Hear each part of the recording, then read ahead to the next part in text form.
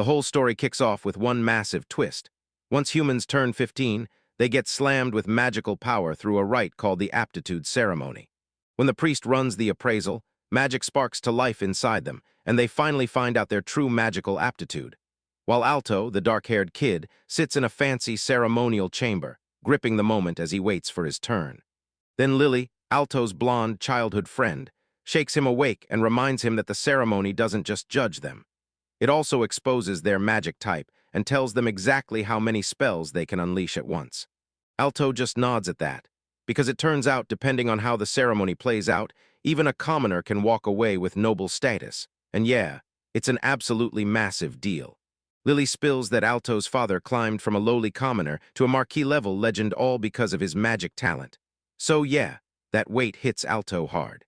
Alto blurts out that it feels like their entire lives are getting decided right this very moment. Honestly, that thought is downright chilling, and Lily jumps in to say she's heard the same thing. Getting a job gets brutal fast when your skills don't land where they should. Then Lily glances at the clock and tells Alto, "We've got to move now." The two of them stride side by side through the rain like it's coming down just for them. Lily can't help but blurt out why Alto's still wearing the exact same outfit. Like, seriously, on a day like this.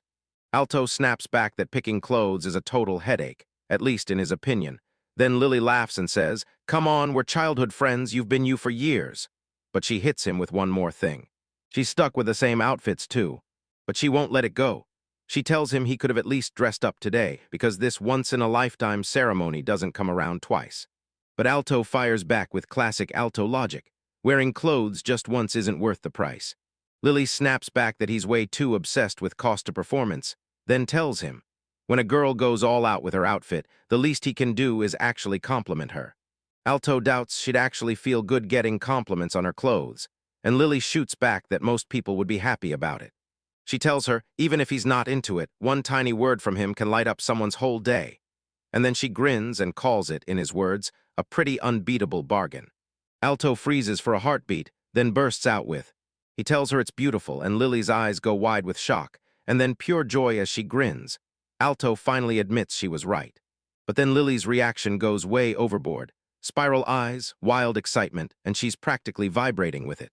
Alto just freezes on the spot, suddenly realizing this isn't even close to what he pictured, while Lily keeps going full dramatic mode, and Alto's discomfort only grows by the second. Lily notices Alto's finally loosened up, and then someone nearby blurts out the shocking truth. This time, the usually unshakable Alto looked nervous.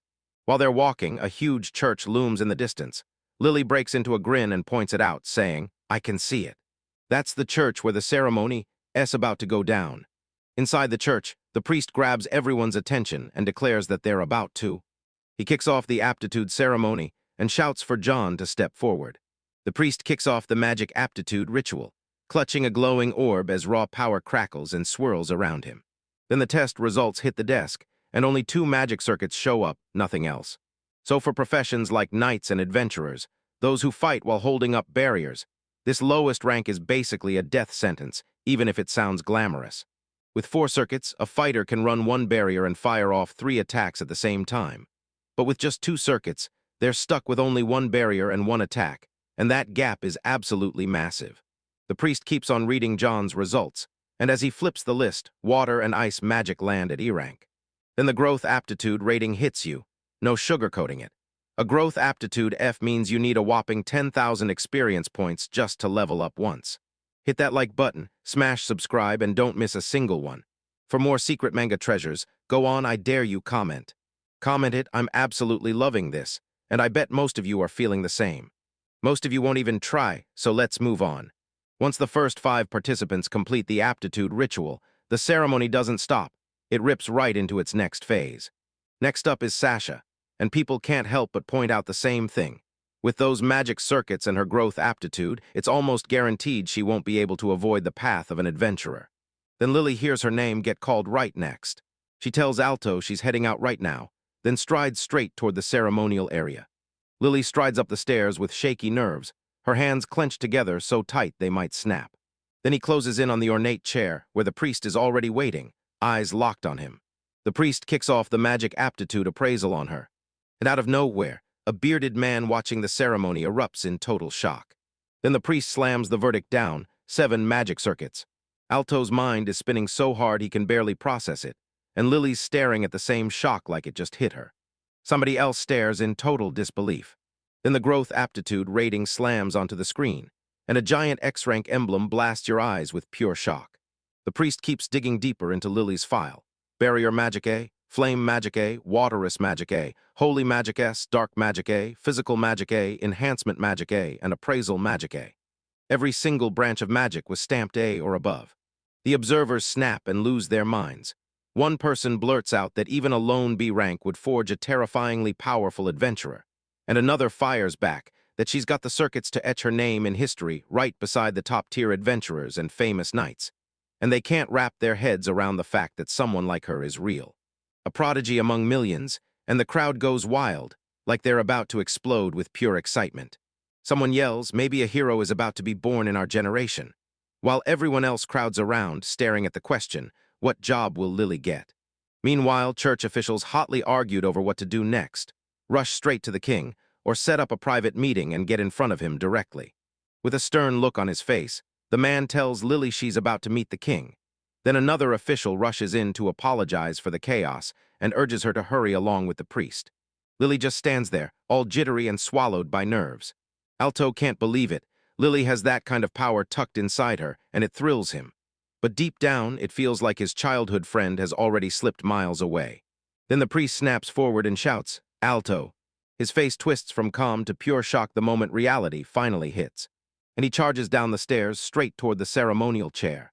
Alto's mind spins at full speed as he closes in. He muttered to himself that he didn't have to be anything like Lily.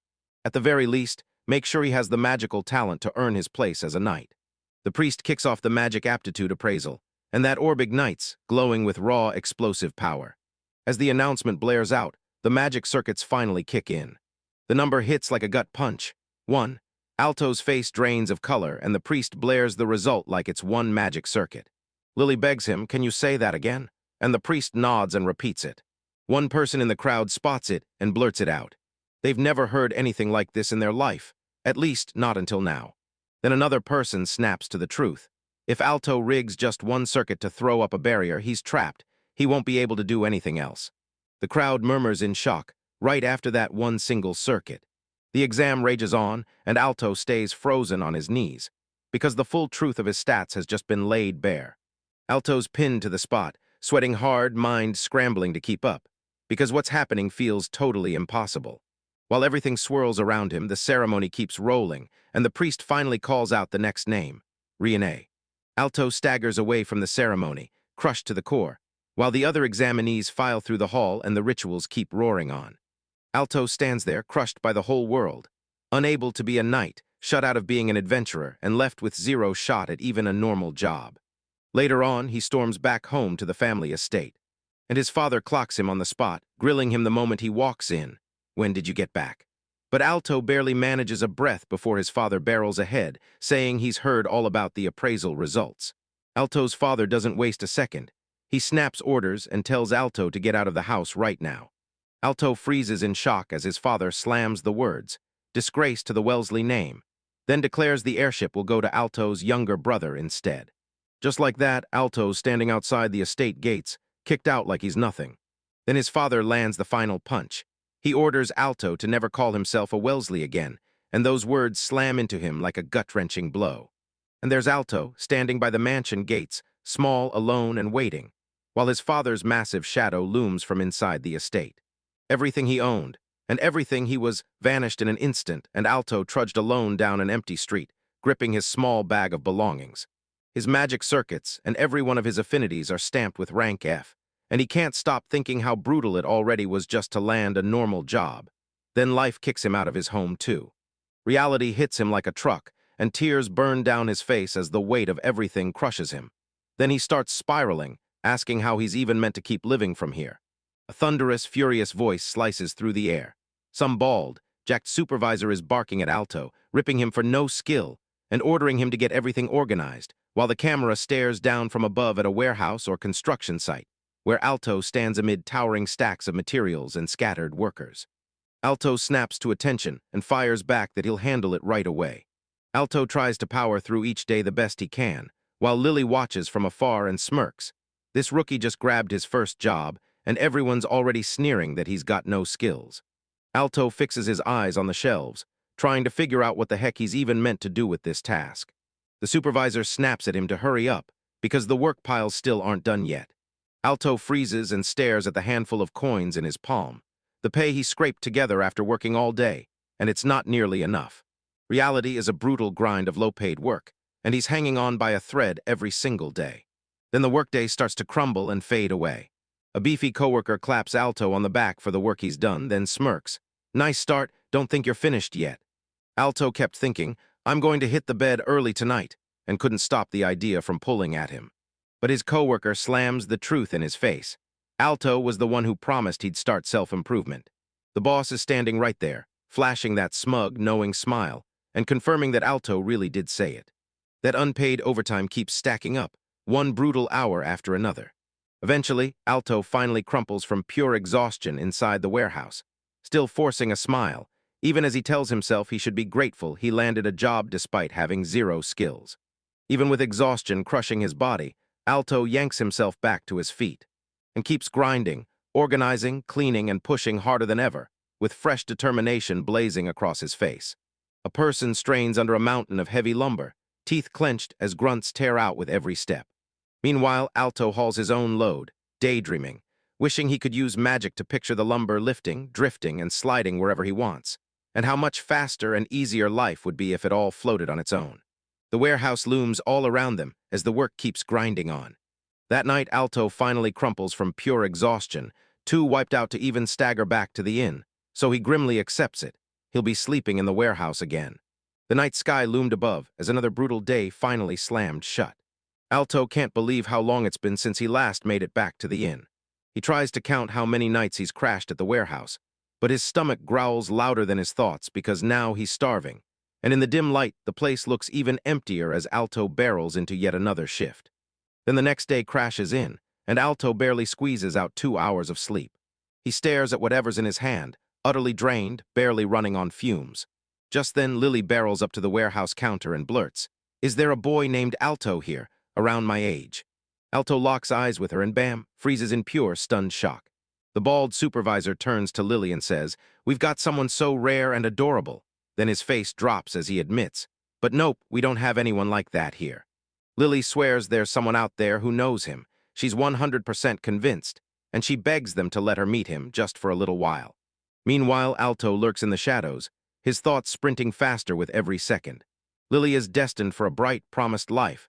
She's already slipping into an elegant dress, standing amid nobles and big shots, while he's stuck as a talentless nobody, with zero status and a bank balance that barely breathes. He can't understand why Lily would choose him when there's a heaven and earth difference in status between them now. Alto slumps against the materials, realizing he can't even face Lily anymore. Right back at the counter, the supervisor tries to dodge Lily's demand. Then Lily refuses to back down, insisting they can't just brush her off.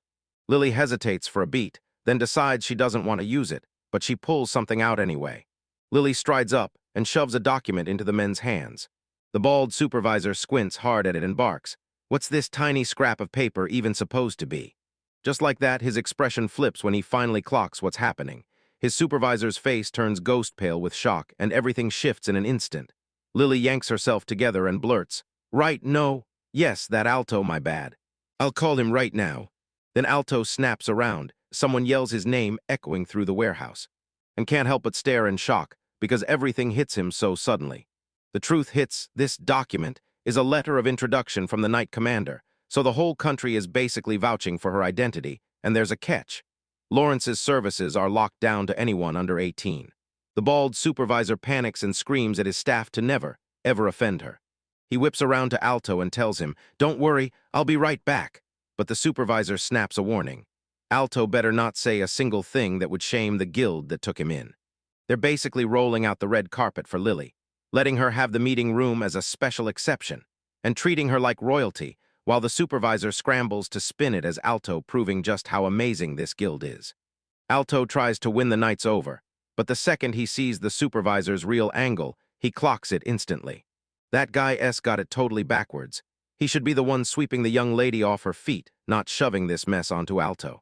Meanwhile, the bald supervisor reassures Lily that Alto is done with his work, so they're just wrapping up, and that clocking out on time is totally normal. Lily calls out to Alto as he stands there, and the moment he looks up, it hits him. He's been thinking about Lily standing right in front of him. The supervisor panics and pleads with her to slow down. She's practically begging, like this moment will break if she rushes. Lily flashes a polite smile and thanks him for worrying about her. They head into the meeting room, and Lily cuts straight to the question. Alto starts asking how she's doing since it's been ages, clocking that she looks rough and demanding to know if she's okay. She insists she's fine. But Alto can tell it's way more complicated than that. When Lily shoots Alto a question about what job he's pulling at the guild these days, Alto can't stop thinking, this mess is way more tangled than it looks. From above, you can see them perched at opposite ends of the table in the meeting room, and the gap between them feels downright massive. Then Lily blurts out that she got accepted into the Royal Knight Academy. Alto throws out a congratulatory line, but the way he answers sounds shaky and unsure. Meanwhile, the Royal Knight Academy forges knights from scratch, pass the knight selection exam, and you're officially on the path to becoming one.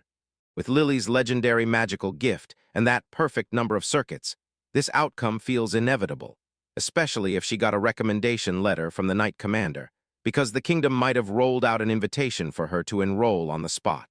Lily blurts that the midterm transfer entrance ceremony is happening next week, and once she enrolls, she'll be moving into the dorms.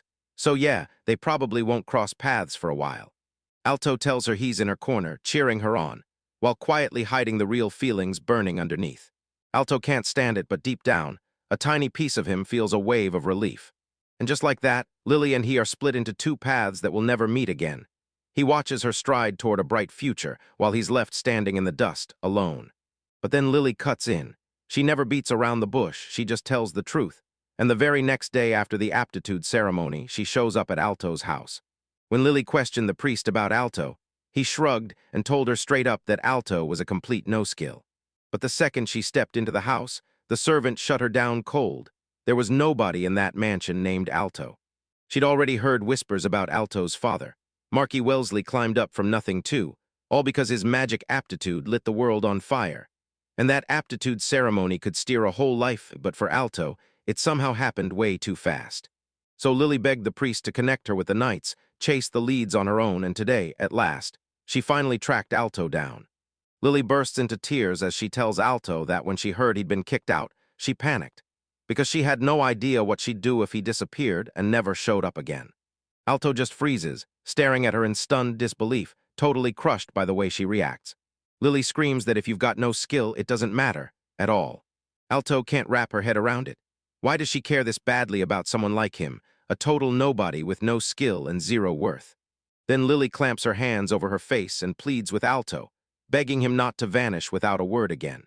Alto stands there shouting her name, and it hits him. People really did care about him this much, and when Lily finally breaks, her words spill out like a storm, saying he was branded no skill, and he let that poison convince him he was worthless. Alto locks his gaze forward, determination swelling in his chest, and tells himself this. If there's even one person who will accept him, then it's enough, because no matter what his father or the guild members claim, that one person makes all the difference. Alto rushes to Lily and apologizes for scaring her, promising her with a grin that he's okay now. In a tight close-up, you catch both of them, Alto staring ahead like he's made up his mind, and Lily trembling as tears keep pouring down her cheeks. Lily shot Alto a stern look and told him not to scare her like that ever again. She says if it's him, he should steam through guild work with that calm, composed look of his. But Alto snaps the truth. The efficiency was actually horrendous for him. Lily smiles warmly and tells him the moment he gets better. He's already thinking about efficiency. She adds that she's glad his usual self is back. A few days later, Alto steps onto a path and steals his nerves, telling himself, "Come on, try it." After that, he threw himself into making every daily task faster and smoother. The scene hits hard. The supervisor is screaming at him to clean at 10, then to grab the tableware, while Alto stands there clutching a clipboard. And once the yelling settles, his mind won't stop. He starts cooking up ways to level up his work and crush his performance. Alto shoots back that the guild still needles him, but he shrugs it off. Because today he finally shaved off some work time, meaning he's now getting days where he can actually go home and catch real sleep. Then Alto strides down the hallway, locked in, ready to master his magic for Lily, and for himself. A smaller figure stays right behind him, and he can't help wondering if Lily's daily chats are the reason. Like when reading manhwa, you somehow bounce back more energy than sleep alone. Then she shows up at the inn, coming all the way just to see him. The supervisor steps up to Alto and says, "From now on, you're riding with the adventure party, you're our helper." They're hauling in a mountain of materials, so they need more hands, and Alto can't help asking, "Are you sure it's really okay?" What? But the supervisor snaps at Alto, saying that even if he's got zero skill, he still has to learn how to cast basic barrier magic. Alto blurts out this insanely excited expression like he can't hold in his hype. Then Alto locks onto something ahead, stunned that he's ditched magic so hard he hasn't even bothered to check his own status. Right in front of him, a status window pops up out of nowhere, and he freezes in shock, stunned that he's finally able to see it. The status window throws up a whole stack of game-like stats, calories, kai carving, color-based content, and the rest of it, stretching all the way back to his rice noodles, and Alto just smirks, because of course everything's stuck at 1. He's literally never used magic a single time. Meanwhile, Alto finally clocks the catch. He needs a whopping 10,000 experience points just to level up. The system lays it out.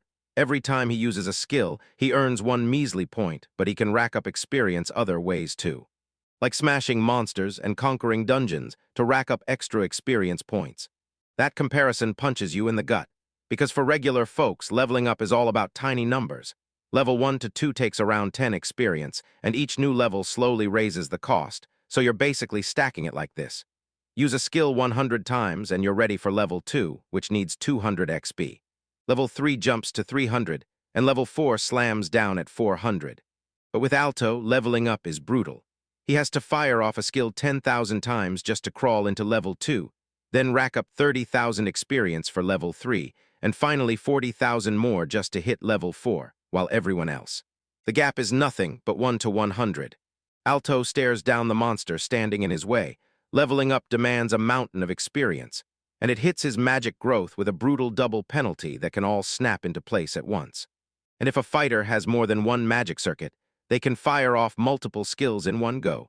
So juggling 3 skills at once boosts their experience all at the same time. But Alto only has 1 magic circuit, so his experience builds at a painfully slow pace compared to everyone else. When he spams skills 1 by 1, he only gets experience for the single skill he used. He can't stop thinking about barrier magic. Even him could use it. But every angle he tries turns into one brutal truth. It's hopeless, and he's completely screwed. Then Alto cracks open a brand new magic instruction book, and right there, finds the spell he's been hunting. If he recites the chant, magic should finally answer him. He locks eyes on the words and starts to chant. Just moments later, Alto cast Body Barrier, and his face lit up with shock and pure exhilaration because the spell actually worked. He studies the barrier's function and realizes the life they keep talking about is really just proof of how tough that barrier durability is. That gauge holds the barrier high and smacks every attack aside. Until it hits 0, the barrier drops instantly, and then he's left to eat the damage. For now, he still managed to hit the switch. His status flashed barrier magic level 1, 1 out of 10,000 experience. The numbers keep climbing fast, and Alto can't stop asking himself, how long is this going to take? Then boom, a notification flashes on screen, screaming that automatic magic has finally awakened, all because he used magic. Alto just gapes at his new status screen in total confusion. Magic Circuit 1 now screams automatic magic level 1. 010000 as new. Barrier magic sits at level 1 with 110000. And then a whole lineup of flame, water, ice, holy, dark, physical, enhancement, and appraisal magic all clock in at level 1 with 0 progress. Alto's left eye started blazing with questions about what automatic magic even meant. Then a system prompt suddenly popped up. He demanded Alto jot down the exact magic he wanted to auto-activate in Tech Slot 1. The instructions spell it out. So he can cast the magic, he has to lock the spell in his mind and then use either its title or the starting number. Alto stares at the info like it's a puzzle he can crack, then frets. Does text 1 mean something like a fireball? Right after that, another screen snaps into place and confirms the exact steps to unleash the fireball. Alto gapes in total shock as the fireball finally ignites. It blasts to life with 0 chanting, something he's never even heard of. And the moment the system confirms the activation, the level 1 indicator pops up right in front of him. Then the screen lights up and reveals his secret. He can load multiple skills into text slot 1 and fire them off one after another. Then boom, system notifications start popping up back to back, and the moment they hit, his magic buff kicks in. Alto realizes the magics are firing off in the exact order he wrote down, and then he spots the real problem. His barrier still hasn't vanished. Staring at his status screen, Alto realizes automatic magic just pumped his experience points sky high, straight up equal to how many times it activated. But the real breakthrough smashes into him when he finally gets what automatic magic is, because it's not running through any magic circuits at all. It just flips on the automatic magic, and boom, those registered skills fire off in their exact place. Alto's mind is racing as he imagines what this system can do, layered enchantments that usually demand a magic circuit, or even non-stop spam magic, until it hits him. This could mean endless experience grinding. The system pops up even more details, laying out the exact syntax for setting repetitions in that specific format. Alto can't help but wonder, can he push even more repetitions from here? His excitement surges when he realizes he can level up his magic fast, the same magic that once felt totally hopeless. So yeah, becoming a knight may be tough, but maybe he can chase the bigger dream and become an adventurer instead. Lily leans in and shoots Alto a question. Was that whole thing a joke? But Alto snaps back. I'll try it once I can't stop doubting the idea of casting without a chant. The two of them plop down on the stairs, while Alto gets ready to unleash his brand new ability for the first time. A message pops up on the screen, screaming that the magic buff is finally activated. Lily suddenly blurts, "It worked!" And the shock is all over her face. She's stunned Alto actually has a skill so unlike anything she's ever seen. Alto admits he didn't even know about it until today, then breaks it down.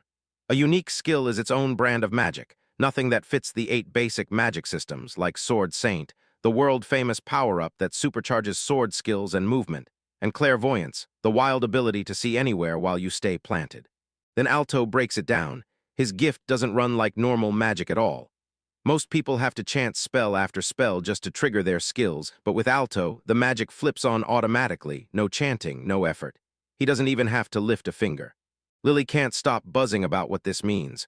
No one can outpace Alto in activation speed with this ability, and with that kind of edge, he's going to become unstoppable.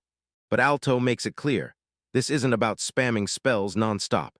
He can trigger the automatic activation by doing something else while it's running. And the most curious thing he wants to test is whether automatic magic can activate even while he's asleep. Lily agrees enthusiastically, saying she's really looking forward to seeing what happens next. Alto's already picturing himself squaring up to a massive dragon in a dark dungeon cave, when Lily cuts in with the one problem that's staring him in the face. Yeah, automatic magic is awesome, but he can't exactly sleep down here, and Alto insists that's not what he meant.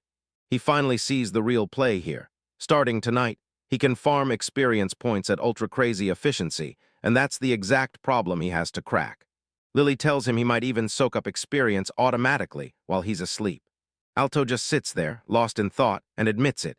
He's always believed sleep is a total waste, blowing a fifth of his day out cold just to recharge his stamina. Lily calls him out for it, snapping that it's just like him, the efficiency-obsessed nerd that he is, and Alto looks genuinely baffled, asking if that kind of thinking really isn't normal. Then Alto weighs the danger, and yeah, he's a little freaked out that one slip could set off a bunch of skills while he's asleep. Still, he could keep testing by slowly ramping up the activations each night to see what the results looked like. Lily makes one thing crystal clear. Alto might be the first person in history to try activating a skill while he's still dead asleep. But Alto snaps back that every other plan would waste time, and Lily's expression instantly drains to nothing. Then Lily blurts out what she swears is the perfect plan. Stay over tonight so they can keep a close watch on Alto. Alto declares it's a brilliant plan, then agrees. If anything goes wrong, she'll wake him up. But then he stops cold and rethinks it.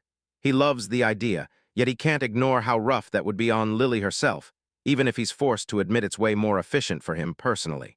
Suddenly, Lily's cheeks burn as she realizes what she just implied, and the scene clocks it too. Sharing a night under the same roof is messing with Alto's heart, since he's almost never left speechless. Meanwhile, Alto finally clocks Lily's real play and snaps back that he didn't mean it that way, while Lily freezes in the doorway, totally flustered, scrambling to save her own disastrous suggestion. But Alto snaps out and calls her out on the spot. Leaning in, he asks if she's planning to demand something back. Lily suddenly realizes she's been caught, panics for a second, and admits something's probably up. Then Alto smirks and points out that 2 days from now is his day off. Lily nods, confirms he's right, and says she'll ask for one thing then. At the same time, word is there's an annual guild appreciation party for everyone who helps out. But Alto shuts it down fast, saying he can't go and doesn't even care. So Lily brings up her request. Since tomorrow is the Royal Knight Academy entrance ceremony, she rushes to get everything she needs and asks Alto to go shopping with her. But Alto admits he can't stand the crowded streets in town. Alto sinks into his seat and starts racing through every wild possibility in his head. If he fires up automated magic, he can train while juggling other stuff, and suddenly shopping doesn't feel like a waste of life. He starts realizing he's been treating every unnecessary purchase and every pointless scroll through stores like pure stupidity. But maybe it's time to finally wander around town again, just like he used to. Lily can't stop thinking about her first day of school, because for a while, she and everyone she cares about won't be able to see each other. And yeah, that thought hits her and she can't help but feel a little lonely. Alto admits he's tight on cash right now, but if Lily's cool with it, he'll still tag along while she shops. Lily fires back that even if he had money, she still can't picture Alto getting excited to go shopping. That night, Alto finally drifts off to sleep while Lily stays close by, guarding him the whole time. She stares at his sleeping face and realizes nothing has changed since back then. Lily can't stop replaying everything they've lived through. She and Alto were born the same day, and they've clung together ever since. She flashes back to their childhood days, when Alto threw his hat in the ring and decided to become a knight.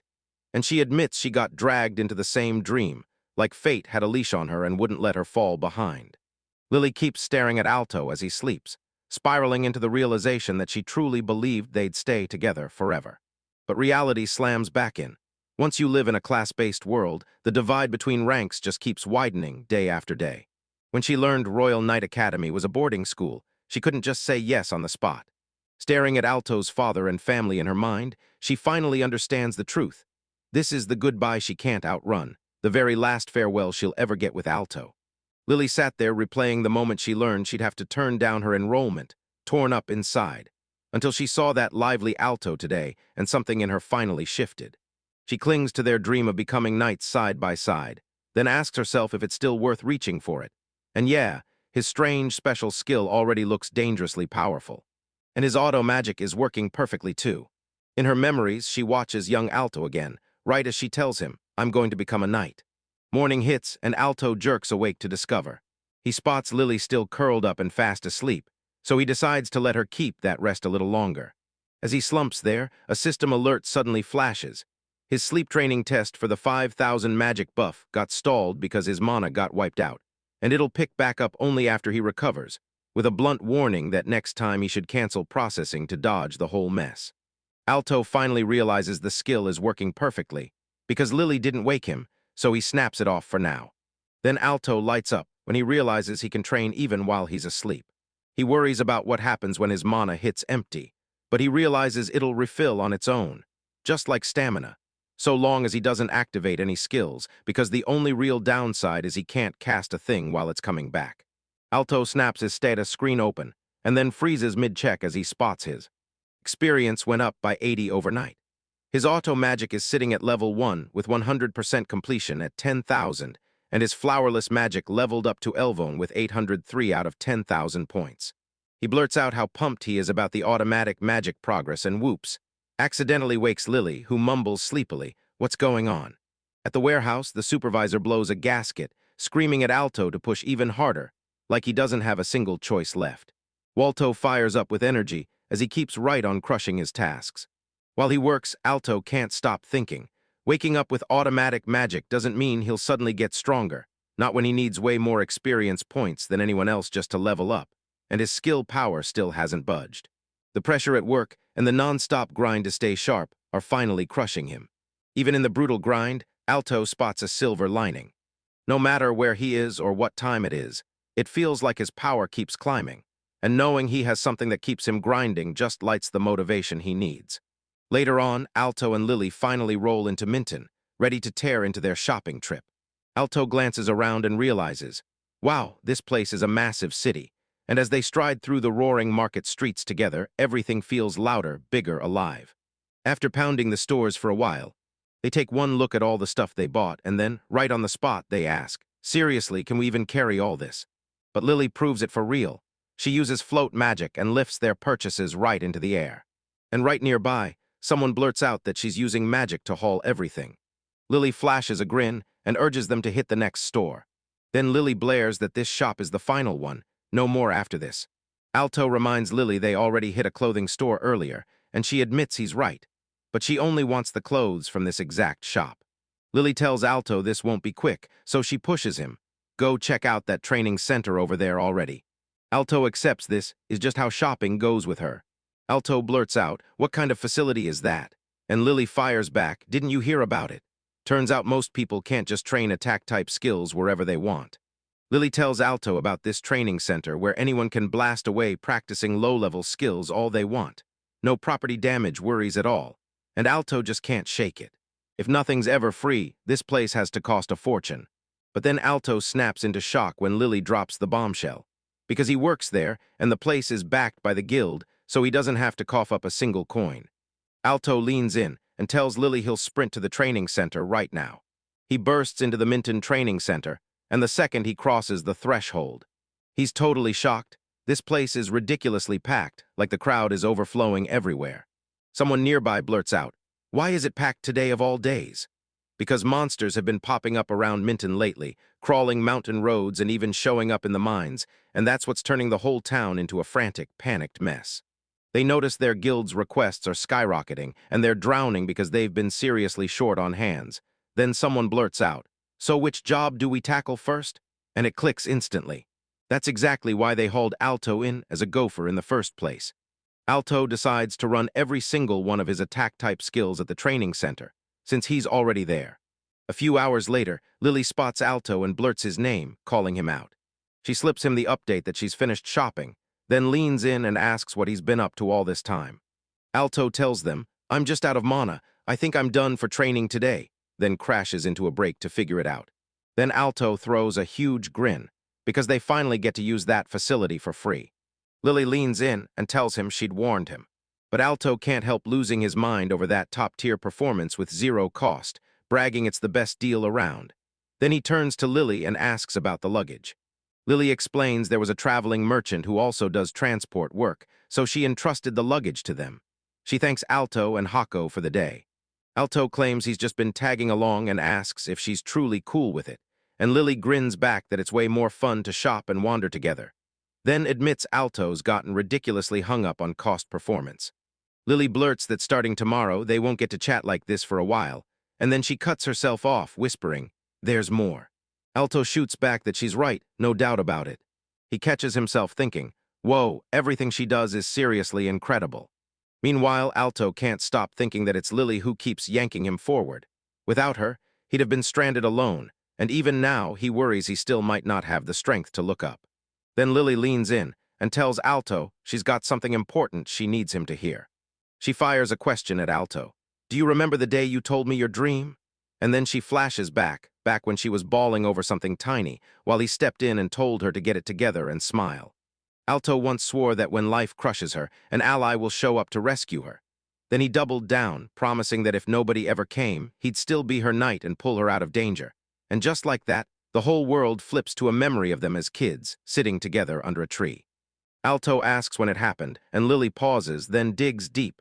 She thinks it was when she was about 8.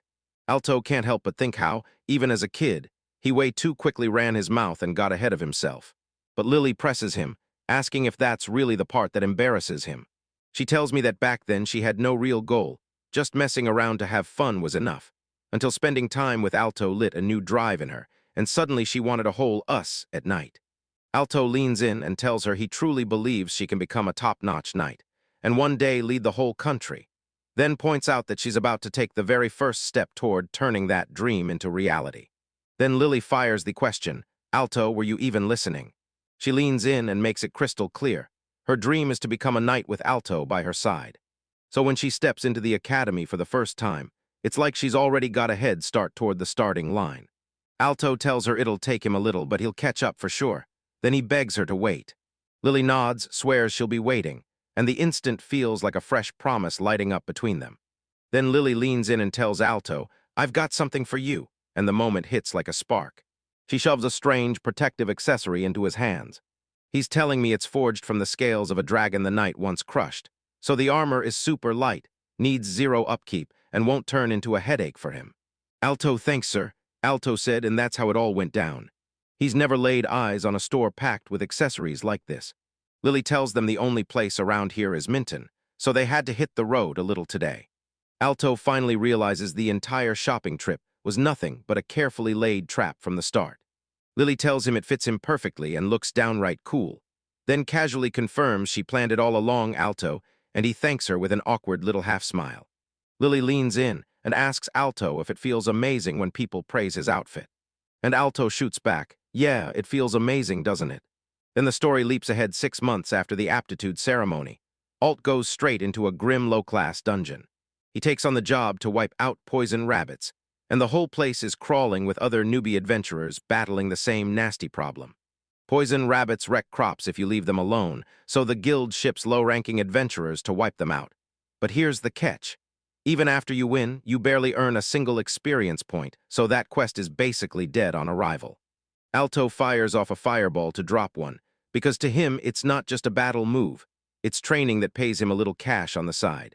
Alto can't help thinking he needs to bail on this soon, because all that ever shows up around here are poison rabbits. He wipes out his 20th target, and this time the poison stone practically falls into his hands. He decides to rip open his stats real quick while he's got a moment. Out of nowhere, a gamer-style status screen pops up, blasting stats and numbers across the view, and it spells out the rule. When normal magic clears a certain level, it unlocks a tougher tier of spells, right alongside his physical boost stats. Alto can't help wondering if this skill is truly something special. But then he steels himself. He's already made it this far, so he's pushing through to the very end and going all the way back down to level 1. A notification flashes on screen. Conditional activation is finally unlocked. Alto's eyes widen because he just hit level 3 with his auto magic. He realized that non-stop auto magic for 6 straight months totally paid off. Alto can't stop staring at this conditional branching thing. Like, if I set the conditions, does the skill just automatically judge and boom, trigger by itself? He stares at the conditions syntax on the screen.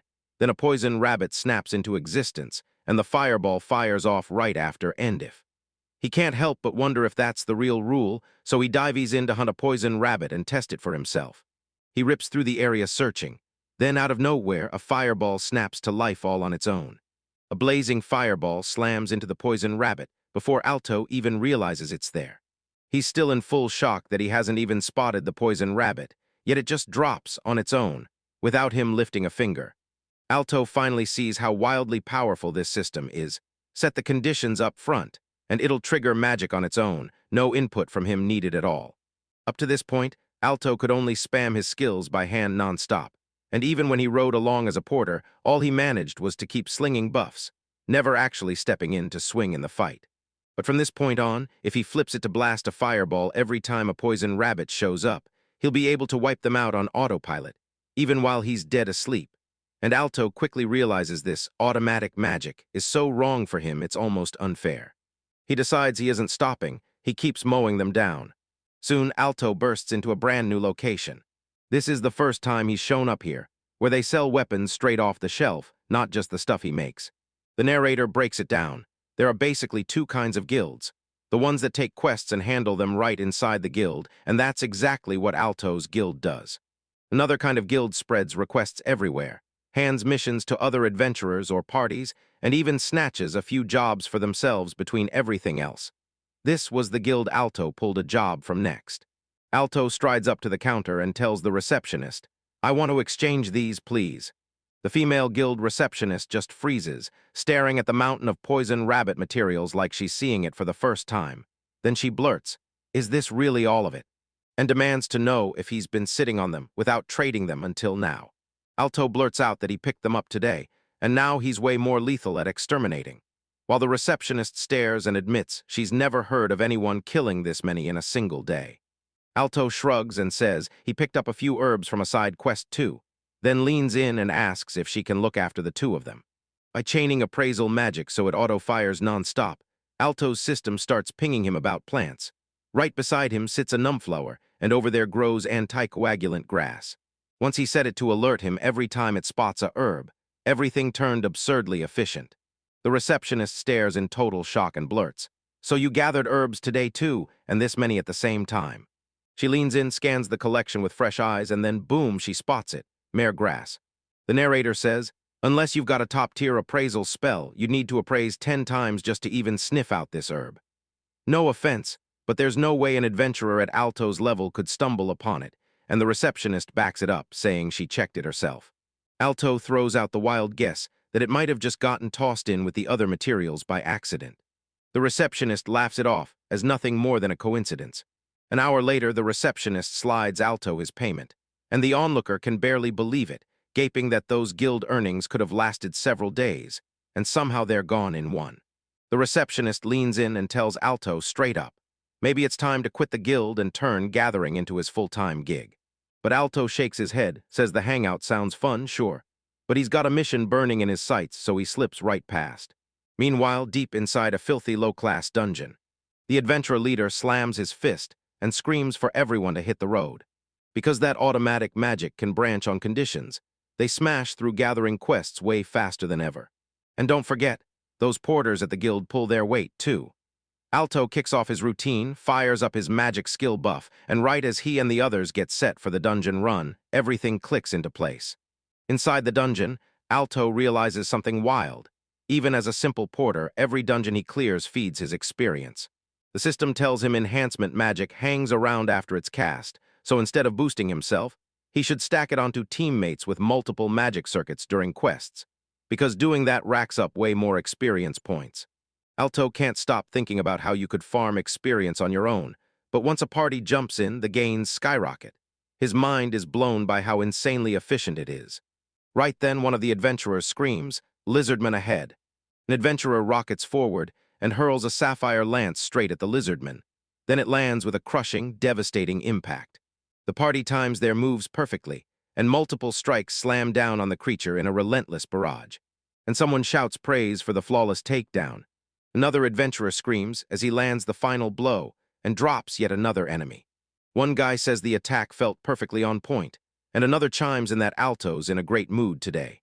But then the vibe flips. Someone barks at Alto to stop stalling and hurry up, because he has to clean up this mess right now. They bark reminders that they're the ones decent enough to hire him, the useless trash they tossed aside. Then a second voice snaps that this is his job. Move it and clean up the mess. After the dungeon run, one adventurer grins and says, "Lately, I feel lighter than ever." And the next guy laughs, "Yeah, this quest was smooth as butter, no trouble at all." Someone else grins and says it feels amazing to finally drop their shoulders, now that they're back at the guild. Then the leader waves everyone off for the day and tells them, "Great job," like they just saved the world. He whips around to Alto, yanks him in with errand boy, and demands if he knows what to do. Alto nods and says he's got it. The adventurer snaps, "Get everything sorted by tomorrow. Your gear, their gear, all the other adventurers' stuff too, just like it always is." The adventurers set off, and one of them jokes that they should grab a drink. But right before they leave, someone snaps at Alto to double-check every magic stone, because if he doesn't study the appraisal results closely, he'll never know what monster those stones actually came from. Alto smirks and says, "Yeah, I already know that." He tells himself to check out what they've got today, and dives into work. Alto stares down a mountain of gear and supplies, everything those adventurers dragged in today. The inventory's a mountain. There's the Urutride division, the 4th Dance Shinobi art, the Osashin Nimia UI Fierce Knight, plus all that weird 40, 60, 103 production weaving 4th MISC. Medical and routes off 110 to the west platform, and the south platform, dozens more stacked in there like they're daring me to sort it all. Alto grins to himself. Turns out he really does have automatic magic after all. Alto starts using the conditional branching feature he learned over the past 6 months to crush the entire sorting process. His system auto-categorizes common finds, sends hard, or goes north, stuff one way, magic solution stones east, flame demons south, and shoves everything else into individual appraisal before it finally goes west, because the fewer he has to appraise one by one, the better. Then he splits the run based on those appraisal results and loops it, and Alto finishes the individual appraisals. And he stares at the mountain of equipment and materials left behind by every adventurer who worked today. And without his automatic magic system, it would have taken an entire day. Now he can only sit tight and wait for the sorting to finish. Meanwhile, Alto refuses to waste a second. He sprints through his wait time and soaks up knowledge like it's fuel. In his clean, organized warehouse workspace, shelves packed, barrels lined up, materials perfectly sorted, Alto stares at his stats. Magic Circuit 1 with automatic magic is level 10 and roaring with 11,100,000 XP, while appraisal magic is level 9 with 32,509,000 XP. And as he thinks about the promise he made with Lily, he steels himself again. He will never give up. For the next 2.5 years, Alto grinds every single day, training his skills while hauling loads as a porter for the Adventurers Guild, throwing himself into endless dungeon runs and porter work to rack up experience points. Before he can even blink, his party rockets up the ranks, and now they've been crowned the Guild's ace team, where one adventurer throws a huge celebration for it. Alto grins and admits that now they can climb into the higher dungeons, so he can finally grind experience points. But this victory comes with a nasty price. An adventurer leans in and orders Alto to get everything nailed down by tomorrow. Then Alto fires back with his same old, no-skill routine. As the adventurers stride away, one of them snaps at Alto to hurry up. And even after the party levels up, they still treat him exactly the same. Day after day, he hones magic and devours dungeon lore, smugly convinced he knows more than anyone in the guild. But honestly, most adventurers only chase power. Alto stands alone in the hallway, seething as he realizes nobody ever listens to what he's trying to say. Then Alto glares at the mountain of work waiting for him and hits the button to organize the warehouse. We've got a ton of stuff to do today, and trust me, today's gonna be wild. Taking on this job by himself usually takes a crew of at least 10, but he's been grinding for years, stacking experience like crazy, and now his skills have leveled up to the point where he's basically at decent adventurer strength. 30 minutes later, a system alert blasts across Alto's screen. His auto magic just leveled up. He's been firing up that skill every single day for 2.5 years. Then the moment it hit level 10, it finally unlocked conditional branching.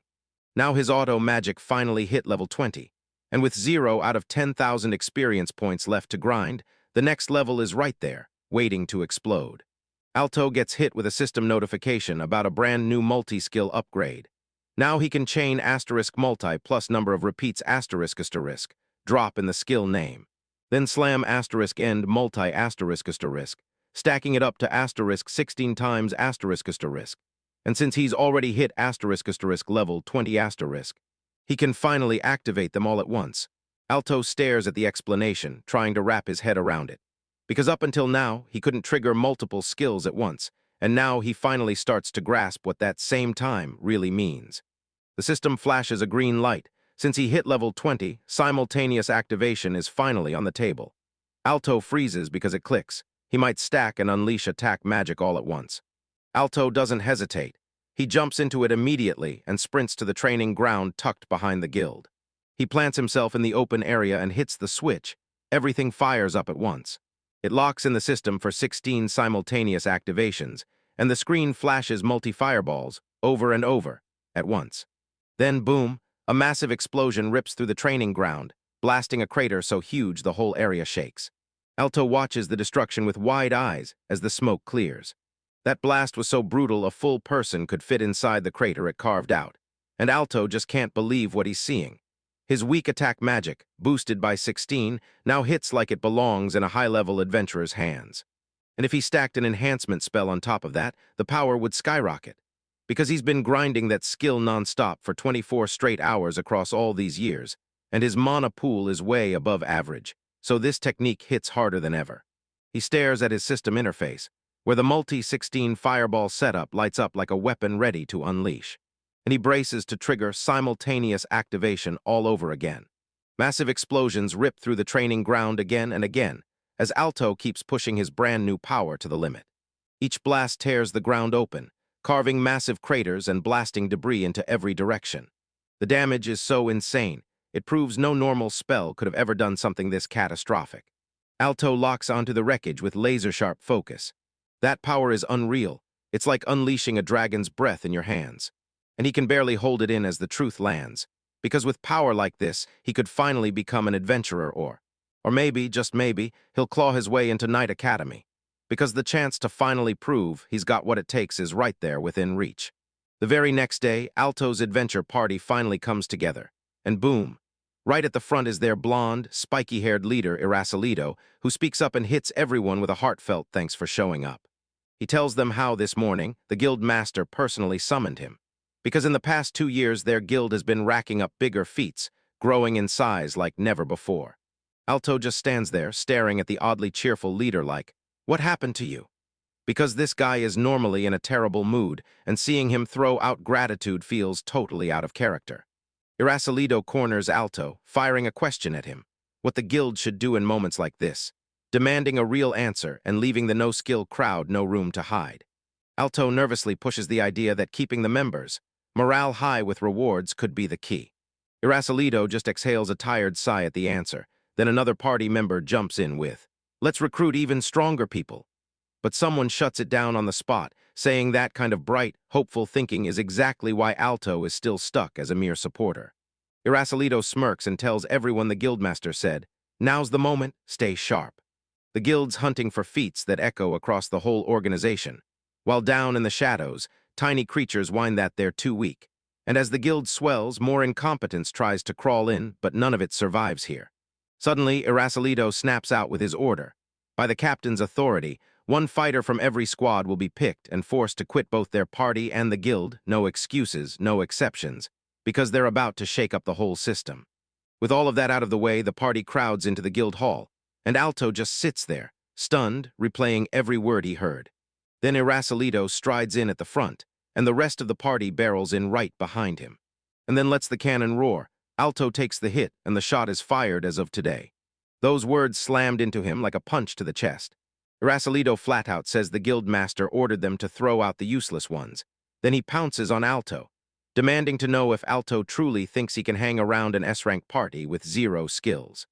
Alto scrambles to defend himself, insisting he may lack skills, but his magic power hasn't been climbing at all lately. Irasolido slams in and snaps, "Shut up," cutting him off cold. Then Alto fights back, insisting he's been an adventurer for 3 years and that he's only a beginner level. Alto admits he might be low tier, but he won't stop, because he still pulls his weight.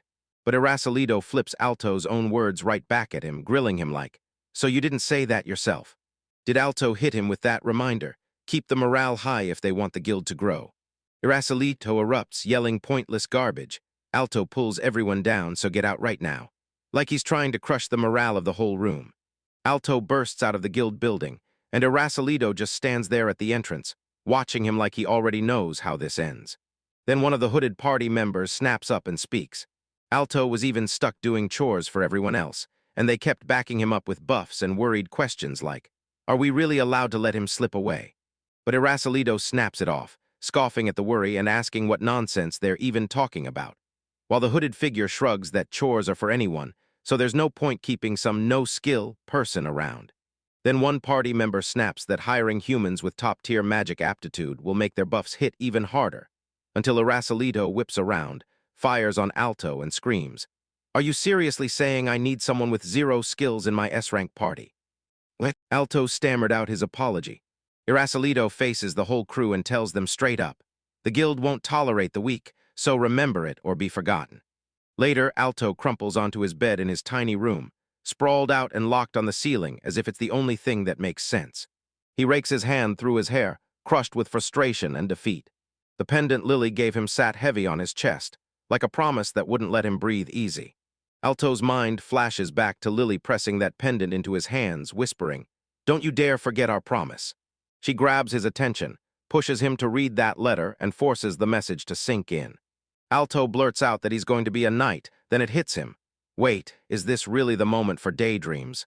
And he starts wondering if he should stop moping and get moving. Then Alto snaps back to life from yesterday's skill activation, unleashing a brutal attack spell. No more waiting.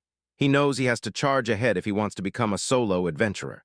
Alto rockets down the guild stairs as other adventurers grumble that almost no party will take him just because all the experience he has is hauling crates, and that hunting for a group is pointless. Someone shouts, "Porter," at him, but Alto barrels right past it. Deciding he needed the quest right now, because it was still morning, Alto strides up to the guild receptionist and demands to be thrown into the spotlight, because he wants an E-rank subjugation job introduced to him right now. The receptionist leans in and asks him what brings him in today. And Alto leans in and admits that all this time, he's only ever snatched F-rank requests, just slaughtering monsters so weak they don't even need skills. Lily bursts into excitement and shoves a paper in his face, bragging that he's finally going to challenge the E-rank this time. Then he points you toward a specific quest you just can't ignore. Lily tells them the whole quest is chasing the Black Labyrinth, a dungeon that just popped up on the edge of town. The mission's tagged B-rank, but the danger flips wildly, from F-level horrors to E-rank monsters hitting the first floor. But the moment he drops deeper underground, the monster's strength climbs. D to C to B rank floors, so he better stay razor careful. Alto thanks her, then later he's posted at the dungeon entrance, fired up for his first solo quest, itching to prove how well he can hold his own right now. Back at the guild counter, Lily shoves the order sheet, a bag for the drop, and his pay into Alto's hands. As he thinks back to the S-rank party, it clicks. His new simultaneous activation skill is tailor-made for this quest, letting him knock down D-rank monsters with ease. So Alto doesn't rush blindly. He plans to read the situation and decide, fast, whether he'll push forward or fall back. Alto barrels up to the Black Labyrinth, and there it is, an enormous entrance ripped straight into the cliff face. He realizes this dungeon is built like a maze, sketchy maps, zero guidance, and monsters packed everywhere. Those top-tier teams aren't trying to burn out before they even reach the dungeon boss. So if the area is packed with too many weak little enemies, adventurers will get gassed long before they make it to the final fight. When the strong teams cut down the weak enemies, they blaze straight to the boss. And that means the messy, low-level cleanup lands right on guys like him. Alto steps inside and instantly realizes just how massive everything is. Every hallway stretches on and on. For now, he fires off physical enhancement 16 times, pumping himself up like a monster waking up.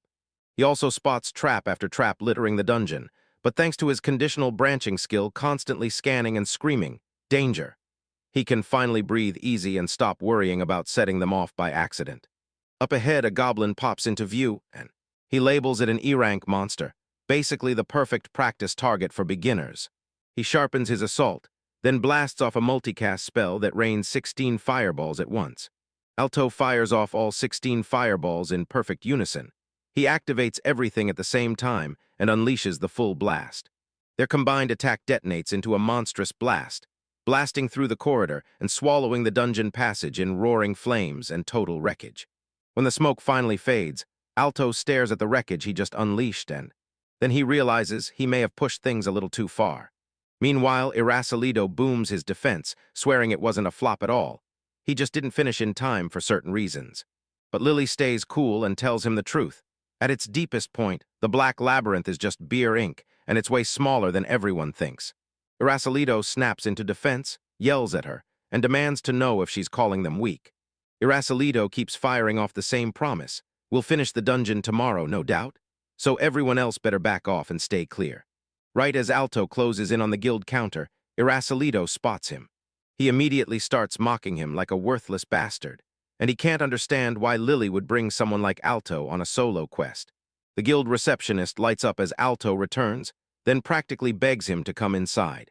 When she pulls up his request form and her eyes catch, he rushed into the Black Labyrinth to take on an E-rank monster, and Irasalido couldn't stop laughing, because apparently it's the perfect match for someone who's completely useless. The receptionist leans forward and asks if Alto really wiped out those monsters, and Alto nods. "Yeah, I did." It's not even limited to the first floor. Lily and the receptionist both gasp, looking completely thrown off. Then Alto casually drops the bombshell that he even beat the boss. Suddenly, the whole guild explodes in pure shock. Someone shouts, "No way, useless Alto can't have beaten a B-rank boss." But the dark-haired adventurer in Alto's party kneels, checks the magic stone, and points out it's 100% Minotaur made. Then Lily's jaw drops, realizing an F-rank adventurer pulled it off. Irasalido lunges in and grabs Alto with both hands, roaring that he wants to know what sneaky, underhanded trick he's been pulling. Alto shoots back that he hasn't pulled a single dishonest move, but Irasalido calls him a liar to his face, screaming that he's nothing but a total incompetent who can't accomplish a single thing. Lily barrels in, screaming for them to stop, and right on cue, security finally steps in. Irasalido gets told they'll have to ask him to leave, and he throws a fit, swearing he has to expose Alto's wrongdoing. As they haul Irasalido out, he blurts out excuses that his strength is off, since he's been fighting, and someone snaps back that they'll hear his whining outside.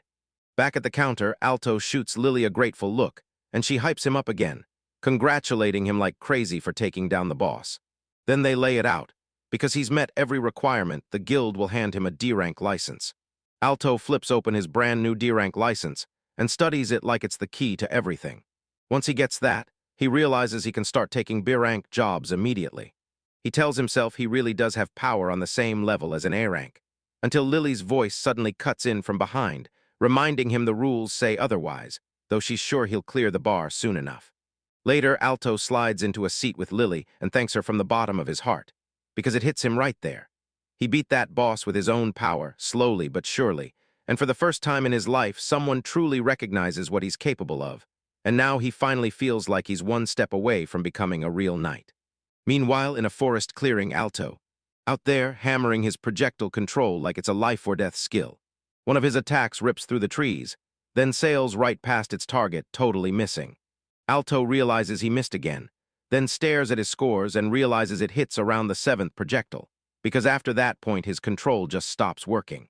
So Alto keeps tearing apart his own performance, piece by piece, and admits that yesterday's solo quest exposed a mountain of problems. Now he has to spot every challenge and fix every weak spot if he wants to level up faster and smarter. He rechecks his plan and realizes that when foes swarm in from every side, he can hit them with a simultaneous activation and unleash a brutal power surge. So he splits his gear up and fires off multiple strikes at once. But his mind's diagrams spell it out. Every time he juggles more skills at once, controlling their paths gets brutally harder. After all that training, he can still squeeze out only 16 projectiles. But hey, he's finally steering about 5 or 6 trajectories now, and Alto decides that's enough for now. Then he glances at the clock and realizes the Quest Intro Guild is about to open. Alto storms into the Quest Introduction Guild. Inside, the staff member drops the info. For solo Beer Inc. quests, there are 3 options you can grab right now. One of the jobs is a dungeon they already cleared once, but it's still crawling with leftover monsters. So it turns into a full-on extermination quest, and Alto pushes to take the dungeon in the mine. The blonde guild receptionist flips through his request, calls it a big job, and hands him a 2-day extermination permit. And now he's got the green light to haul off any spoils of war he wants. Alto, thanks, sir.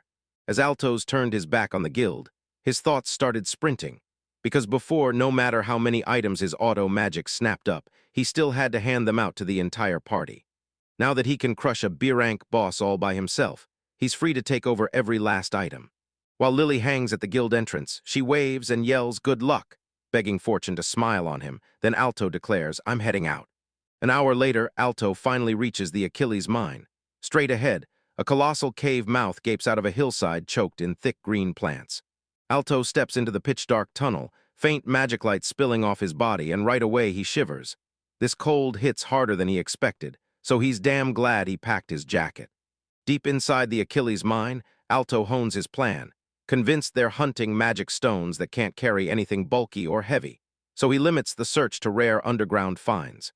Alto suddenly remembers reading about a super rare magic stone in an old book. He plunges deeper into the freezing tunnel, pushing into the dark. A hulking troll slams into his path out of nowhere, its grotesque mug filling the whole passage. Trolls are B-rank monsters with brains the size of pebbles, but their endurance and raw power are ridiculous, so most adventurers get crushed before they even get a swing in. And yeah, they're basically dangerous as hell thanks to their non-stop aggression. But Alto doesn't even flinch. He slams Fireball X8 to life and launches straight off. Unleashes a brutal barrage straight at the troll. Magical shots scream through the air, and he barreled in and slammed into the creature with a shockwave of explosive force. The troll gets slammed by the full force of the simultaneous assault, as every impact blasts the dark mine tunnel into flickering light. Alto nods like it's nothing, snatches the troll's stone from the fallen beast, and then bam! A system alert flashes. He just uncovered a magic gemstone. Alto whips his head around the whole area, hunting for it with every ounce of focus. After a few tense seconds of searching, he suddenly spots something glinting inside a crack in the mine wall. Alto wrestles the glowing gemstone into his hands, staring at that rare, mono-shining beauty like it's about to change his life. Then he counts what it might be worth, even as he knows he'll never get the real number since he sorts the gem himself, while the executives cash out the payouts. Right then, another system notification snaps onto the screen. this time for a dragon eye stone he just uncovered. As Alto barrels deeper into the dungeon, notifications keep exploding onto his screen nonstop. Step in, ping out, repeat again and again, until he's like, "Whoa, this Barink dungeon is way more fun than I ever expected." Later, Alto storms right back to the Quest Introduction Guild. The female receptionist greets him like she's just seen a ghost, shocked he's back this soon. Then she points to his 2-day hunting permit and demands to know what happened. Alto blurts that he was aiming to cash out today's haul first because he somehow scored more items than he ever expected. And when Lily stares at him in disbelief, she blurts out that splitting with her means half his whole haul. Right. Alto answers it clean, and she forces herself to stay steady, insisting she's happy he's doing great. Then Lily finally checks what Alto dragged back, and her composure shatters on the spot as she spots a magic chimmer stone and a dragon stone in the pile, panicking with disbelief because every single thing here is high value. The bag is stuffed to the brim with rare gemstones. Lily just freezes, staring at Alto in total disbelief like, "Did you really get all of this by yourself?" Alto drops it so casually, like it's no big deal. He's always been great at scouting. Lily's dead serious. She wants Alto to jump into a gathering guild right now, but before she can push him, she has to size up every single one of them in full detail. As soon as the appraisal wraps up, Lily thrusts the result into Alto's hands, 10 sparkling gold coins. The amount just blew his mind. He couldn't believe what he pulled in from one single dungeon run. Lily stares at what Alto hauled back, and she can't even wrap her head around it. Somehow he gathered this much from a B-rank dungeon, and it's downright unreal. On the wall, the map marks shadow monsters, monsters so brutal that normally you need 10 people just to survive them. Meanwhile, Alto locks eyes on the 10 gold coins, and his brain just won't stop reeling at how huge that number is. Lily presses him for the truth about how strong he really is, and Alto snaps back, shocked even himself with what he can do. Later outside, Alto and Lily hash out his future plans, until Alto brings up the big problem, the Knight Academy's entrance fee. Lily snaps back with the truth that talent isn't the issue. Loads of people have it, but they throw in the towel because they can't pay the tuition. Alto realizes that as long as he can chow down, anything works. Those extra wants are just a waste of time anyway. He's never chased more than he needs or earned a whole lot, but now, everything's different. Then the warehouse supervisor shuts that idea down fast, making it painfully clear he doesn't have the cash to cover Alto's tuition. While Alto just sits there, replaying his plan to slowly stack savings by grinding collection quests over time. At the Knight Academy, almost every student hails from noble bloodlines, save for freaks of talent like Alto, because a whopping 80% of the class comes from aristocratic families. With his new dungeon haul, Alto suddenly realizes he could rake in the tuition money in no time at all. The next day, he headed to the Ashel mine and started digging. Alto's back in full force, itching to hit the track for one more non-stop run. He shoves his backpack full all over again, then decides, all right, time to head back for now. Striding through the mine, Alto catches sight of his. His X-gain efficiency skyrocketed way past before, and now he's staring at tomorrow like, all right, which quest do I grab first? Then bam, a brutal screech rips through the mine, echoing off every wall. Someone yells, go check it out, and Alto freezes in shock, blurting, what the heck was that? And the reply hits hard, it wasn't an ordinary scream. Then Alto launches into a sprint, racing straight toward the source of that noise. Alto barrels through the mine, shouting that he's certain the noise came from somewhere right around here. Then boom, he spots a gigantic dragon jammed right in the passage ahead. Alto spots someone pinned beneath the dragon and instantly knows they're about to die. He slams the physical buff time 16 button without the tiniest hesitation. He barrels forward and smashes straight into the dragon with way stronger power. The creature howls the second the hit lands, and Alto keeps going at the dragon with everything he has. And then, like a lightning strike, someone in his head screams, why the hell is there a dragon in a place like this? The giant beast crushes the passage, its scaled body packed into the tunnel, while Alto keeps driving his assault forward. A blonde woman with a ribbon in her hair drops to her knees beside the injured man, tears pouring down her face as she desperately begs, are you alive? Alto shows up and asks if they're okay, and the woman just breaks into stuttering words, clearly rattled by everything that's happening. Alto rushes to the unconscious guy, checks him over, and realizes the man is Mike. Then he tells the woman, if you want to run off with Mike, do it right now. Right as that promise hangs in the air, someone yells Mike's name, and panic erupts. At the same time, Alto steps in and vows he'll try to do something about the dragon.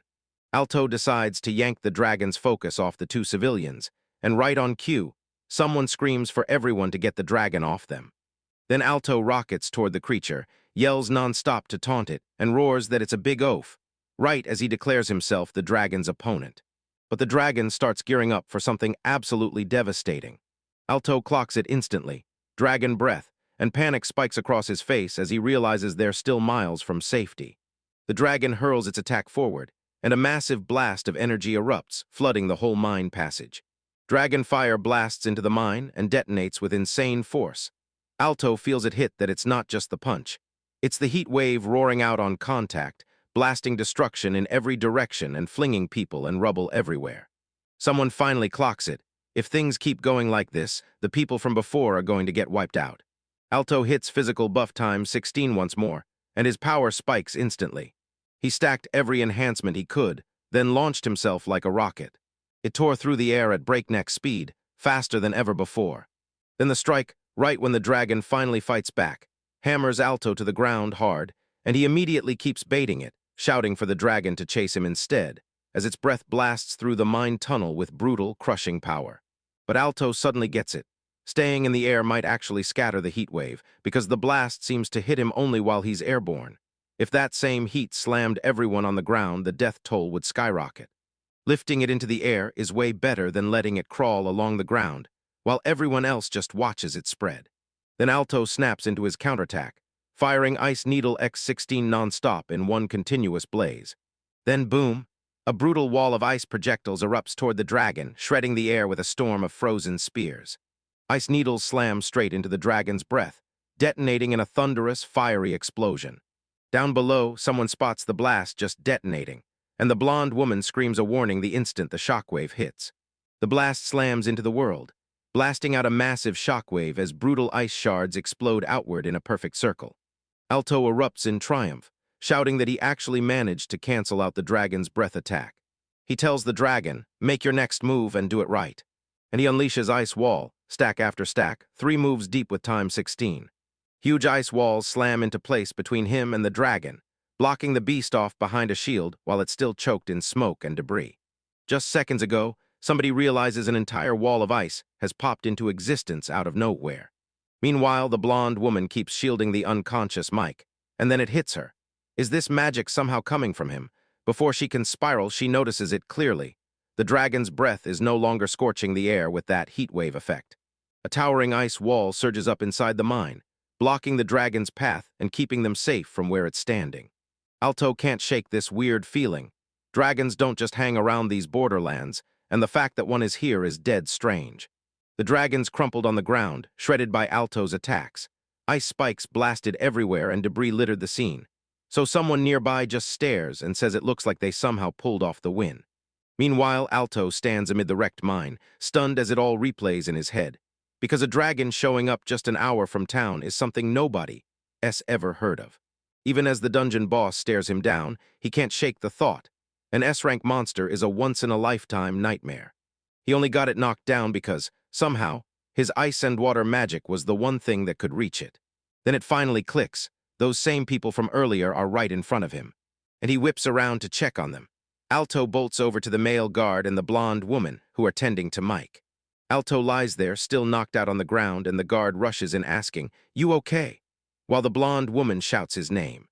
Alto yanks out a potion in a flash, tells them he's got one ready, because being alone and facing sickness terrifies him, and then he hands it over.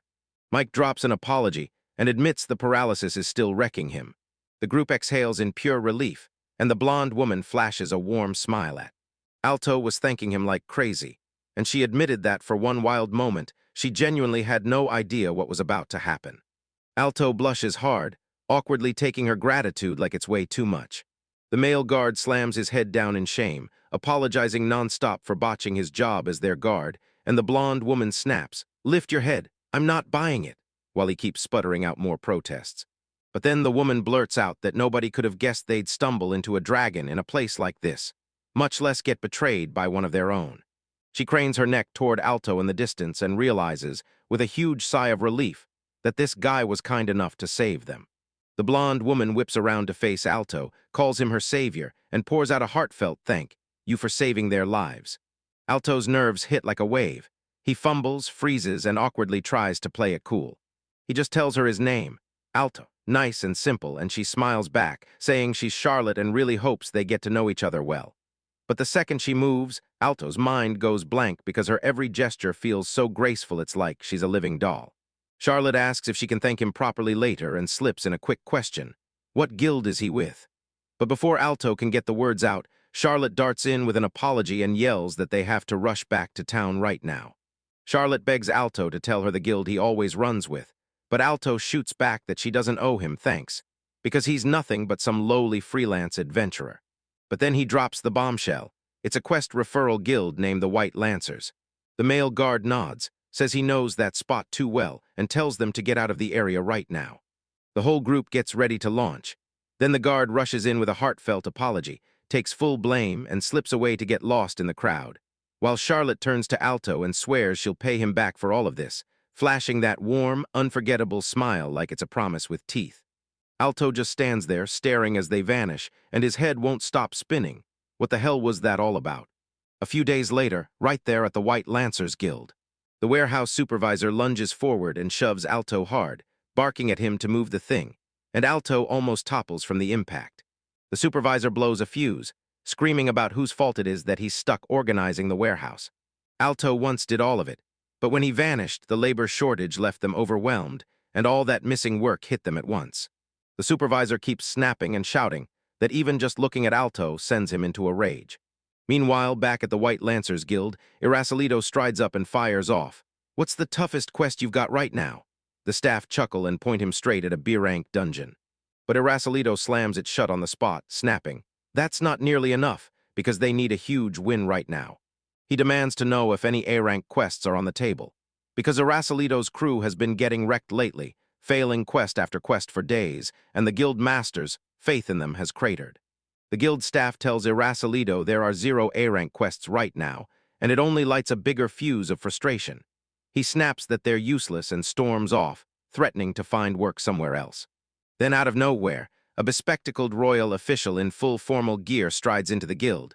Right behind him comes a whole group. Someone blurts out that he's got a whole lot of nerve, especially after all those recent failures. While the guild receptionist greets them with a warm smile, the official steps forward and blurts that he's here to beg for a mission from that man. Then Alto spots the emblem on the guy's chest, and the truth hits hard. He's not just anyone, he's a royal official. The official snaps, "This is a nomination request," and then he steps forward to hand the nominee a brutal, high-difficulty quest, one meant to test whether they're truly ready for the exam. Alto freezes in total disbelief, and Irascileto just stares back like he can't believe what he's seeing. The official keeps talking, and he finally drops the rule. Usually, only students from the Royal Knight Academy can take the Knight Selection exam. But today's different.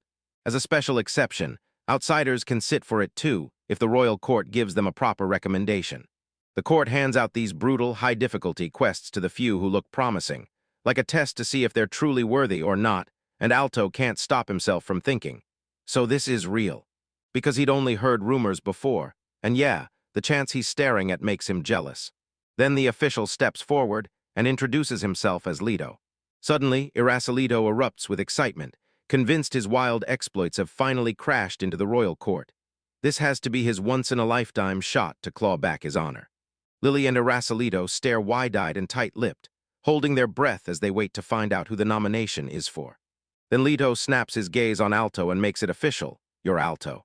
He can't believe the timing, and he's dead certain of what he's seeing. Alto looks exactly like they warned him. Alto just blinks in total confusion. But Irascileto totally loses control, yells at Leto to wait a second and can't wrap his head around it. So he demands to know, what about him? Is this guy really Alto? He screams that Alto is a useless, incompetent loser, then snaps whether Leto even knows the name Oroso. While Irascileto fires back that he's being branded as the one closest to becoming a royal knight right now.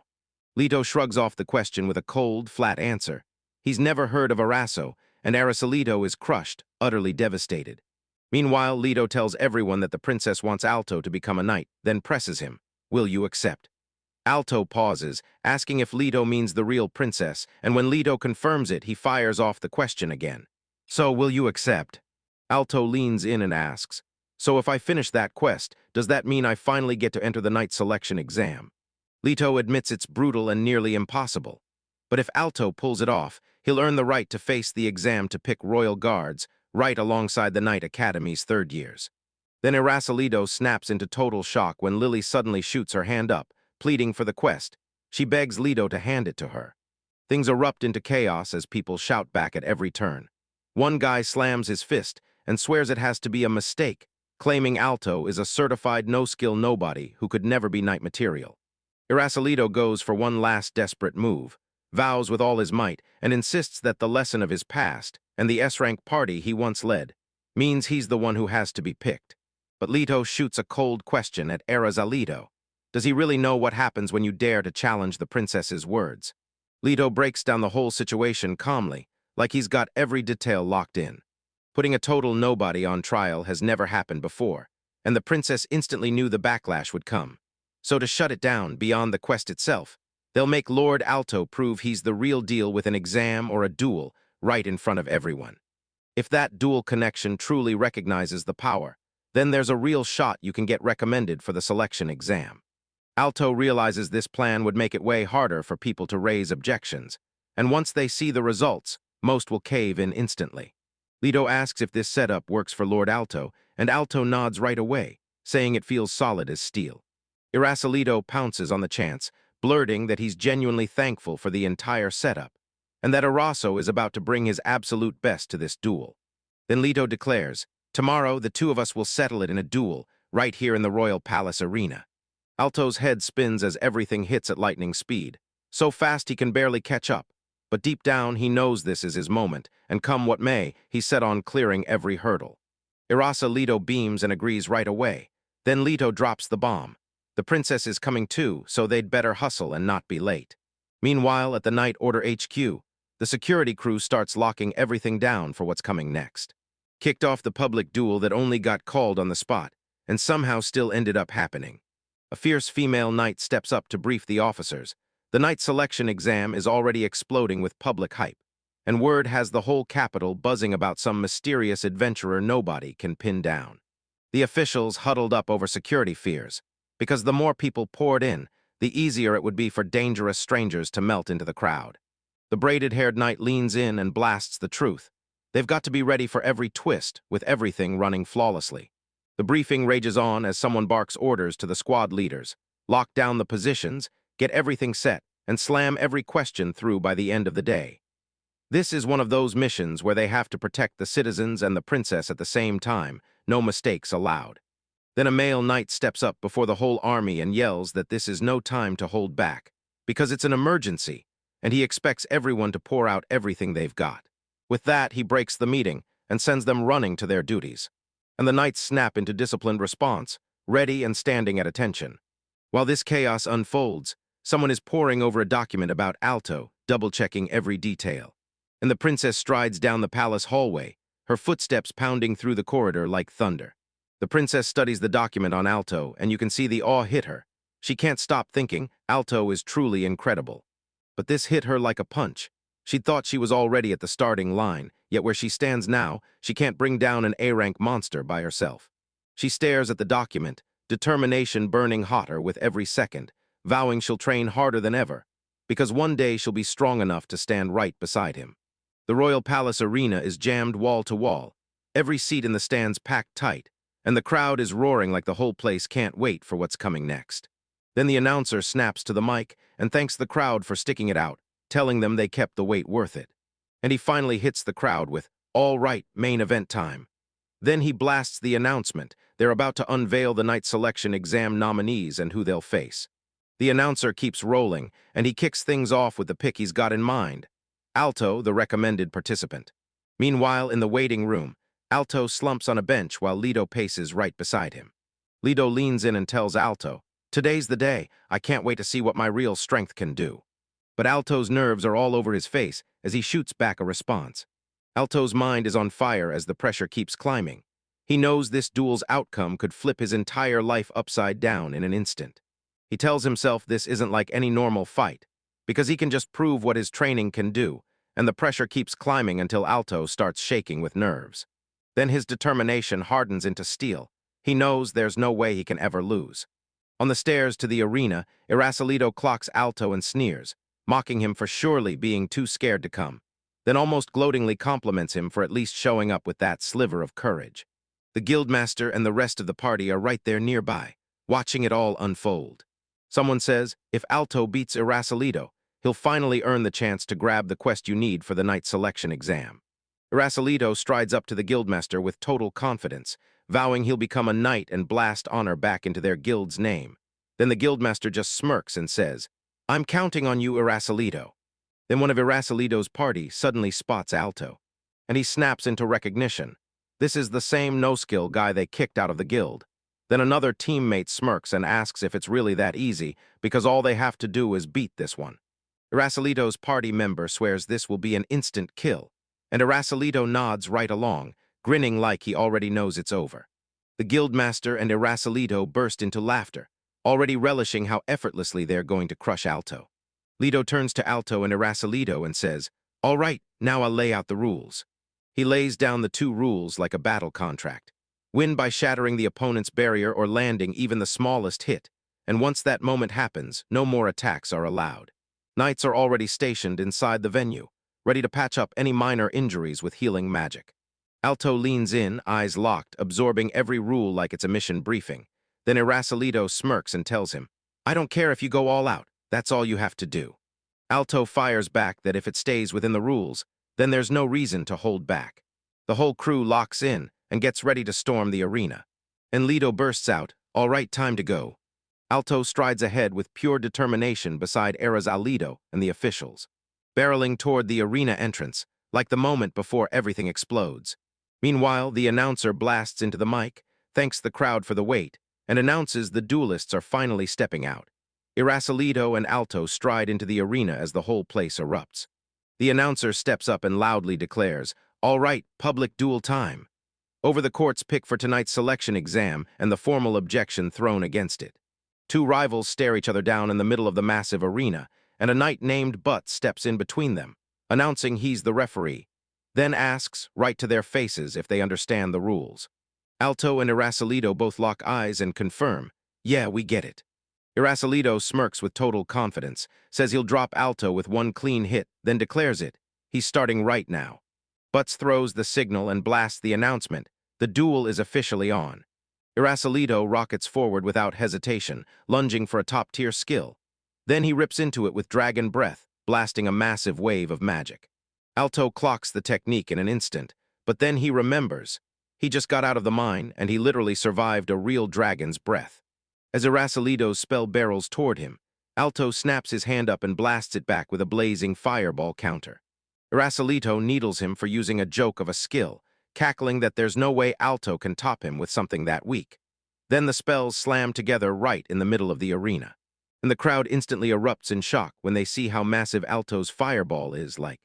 How the hell did some basic spell blow up that huge? 2 magical attacks slam into each other with a thunderous impact that rattles the whole battlefield.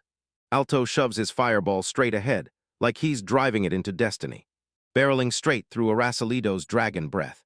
The collision that cracked the world open and blasted out those massive energy waves that surged across the entire arena floor like a shockwave. Then the impact sparks a violent explosion that rattles the entire arena to its core. Explosions roar and shockwaves blast out from the impact point, swallowing the center in pure, crushing power. Then, as the blast keeps raging, someone in the crowd freezes in total disbelief at what's happening right in front of them. Irasolito shrieks that it can't happen, but Alto's fireball slams through his dragon breath and wipes it out. He unleashes a brutal explosion that shakes the entire arena, blasting Irasolito straight into the flames, while Alto just stands there on the far side, completely unscathed. A guy in the crowd blurts out in pure shock at what just happened. The dust finally clears. Irasolito crumples to the ground, utterly wiped out.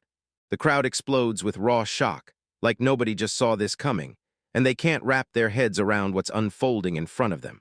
The referee thrusts his arm up and shouts that Alto is the winner, and spectators can barely wrap their minds around it, as Alto stands triumphant right in the heart of the arena. Irasolito slumps there, shell-shocked and broken, just staring at the floor, wondering how the hell he ever got beaten by that clueless, talentless bastard. Then an official steps right up to Alto and announces that his power matches the rumors. He's truly worthy to become a knight. Alto flashes his thanks, grinning through the moment. Meanwhile, down below, Charlotte snaps her eyes to Alto and suddenly realizes his. The other day he saved her, and now she quietly whispers his name. Princess Charlotte strides up to Alto with shining gratitude, thanking him, really, for everything that went down the other day. Alto snaps into total shock, stutters out, "Wait, are you a princess?" Charlotte shoots an apology for being late, then drops the bombshell. She's Princess Charlotte of the Kingdom of Lawrence. She grabs his heart with the truth. Without him, she'd be dead already. And then she offers him her deepest, most sincere gratitude. Meanwhile, the guildmaster roars, demanding what in the world this is supposed to mean, and the person closest to him shrugs and admits they're clueless too. Charlotte storms up to Alto and tells him she's seen his powers again, proof he really has the strength of a knight. Then a male royal goes.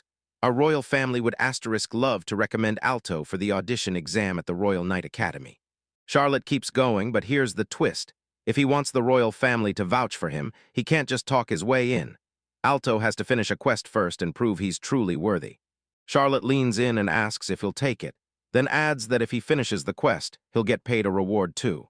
Alto snaps back right away, saying he'd be truly honored. Charlotte promises Alto she'll reach out again officially soon, then makes it clear she genuinely wants him to become a knight. They lock eyes and shake hands. Charlotte tells him she's got sky-high expectations, and Alto shoots back a heartfelt thank you, his face blazing with real gratitude and unbreakable resolve. But the guildmaster erupts in fury, screaming at Irascileto that it's all his fault for losing to some useless nobody, and then he adds that he got humiliated too. Rage kept climbing as he tore into Irascileto for botching a B-rank dungeon, dragging their guild's prestige to rock bottom and earning the royal family's wrath. So all Irascileto could do was blurt out non-stop apologies. The guildmaster coldly says that if he were going by the rules, he'd have Irascileto fired on the spot, right this instant. Irascileto hit pure panic mode, begging for mercy for anything, then got fired anyway. The guildmaster slams the table and tells Irascileto, "You get one final chance, after this no more." He tells them the guild's survival is on the line, and he can't let it crash, because if this keeps going, Irascileto will wipe his adventurer career clean from memory. Irascileto blurts out frantic, "What chance am I even getting here?" And then the guildmaster's real plan snaps into focus as he orders Irascileto to set everything up so the worthless fool Alto stumbles into a blunder. So he reasons it has to be impossible. Even if the princess really said those things about Alto's abilities, there's no way a no-skill could pull off a move like beating Irascileto in a duel. The guildmaster lays it out with cold certainty. Foul play is the only move that makes sense. And if they can just nail down that Alto is truly incompetent, then their claims were right from the start. Irascileto lights up with excitement and blurts out that it's exactly what you'd expect from the guildmaster. Then the guildmaster snaps that they'll never tolerate failure like that again, and Irascileto lights up, swearing he'll tear the imposter's disguise right off. The very next day, Irascileto and his crew finally stumble up to a cave entrance. Then one member's nerves snap, and they blurtingly ask if this is where that infamous S-rank boss is sealed away. Irascileto tries to calm them down, insisting they don't have to start swinging at any monsters. Then he drops the real truth. Since they're an S-rank party, they could end up being the ones who finally take down the boss sealed here. But for today, they're out on a full-on scouting mission, eyes sharp and mission locked in. The whole party clusters close, eyes locked on that ominous cave entrance. Then boom, here's the real play from Irascileto. He dumps a fortune on a court official just to pin down which quest Alto's been assigned, and he's betting that no matter how much Alto's cheating, he'll never survive an S-rank boss. If everything lines up, Irascileto won't just scare him off. He'll try to wipe Alto out for good and get rid of his nuisance problem permanently.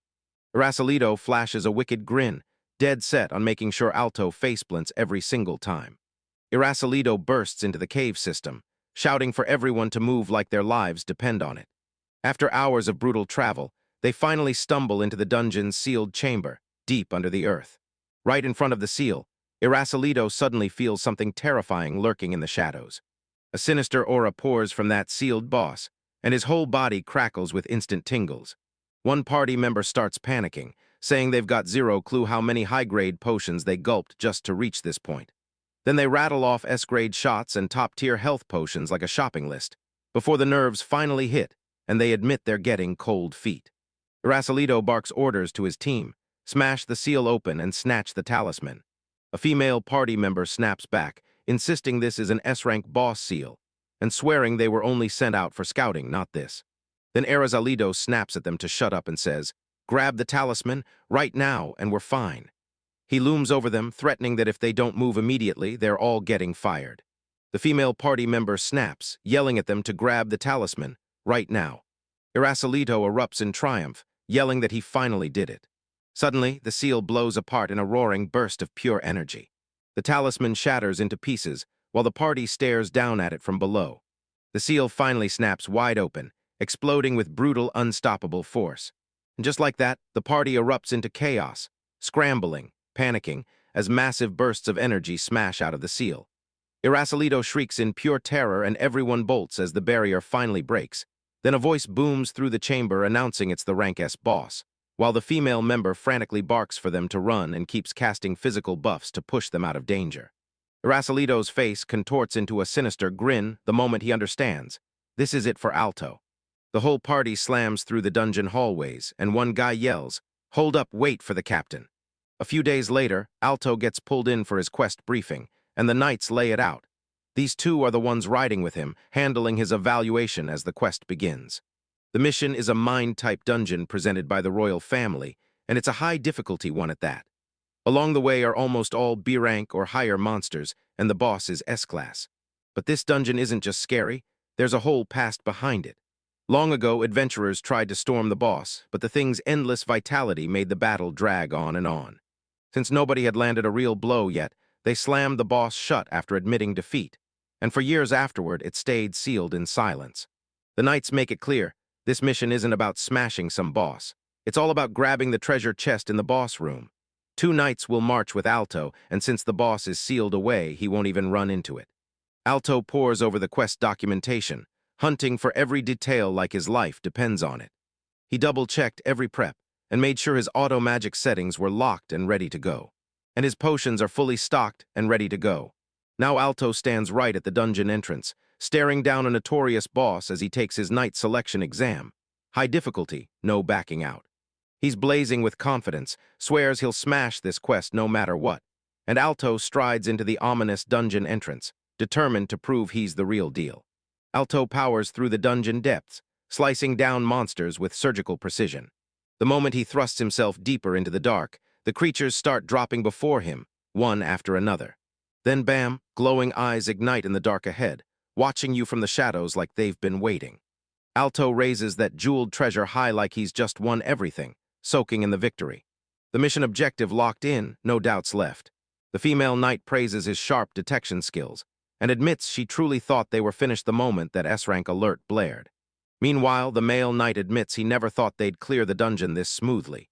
He's got plenty to sharpen, and he sincerely thanks Alto for carrying them all the way through. The squad finally turns back and crushes the high-difficulty quest in the process. They burst back into town through the dungeon entrance, like they'd just clawed their way out of hell. Alto sits down on some steps, relieved they succeeded without any issues, especially since it was a quest assigned by the royal family themselves. One of the knights finally snaps and admits he's totally wiped out. As the 2 knights stretch and cheer side by side, they bask in Alto's raw power and light up with joy that they crushed the quest together as one team. Alto's thoughts snap back to his childhood buddy, Lily, and she's already sliding onto the starting line a step ahead of him. She's already #1 in her class at the Royal Knights Academy, so you know she's been grinding her skills hard by sparring with top-tier challengers. And she even won the right to challenge the Academy selection exam herself. Meanwhile, Alto has been racking up experience for 3 straight years since they branded him with 0 skills and 0 magic talent. Somehow he keeps leveling even while he's asleep. Alto can't help but think that if he clears the selection exam, he might finally slam into Lily's footsteps and catch up.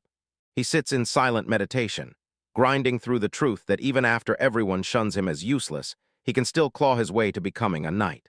Alto tightens his focus, unleashes his auto-magic, and vows to push even harder for the exams. Then he grabs food before anything else.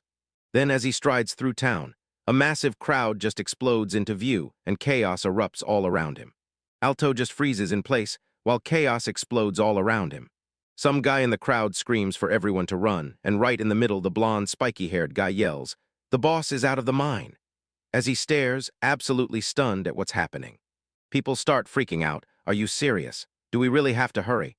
And then someone blurts, this is the one even a whole squad of rank adventurers couldn't beat. The blonde guy jabs a finger and shouts that route leads straight to the boss. Then Alto feels it click. Everything's gone totally sideways. People scatter every which way as Alto explodes into a sprint the other direction, because his gut tells him the mine-type dungeon he just cleared is right down this path. Not far from town, they've got to run straight at the boss, fast, then disappear as far from the city as they possibly can. But then Alto slams into the threat head-on. A gigantic dragon zombie roars up out of nowhere right in front of him. Its undead body loomed high above everything, looking terrifying and unstoppable. The dragon zombie keeps healing non-stop, no matter how relentless the barrage of attacks pounds into it. Someone screams orders, and another adventurer swings again and again, only to realize their attacks don't leave a single dent because the creature just keeps slapping itself back together, healing non-stop. Then someone points out that it's creeping forward, slow, steady, and getting worse fast. Even with all these top-tier adventurers crowding the place, the blonde adventurer finally realizes none of them are enough. At this pace, the dragon zombie is about to slam into the city. Alto rockets across the elevated walkway, his mind sprinting as he worries about everyone still trapped in the city. Then he hurls Fireball X16X. The massive spell crashes into the dragon zombie and rips through it with devastating force. A brutal force slammed down, obliterating its head. Alto spots the outcome and swears he just blew its head clean off. This has to be the end. But then, boom, someone yells that the creature's regenerating way too fast for comfort. Meanwhile, the Knight Commander of Security rockets onto the scene. A goateed male knight squints at the chaos and instantly knows it's a total disaster. No questions needed. He leans in and asks what's going on and spots Alto, then clocks him as the big shot the guards warned about earlier. A knight screams at Alto that their hits are doing absolutely nothing, and then someone jumps in to explain it. Regeneration is the dragon zombie's brutal specialty, which is why it's rated S-class. Scholars swear there are 7 killer cores packed inside its chest, and every single one has to be smashed at the exact same moment. Then it clicks. 4 circuits mean one person can hold the barrier steady and fire 3 attacks at once, all spelled out in the magic circuit diagrams. The blonde knight swallows hard and realizes it can't possibly happen. Alto has to admit to himself, this is going to be brutally hard. The blonde knight explains that the more skilled you are at magic circuits, the higher your standard goes.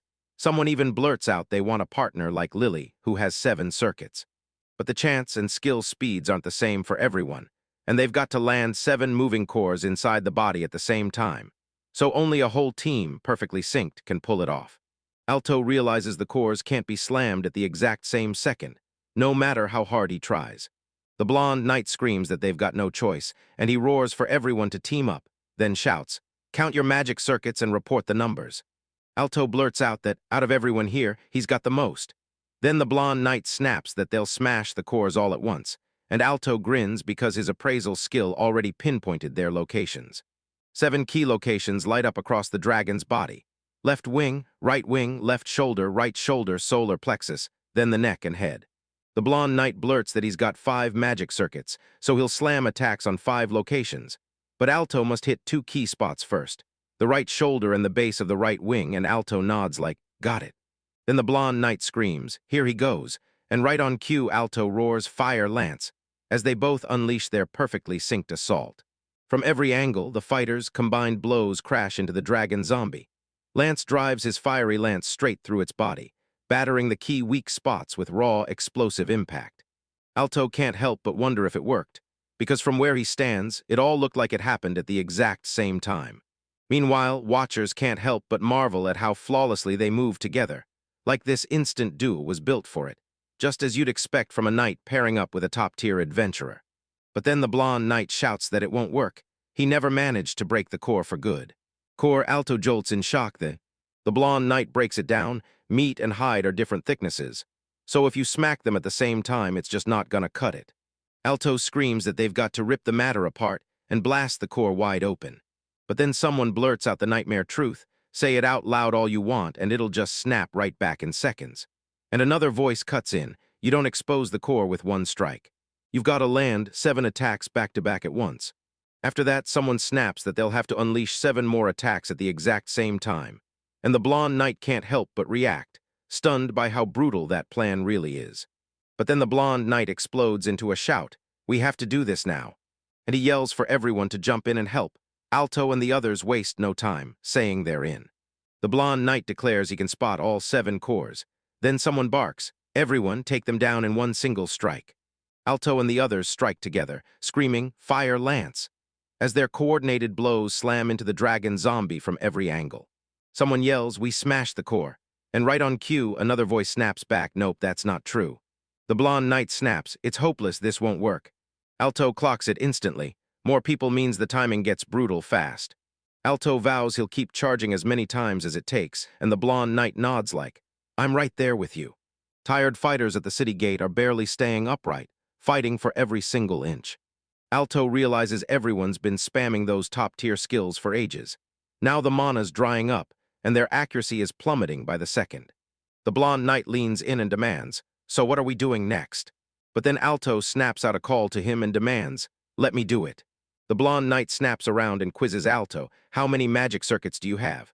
Alto grimaces and admits, "Just one, only one." The blonde knight snaps back that then there's nothing left to discuss. But Alto refuses to back down. He claims he can unleash 7 skills at once and begs for just one shot to prove it. The blonde knight stares at Alto with sharp skepticism, thinking, "A guy with 0 skill and just 1 magic circuit. There's no way that's going to help." Meanwhile, the blonde knight leans in and tells Alto they'll give it a shot, because deep down he knows he's out of options either way. Alto beams with wild enthusiasm and thanks him, already fired up to prove he's got what it takes. Someone leans in and tells Alto they'll shred the dragon zombie's flesh to reach its cores, then practically dares him, destroy all 7 cores at once. Alto nods and confirms, "I got it." The blonde knight barrels ahead, screaming that he's going in. Then he hurls Fire Lance as the coordinated assault finally ignites. Multiple fighters explode forward, striking from every angle like they planned the chaos. Alto slams the dragon zombie with a relentless barrage of strikes. And the blonde knight unleashes a perfectly timed assault. 2 synchronized strikes crashing together as massive explosions rip across the battlefield, smashing straight into that hulking undead monster. Then someone yells that every single one of the 7 cores is out. And right then, another voice screams that their auto magic has to kick in, now. Alto slams his skill into action, shouting Fireball X7 into the air. The blonde knight snaps into shock as he realizes Alto didn't just shoot. He blasted off all 7 shots at once. Someone else blurts out, stunned by everything they're seeing. Alto clenches his focus down to a razor edge, determined to slam every single attack home at the exact same moment. Alto's mind races as he locks onto the next target. He's gotta nail the dragon with 7 fireballs while it keeps dodging, because this is his chance to prove what days of practicing orbital control without sleep has finally earned. And he refuses to let failure get even one step ahead of him. Then a voice barks an order, "Get out," and he has no choice. Alto lunges in tight, locking onto the dragon zombie like a mark, and the beast shrieks as it tries to swing back. But Alto shuts it down for good, swearing it won't slow him down as he drives the attack forward with relentless force. Meanwhile, the blonde knight commander watches Alto in the middle of the chaos, fully expecting him to get crushed, yet the guy doesn't even twitch. He notices Alto's laser focus as Alto barrels in and smashes the dragon zombie straight on with a hit, so devastating it shakes the whole scene. 7 fireballs slammed into place at the exact same moment. All 7 cores detonated at the exact same moment, blasting shockwaves through the dragon zombie's enormous body.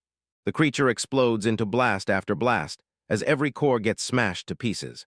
And down below, the watchers can only stare as the synchronized assault tears through and wins. A brutal flash of light tears across the battlefield as the dragon zombie finally collapses for good. As the dust finally clears, the observers burst into shock and emotion, staring at the creatures scattered across the ground, while Alto stands amid the wreckage, calm and certain, confirming he really did it. The crowd is totally speechless. Then someone blurts out that Alto just took down a dragon zombie like it's nothing, as the blonde knight challenges him with, "You serious?" Another observer blurts that he can't believe Alto actually pulled it off. Then someone chimes in that they've never seen anyone juggle 7 skills at once, and they're still stunned by how razor-precise Alto's path was. The blonde knight strides up to Alto, admits they couldn't pull this off alone, and fires off his thanks. then asks Alto's name, even if it's a little late for first greetings, and Alto just says, "It's Alto." Meanwhile, someone nearby leans in and says he's the duel winner from the other day, finished it in an instant. And when the blonde knight hears his name, it sparks instant familiarity. Alto backs it up, calm, steady, and impossible to doubt. The blonde knight admits he'd heard the rumors, but watching Alto perform proves he really earns that title, because no matter how strong you are, even a knight can't cast 7 spells at once.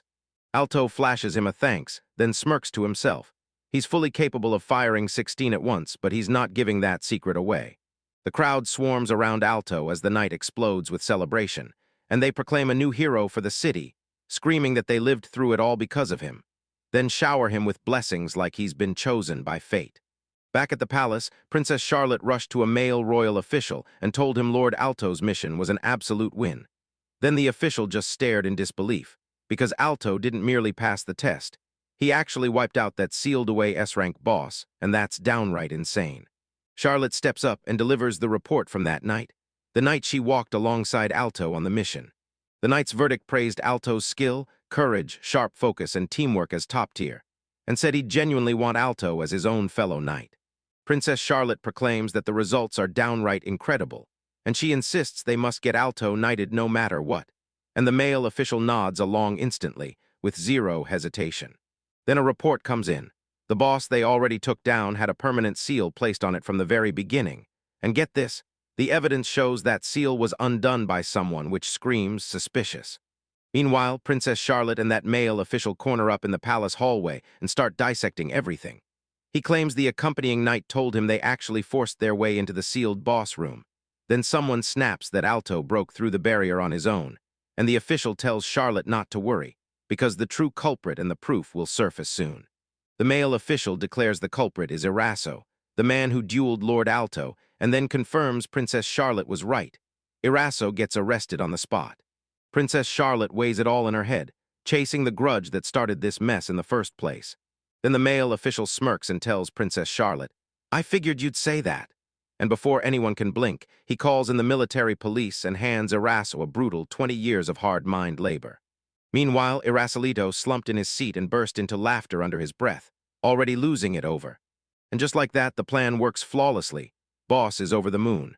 He's betting that if that guy tanks the quest, Erasolito himself will step in and claim the title of knight. Then boom, military police burst into the room, tearing the air apart. Someone screams that the military police are here, and they all shout at everyone to freeze. No one moves. Erasolito's jaw drops when the officers close in on him. Then the military police thunder, "You're under arrest, Erasolito," for unsealing an S-rank boss and putting the whole city in danger. Erasolito throws himself into frantic protests, yelling that this arrest makes no sense and must be a mistake, while the officer tries to buy time, demanding what proof they even have and swearing he's got nothing to do with any of it. But the officers snap at him to stop fighting and admit the proof is right in front of them. Yet Erasolito keeps shrieking that it has to be a mistake as they haul him away. Back at the palace, the officials started huddling and revealing the truth. Turns out they didn't just arrest the master of the guild, Eroso's next, too, and both men are hit with extra charges like bribery and power harassment. So their punishment is about to get brutally heavier. Someone says, "Thank goodness we cut him down before he could become a threat to Master Alto," and the male official nods without hesitation. Then a knight bursts in and shouts that Master Alto is here. Princess Charlotte snaps at them to let him in right away. Alto steps in, and Princess Charlotte lights up to greet him, saying it's been ages. Then she thanks him for holding the city together and stopping that rampaging boss. Then Princess Charlotte leans in and tells Alto she heard he crushed an opponent the knights couldn't fell with even one strike, and she makes it clear his skills have already blown past any ordinary knight. But Alto humbly shrugs it off and says they only won because he teamed up with everyone. Officials rush forward and hand Alto his reward, while Princess Charlotte steps up and declares that because he crushed the quest and saved the city. He's officially been given the green light to take the knight selection exam. Alto can't hold it in. He thanks them again and again, pouring out pure gratitude like it's spilling from his heart. Princess Charlotte tells Alto she's sure he'll do just fine, and once he becomes a knight, she's hoping he'll lend his power to her unit. She wishes him to pass with flying colors. Alto lights up and tells her, "I'm genuinely honored. I'll give it everything I've got to meet your expectations." Princess Charlotte leans in and tells him, "Good luck out there." A few days later, Alto storms into the Royal Knight Academy, towering walls, sharp turrets, and a giant building looming like it's daring him to step in. Students drift around the grounds while he tilts his head back and drinks in the view like it's bigger than him. Then the academy system gets laid out. During that one-month night selection exam, Alto gets treated just like a Knight Academy student, not some outsider. And get this, there are two kinds of students in there: regular academy students and recommended commoners. Between exams, students are thrown into classes that forge them into real knights, teaching everything they need to go beyond just the moves. Alto strides across the academy grounds while the noble students stare him down, and he can't stop wondering what life in those dorms is gonna feel like once exam period hits. While elites from every corner of the country train their hearts out, it slams into him like a punch. He won't earn his chance at being a knight unless he outdoes every single one of them. But Alto decides he'll just do what he can as usual, quietly and efficiently, then looks around trying to figure out where the orientation even is. Suddenly, a staff member strides in and tells Alto and the other waiting students that the briefing officer is about to show up, so they have to hang tight just a little longer. Alto stands in the hallway, face locked in seriousness, and the truth hits hard. Just because someone steps into the Royal Knight Academy doesn't mean they'll all become knights. Here, everyone's a rival. And here's the kicker: this knight selection exam only happens once, right in the middle of your third year. Alto's hears the academy graduates won't struggle to find work once they earn the title. But if they fail, that missed chance to become a knight haunts them for life. Alto trudges forward solo, replaying how becoming a knight once felt totally impossible, like it could never happen. His thoughts drift straight to Lily, the girl who transferred mid-semester, and he can't stop wondering if she'd stayed on track, she'd be a knight by now.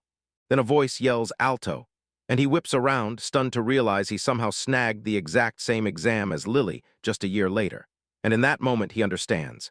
If you refuse to quit your dreams, fate really can swing your way. Meanwhile, back in the crowd, the background students are whispering up a storm about that nepotism brat everyone can't stop talking about. A blonde noble struts up to Alto with that smug grin nailed to his face, introducing himself as Bon Bon Heir, noble by birth, and a current student at the Royal Knight Academy. Alto keeps it simple. He just introduces himself, quick and to the point. Then Bon Bon leans in and asks Alto what nasty little tricks guys like him used to land that recommendation. Alto can't believe it. Dealing with fools like this is pure exhaustion. So he chooses to shrug it off, and the survival skills he sharpened in the Black Guild kick in fast, saving his skin in the moment. Bon Bon leans in and tells Alto, "Show me your magic aptitude, use that appraisal skill." Alto realizes higher-tier appraisal magic might let him peek at someone's real aptitude, but he's pretty sure that crosses etiquette lines. So Bond smirks and uses his appraisal skill on Alto. His eyes snap wide with shock. There's only one magic circuit in sight. Bond mutters under his breath about how pathetic that result is. Around Alto, the students erupt into loud gossip, and one person shouts, "With just one barrier, what are you even supposed to do? How can you attack?" While others cackle, even a commoner's got more circuits than that. Then Bon Bon erupts, barking at Alto that a real knight is someone superior, like him, and demands everyone start watching. He hurled a fireball magic spell, and the whole thing lit up like a grand, dramatic show. And the students all around burst into cheers at once, praising him like, "Of course, Lord Bond, only you can juggle 5 magic circuits at the same time with that kind of flawless precision." Bond declares this is the kind of power only a man with knighthood written in his fate could ever unleash. He mocks Alto, sneering that someone like him, barely able to hold up even one barrier, could never dream of serving as a knight. Bond grins with pure smugness, claiming Alto looks completely blown away by the sheer brilliance of his magic. But Alto just smirks calmly and shoots back, asking if Bond is really boasting about landing a measly 5 fireballs. While inside his head, he realizes he thought the princess's words were just sweet talk, and maybe he can actually back it up, even with his current strength. The nobles snap into confused fury at Alto's bold confidence, demanding to know what has him grinning, and they warn him. If he's claiming he isn't tied to something higher, then he'd better prove it. Someone demands to know how many hits Alto needs to land, then dares him to go for it if he really thinks he can. Alto casually snaps, "Fireball time 16. Before anyone could blink, he threw the spell. 16 fireballs blasted out at once, tearing toward the training target. A brutal storm of fireballs slams into the targets with deadly, pinpoint accuracy. Meanwhile, the nobles just stand there, petrified in total shock, and Bon and the others are losing it, screaming, 5, no, 16 at once. Like they can't even believe it's real because there's simply no way that's possible. Then someone snaps, what trick did Alto pull exactly? Bond just explodes, yelling at him to stop that nonsense, insisting there's no way he could pull it off without cheating. Alto shoots back with total calm, I didn't cheat, not once. Alto says if he had to put it into words, he'd call his unique skill his full-on cheat code. Someone yells that he only has one magic circuit, then stops, stunned, while someone else snaps that everything has gotten way too noisy, demanding what the hell is going on here. Suddenly, a stern-looking man strides forward and introduces himself as Arthur. Turns out he's been tapped to serve as the examiner for this term selection showdown. The students spot him instantly, bombarding him with questions. Wait, are you really Captain Arthur, the prodigy who became the youngest captain in history? Arthur promises he'll cut the chit-chat and hit the exam head-on. 3 rounds, solo fights, dungeon battles, and team clashes, and he'll hand out an emblem to anyone who proves they've reached his required standard. Alto clocks that Arthur is basically famous around here, like everybody treats him like a celebrity. Arthur keeps tearing the exam structure apart. 3 emblems stand between you and the finish line. The emblem of effort, the emblem of adaptability, and the emblem of teamwork. Grab all 3, and you earn the right to become a knight and crush the exam. He makes it plain. During each of the 3 exams, the goal is to snag 1 emblem, and the diagram spells it out. Dungeon battle, team battle, then individual battle all funnel you straight toward Alto as the main participant. But if they catch your abilities on the spot, the rules let them hand out multiple emblems in 1 exam. At least, that's what the system promises on paper. Arthur keeps pushing forward, then drops one hard-earned piece of advice. Every single year, there are folks who try to coast until the final exam, thinking they can snatch all 3 emblems in one go. But emblems don't get handed to anyone with that kind of naive mindset. He warns that if they don't pour everything they've got into the first test, they basically won't be able to rise to the next one. He says this is coming from someone who's supposedly elite even among the knights, and Alto can't help thinking, yeah, you don't get that recognition for free, this exam is going to be brutal. Meanwhile, the noble students huddle together, all ears as Arthur finally slams the briefing shut. Exams hit in 1 week, and then it's brutal one-on-one matchups, where everyone gets matched up and fights everyone. The matchups won't be revealed until exam day, so for now that's it. He waves them off and shuts everything down. 1 week later, the Royal Palace arena is jam-packed, every seat snapped up, every crowd roaring. Alto looks back on this past week. Now that he had unlimited access to the training grounds during his free time, he finally pushed way harder than when he was stuck cooped up in the forest, grinding through non-stop training with that auto-magic system until today. And the classes let him pepper the pros with questions, making his practice far more effective than pure self-study. So he steps into the day in perfect shape, and boom, his fire magic finally levels up for real, marking the first boost he's had in a while. Then out of nowhere, someone yells Alto's name. Lily comes charging toward him like a firecracker, and Alto clocks her instantly. Lily practically bursts with excitement and tells him, it's been way too long. They all link up in the arena's waiting room, packed with other students just like them, all stuck there with the same nervous energy. Alto grins at Lily and congratulates her like crazy. She truly became a knight. Lily shoots him a grateful look and tells him he's finally made it this far. Lily leans in and tells Alto, good luck out there, cheering him on for everything his junior path brings. Alto finally admits her skills are unreal, and he breaks it down, so much chaos happened. But somehow he still scored a recommendation from the princess. Alto leans in and promises her, I'll give it everything, I'm your senior after all. Then another noble student storms up to them, blurting that he never knew Alto knew a knight, and Alto just gives a calm greeting back. Meanwhile, a noble student spots Alto in the arena hallway and drags him aside, whispering that it looks like they're set to face off in today's game. Suddenly, a different noble student storms in and yells at Alto, swearing today will finally expose him as no cheater, and demanding Alto go all out right then and there. Bonbon, the heir to the House of Bones, stands shoulder to shoulder with the other nobles, and one of them smirks, saying there's not even a 1 in a million chance they'll lose. Bonbon grins right back, claiming it with full confidence as the face of his house. But Alto just stands there baffled, like, where does that impossible confidence come from? Someone watches the whole scene in eerie silence, like they're holding their breath. A huge, older man in crisp formal clothes steps into view, towering like he owns the whole room. And Bone charges at him, practically vibrating with excitement, firing off the question. Did Duke Walo really come to see me? The man blurts that he's Bonbon, and the caption labels him as Duke Walo, the royal court's minister. Bonbon pours out his gratitude, but Duke Walo shuts him down, telling him not to let him down because his expectations for Bonbon, his own son, are through the roof. He tells Bonbon to brush it off because he outranks him. His father is his superior, and that father is absolutely legendary. And right there, Alto just stands and stares, trying to process everything he's witnessing. The whole crew just stands there, watching as Duke Walo strides off down the hallway. Then Bonbon whips around and charges straight at Alto with pure aggression. Do you see what you're saying? He demands, then flashes that smug grin, boasting the House of Bone has the court's trust, like it's some kind of crown jewel, and another student fires back that for a night like this, trust is everything. Right in the middle of the arena, a bald man drops to one knee like it's a dramatic stage entrance, and Bonbon immediately shouts that he's got the Duke's expectations on his shoulders. Way more of a night than Alto will ever be, until a voice calls out for them to forgive the interruption. A towering old man in ornate royal robes steps into the hallway, and the noble students snap to attention in pure shock, until the caption names him, King Lawrence, Queen Charlotte's father. He calmly remarks that it looks like a bunch of students are lining up to take the exam again this year.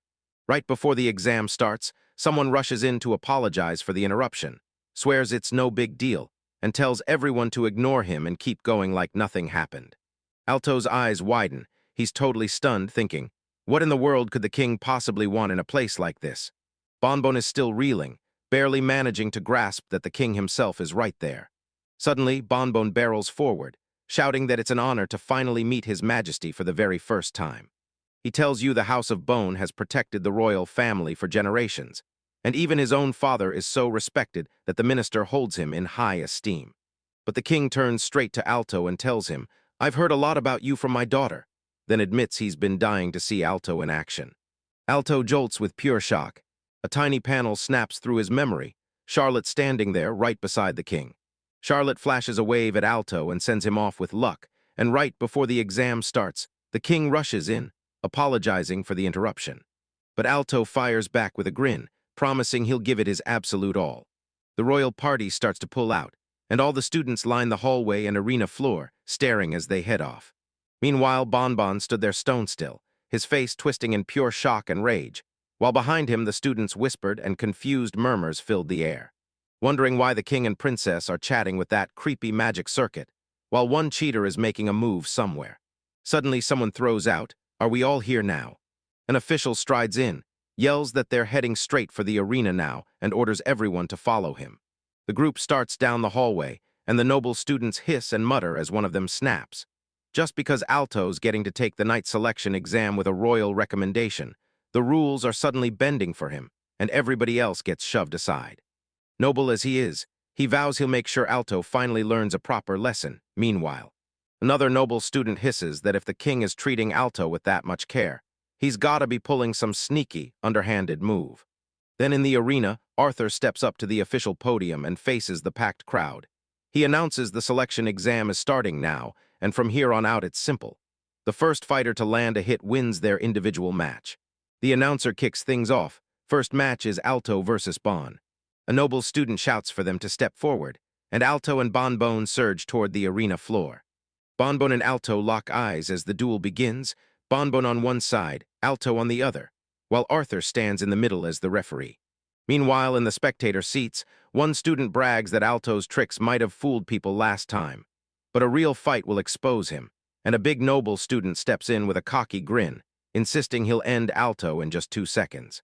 Out of nowhere, the announcer's voice crashes across the arena, barking an order that tells them to start the match, right now. The second the match begins, Bonbon explodes forward, screaming for his blizzard launcher spell and going for Alto like he's trying to freeze him out of existence. He sneers at Alto, calling him a fool, and swears no mid-tier skill stands a chance against his high-tier power. But Alto snaps into action, firing up Fire Lance X16. Right in the middle of the arena, 2 magical attacks slam into each other. Then Alto's Fire Lances steamroll straight through Bonbon's ice, shredding the blizzard as a wave of flaming spears keeps charging forward with brutal power. Alto strides through all the magical wreckage like it's nothing, and the noble students watching from the stands are left staring in total shock at his overwhelming display. Meanwhile, Bonbon's eyes go wide and his brain freezes. He can barely even speak as he blurts out that it's Fire Lance Rain, a top-tier skill. Then the attack crashes into him. He screams as the flames slam into him.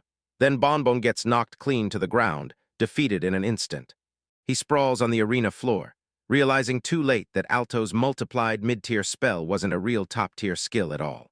And the match ends in seconds. Alto's Fire Lance barrage rips through the arena like a wildfire. Magical blades carve through rocks and rubble, blasting a violent storm of destruction in their wake.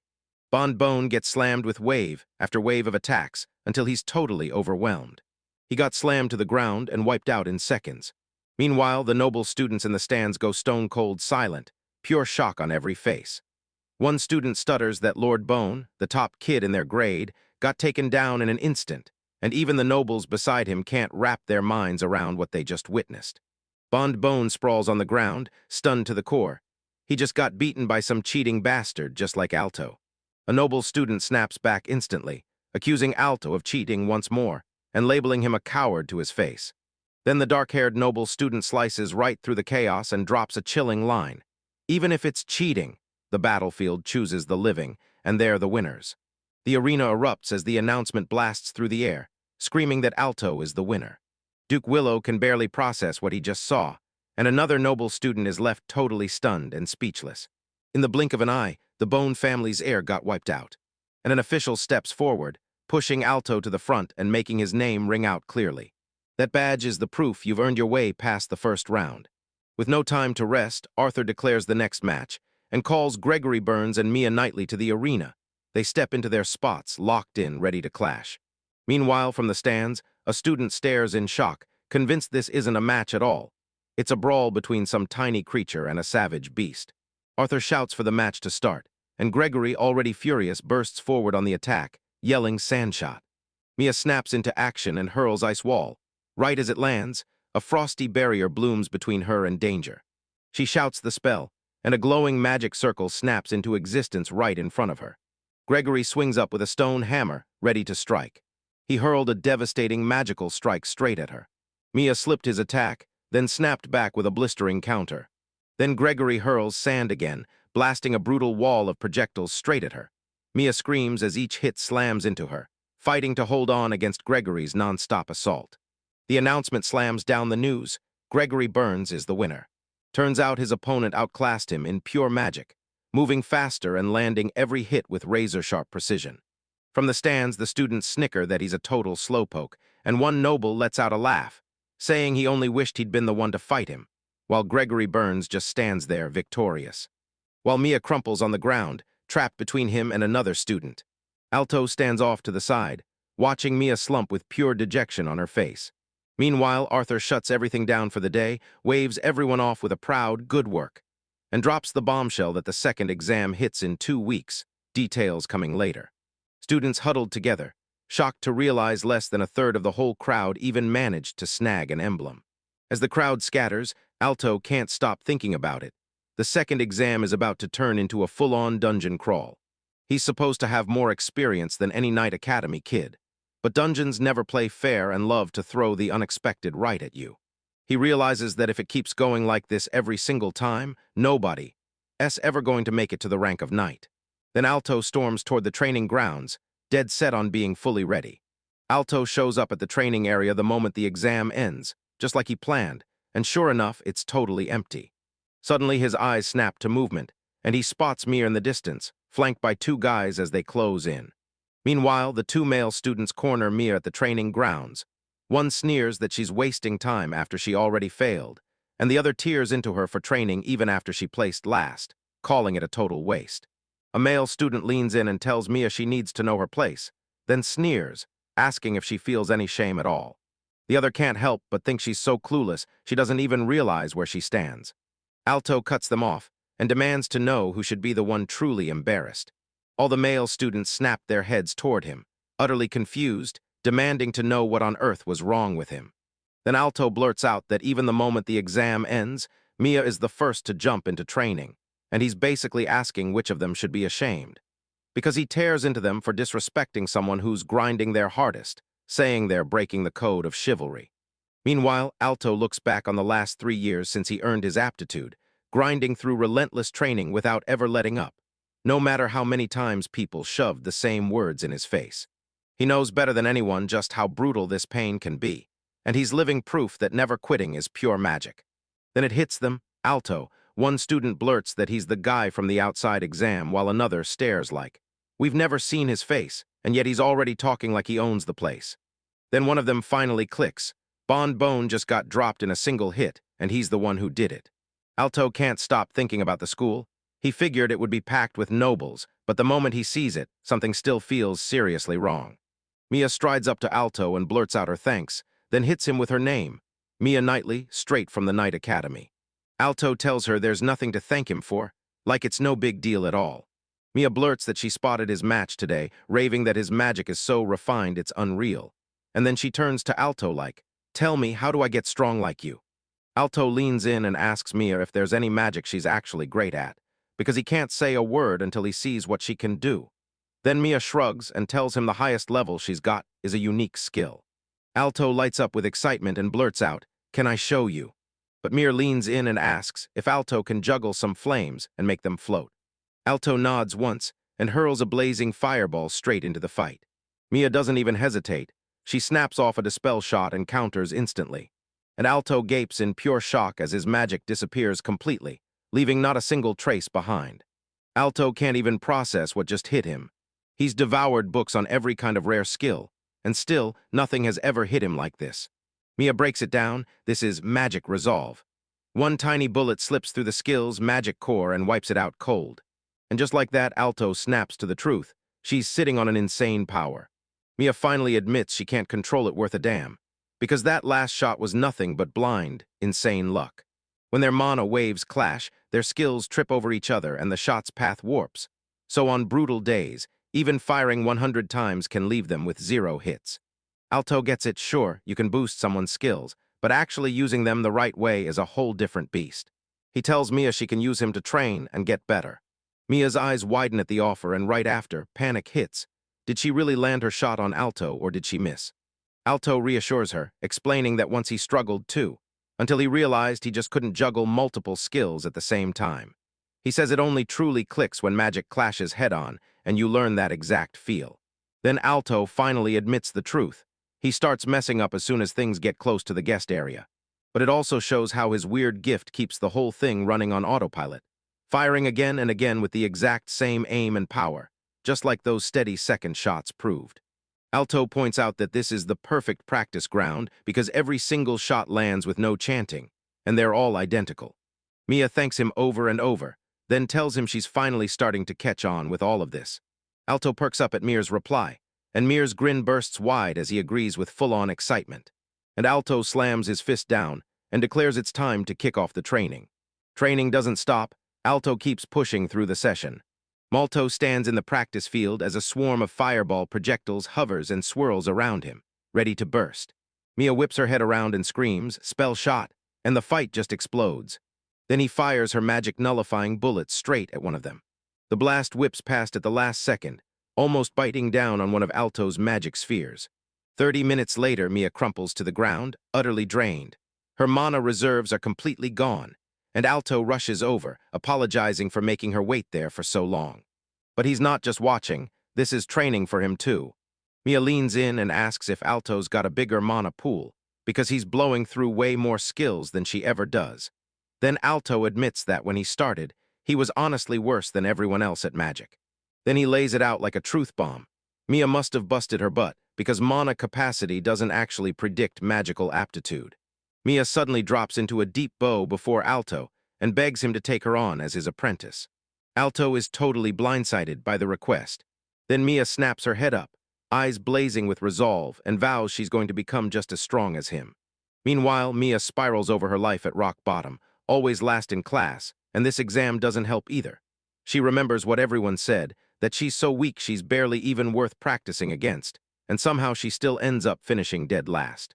Even so, Mia slams the truth down like a vow. She wants to become the kind of person who trusts her own power. And even if she's weak right now, she'll bust her butt just like Alto.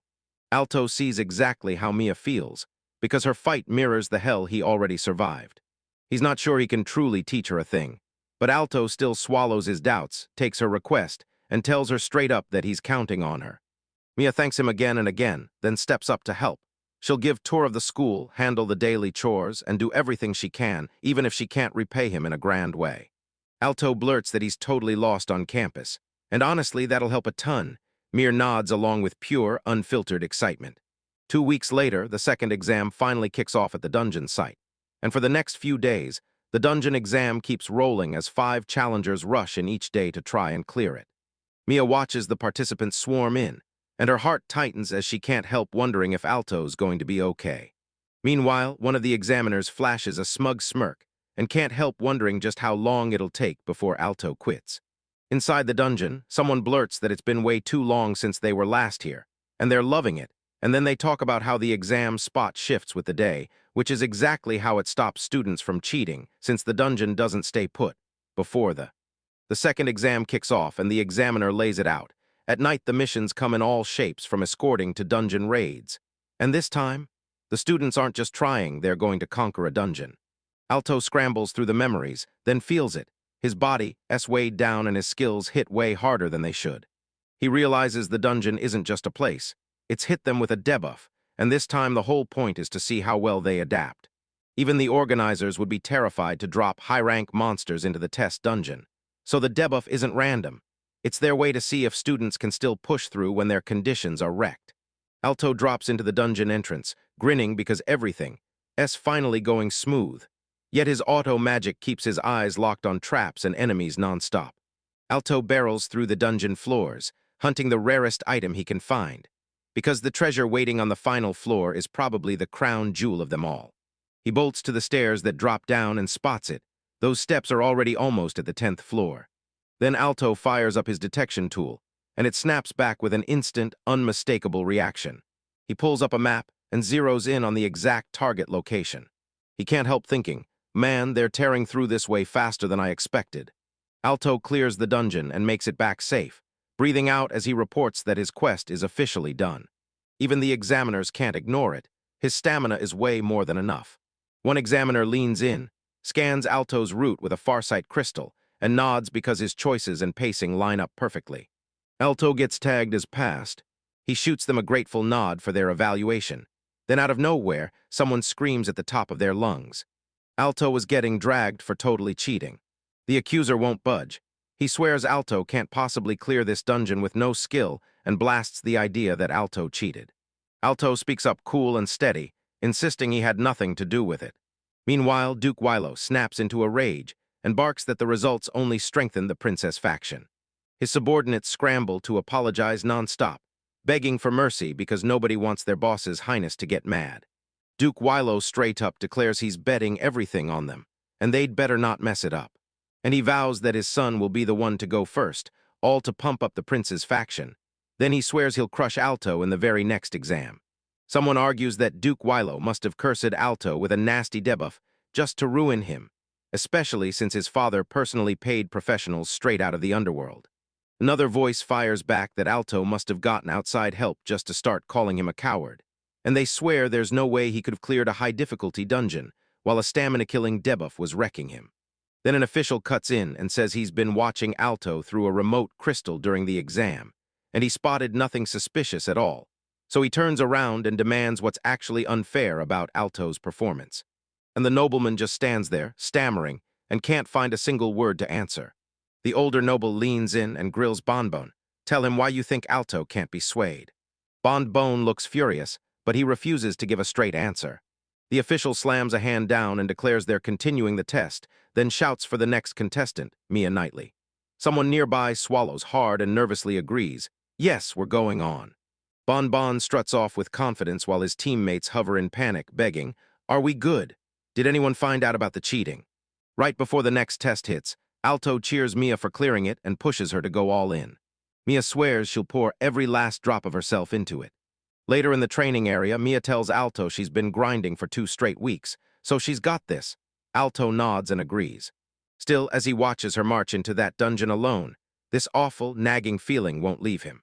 A few hours slide by and Alto starts to realize Mia's been in there way too long. Meanwhile, deep inside the dungeon, Mia is swinging for her life, pouring out every last ounce of power just to keep fighting. Then boom, an armored examiner steps out of nowhere and calls her unqualified on the spot, saying the dungeon judges her too weak to clear it, so it simply boots her straight back to the entrance. Suddenly, Alto spots Mia getting thrown out of the dungeon, rockets toward her, and blurts, "Are you okay?"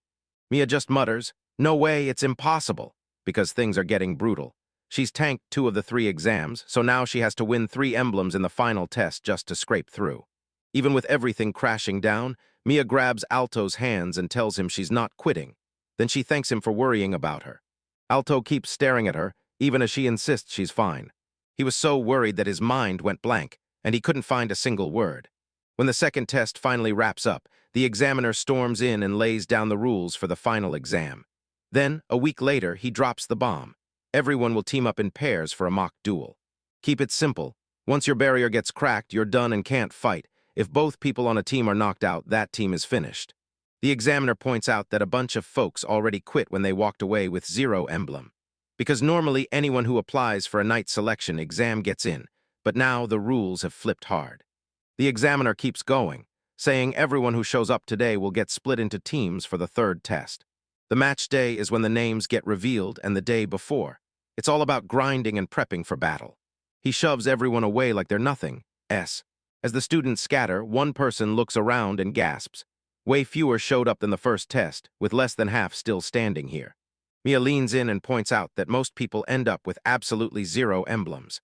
Mia blurts out, "So, is there still a shot for them next time? If they try 3 more times, could it actually work?" Alto points out that among the ones who never snagged the emblem, a bunch of them quit even after they cleared the 1st and 2nd exams. Mia tells them her senior warned her, and then she adds one terrifying detail. No one's seen anything like that before. Alto tells them that if the odds are nearly 0, it's totally understandable why people throw in the towel. Mia stares at him for a beat, and then Alto tells her, "Yeah, it's tough, but you should still be proud that you stayed." Meanwhile, at the training grounds, Mia snaps off a dispel shot. The spell slices through the air and barely clips its target, so close that everyone freezes and goes, "Did you see that?" A male student watches her still fail to land intermediate-level skill, and even though the spell connects at close range, he knows that reckless tactic could get her killed. Mia beams at Alto and tells him her shots are way sharper than they were before. Alto snaps for her attention, reminding them that how accurate it gets changes with skill, and someone blurts that they should keep tweaking like this before the 3rd test. Out of nowhere, a seasoned nobleman in full court regalia strides up to them, flashing an official's badge. Alto spots the court official's badge and instantly wonders, who's showing up? The nobleman grabs the moment and declares, "I found where they are." Mia snaps her head up in pure shock, and there it is, her father staring back at her. Alto snaps to attention and realizes this is Count Niter, Mia's father. The Count swears he heard Mia bomb the night exam twice, and Mia gives a quiet nod, confirming it. The Count keeps going, claiming the whole court is buzzing, all of them whispering, "So is she really still going to stick with this?" He's telling everyone they're calling her a fool, insisting that the Count Niter's daughter has 0 talent for becoming a knight. Alto lunges forward and orders the Count to wait a second, while Mia scrambles to apologize, swearing she's trying her hardest. But the Count leans in and demands to know, who exactly is Alto? Whether he believes sheer effort can still make someone a winner. He keeps hammering this point. Try as hard as you want. Results are what matter, and this shame is starting to poison the entire family. Mia watches, worried to the core. Alto starts to argue, but the Count slams the moment shut, saying nobles aren't just spectators. They each have their own roles to carry and duties to fulfill. Then snaps at them, not to ruin the family name anymore. Then the Count slams down an ultimatum. If Mia bombs every exam, he'll cast her out, and Mia just freezes, staring at him in total disbelief. Once Count Nitri storms off, Alto drops onto the steps, staring after him. He dropped the Count's command, set his plan in motion, and then just bolted away. Mia slumps beside him with a crushed look, whispering that her dad is always like this. She rants that nobody ever expects anything from her, because she was blessed with magic talent, and then reveals her father shut down her dream of even entering the Knight Academy. Even after enrolling, she kept striking out on every exam over and over. But even after all that pain, she refuses to quit. She keeps fighting to keep trying.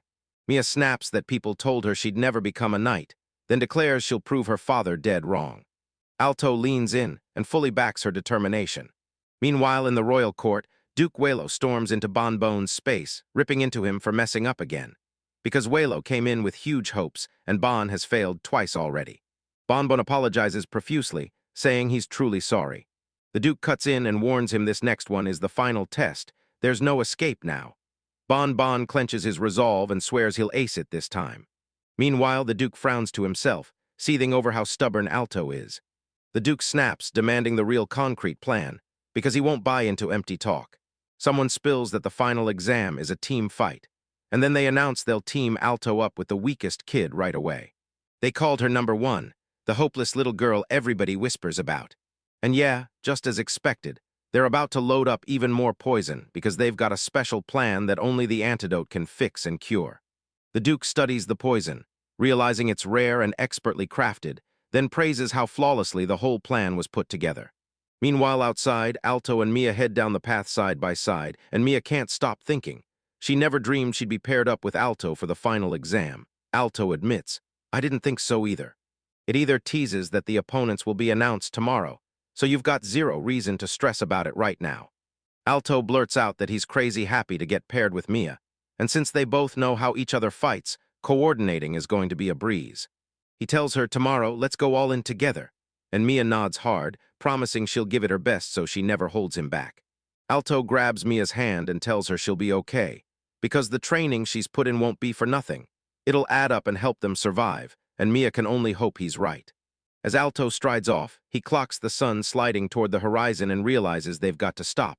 Tomorrow's the final exam, and they need to be razor-sharp. Mia agrees. As Alto keeps moving, a mysterious guy finally steps up and asks if he can have Alto's attention for just a minute. Out of nowhere, someone in the background grills Bon about what he did. Then Bon marches over to Alto, begging to finally make it right for how he's treated him. Alto gets absolutely blindsided when that sudden apology hits him. Bond bursts out an apology, saying he'd been stuck in his head about how tomorrow he'd finally become a knight. And when he finally looks back, he realizes he's been acting insanely immature toward Alto. He insists Alto is so insanely talented that it just sparked his competitive side.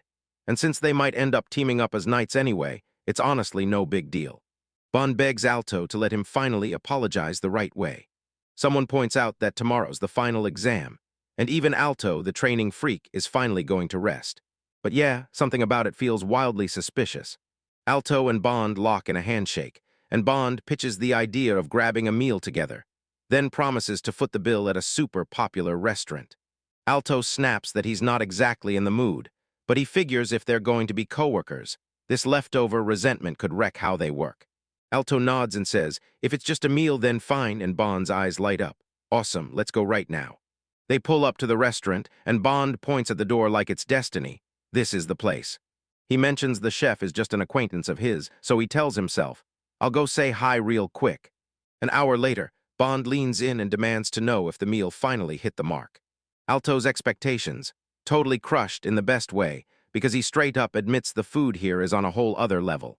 Then Alto pushes for rest before tomorrow, and Bond nods right away, agreeing with zero hesitation. Alto lets out a shaky, strained nod, then steps outside by himself, alone, mind racing, certain he somehow pulled it off and made it back. Turns out he suddenly felt sick right in the middle of eating. He keeps reading, then can't help wondering if Bond messed with him. Alto wonders if it's only a cold. Then dizziness hits, vertigo spins his world, and chills tear through him.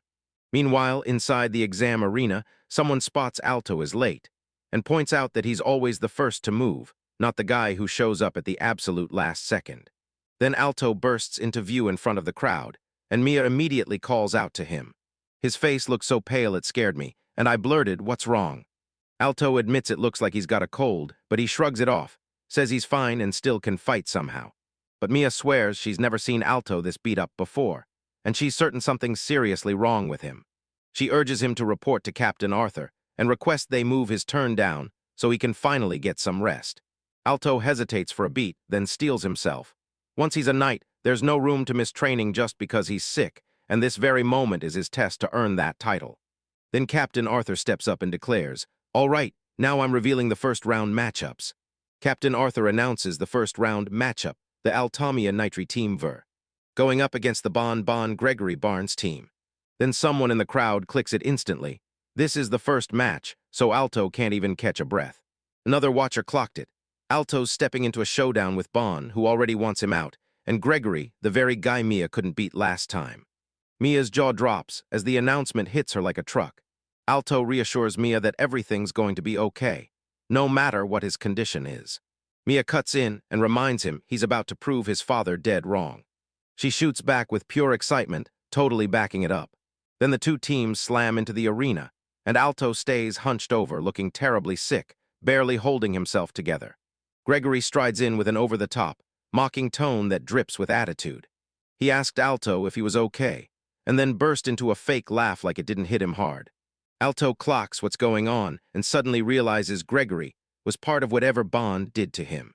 The official blows the whistle and kicks the match off. Bond doesn't waste a second. He unleashes a fire lance, and Gregory crashes into the fight right alongside him. The merged magical blasts crash into the arena floor like thunder, exploding with brutal force and blasting up dust and debris in every direction. Mia frantically screams for Alto to defend himself, and Alto barely managing to raise his arms before the hit, barely holding on with his. In a busted, weakened state, they still whip up an ice wall. An enormous barrier blasts out of the ground at the last second, smashing the incoming attacks out of the way. Alto hurls an apology at Mia, wheezing hard because he's completely tapped out. Mia checks on him, her voice trembling with concern. But Gregory only grins, confidently saying, "This is gonna be easy." He doesn't waste a second. He slams out fireball rain, and a storm of burning shots rains across the whole arena, hammering down right toward Alto and Mia's spot. Mia screams and launches hail shot, blasting a storm of ice projectiles straight across the arena. Alto, barely holding himself together, grunts through the pain and somehow fires up Fireball X-16. Then a wall of blazing spheres crashes down over the battlefield while Maria's ice magic blasts in from the opposite side, and the arena floor erupts with fiery explosions as her spells slam into the impacts. Alto shoots Mia a grateful look and thanks her for having his back. And she fires back that he's always been there for her. So yeah, it only makes sense she's stepping up for him now. But out of nowhere, a sharp-eyed observer shouts, right as one of the opponents finally makes their move. Someone gets slammed hard across the arena like they're nothing but a crash test dummy. Mia instantly feels the danger in the air and clocks the pincer attack. She snaps that they're going to have to fight on their own. Meanwhile, one of their opponents throws a sand spell, and huge, crushing earth constructs start rising all around them. Someone spots that Alto just unleashed an advanced skill, and even with his condition wrecking him, Alto lunges to activate fire, Advanced Lance. He fights an inner battle, trying to pull his mana together, but his body is too wrecked to let it flow right. Mia yells for Alto, panic pouring out, and then she screams as everything spirals. Alto slams into a brutal, heavy hit from the attack. Gregory screams for his spell, and he unleashes it to smash them to pieces. Alto finally sees the technique formation click into place, but with his mana in shambles, he has no option left except to unleash it anyway. Then, boom, a colossal explosion tears through the arena like the whole place just got hit by thunder. The blast hits like a thunderclap, tearing out an enormous crater, and Alto stands right in the middle, captured in a sweeping aerial shot. Alto lies collapsed on the ground, bloodied and badly injured. Someone observes that they somehow managed to avoid a direct hit, but the damage is still severe. A text box explains that auto magic also acts as a substitute for a mono circuit, and the mono that forms the skill depends on the user's condition. Gregory needles Alto with a taunt, asks what's wrong, and then blasts him with a sand shot. Alto grunted as he dodged fireballs with pure panic, narrowly avoiding blast after blast. He realizes the second this turns into a war of stamina, they're finished. Alto is barely hanging on through the pain, and he has no idea when his consciousness is going to snap. He's thinking like a strategist. He can't let Mia get trapped in a 2-on-1 fight. Alto's resolve turns to steel. He decides that if it costs him his life, he'll drag Gregory down with him. While Mia keeps duking it out in the back, Alto snaps out a command. His spell fires up with a raging fire lance. Meanwhile, Gregory snaps into total shock as he realizes the attack is too massive to shrug off, unless he pulls out a high-level skill to counter it. Desperately, Gregory hurls Sand Press forward to slam into attackers and save himself.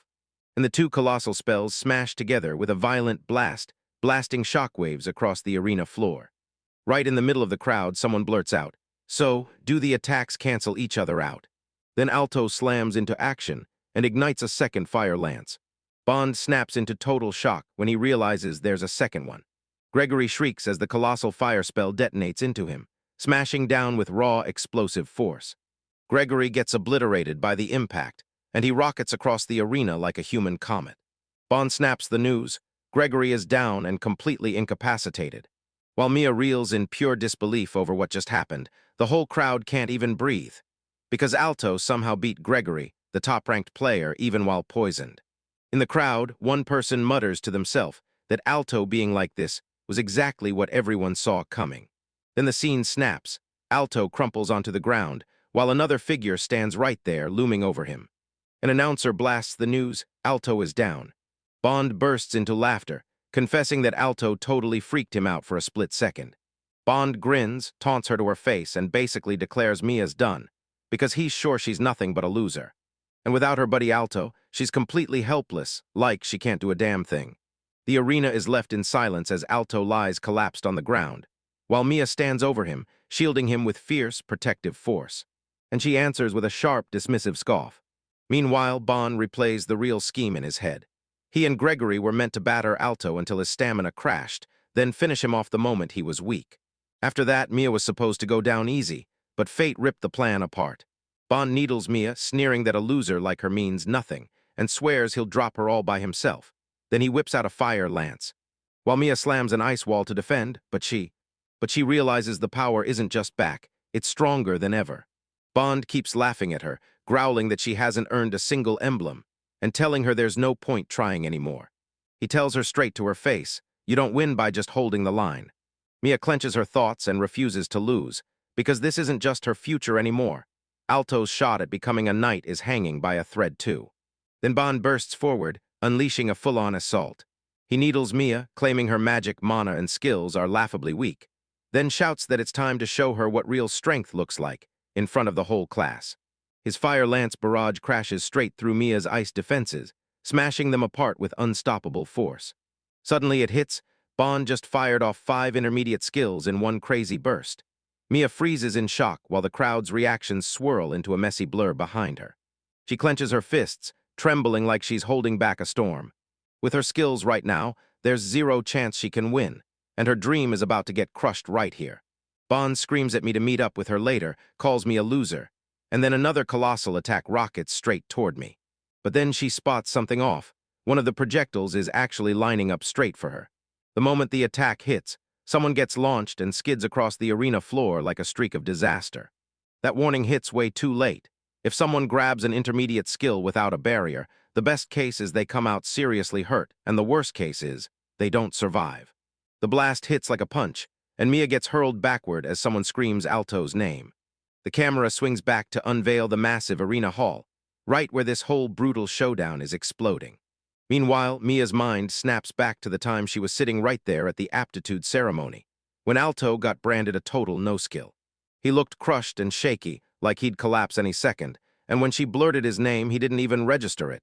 He just staggered off and left her behind. They were both born into noble families, but somehow their magic just wouldn't show up. Then 6 months later, that same kid got banished from his own home, and she watched him train alone in the deep, dark forest. Maybe she felt a spark of connection with him, because both of them had been treated like annoying burdens by everyone. But even with weaker magic talent, and a life that hit her harder than most, Alto's eyes still burned bright, like they refused to dim. Mia, who'd always been treated like something fragile, watched with pity and drowning in everyone else's worries, was left completely shaken by how he never stopped pushing forward, never once wavering. Until before she even realized it, she was already starting to admire him more than anything, Even on scraps of pay, he gritted his teeth, worked his ass off, and pushed away anyone who dared to insult him. Even though his stamina had to be screaming its last breath, he still kept grinding, training solo like it was personal. Mia's thoughts wouldn't let up. She wouldn't let herself slack just because she had a better setup than Alto. With his push behind her, she threw herself into training, desperate to claw her way back and catch up to him. By grinding on her own day after day, she finally snagged her ticket and secured her spot at the Royal Knight Academy. For the next 3 years after she enrolled, she kept driving herself forward even while everyone mocked her, and that's why she never once found time to rest. Then she spotted him at the briefing for the night selection exams, and her heart shot straight into her throat. When he unleashed that unreal skill, she froze. Because he wasn't just better than her, he was from a whole different world. Watching everyone recognize him, she felt a wild rush of joy and a sharp sting of loneliness. She'd scraped together a lifetime of courage just to talk to him, her classmate, and even when she boldly fired off question after question. Even with that troubled look pulling at his face, he stayed kind, and he truly, deeply thought things through.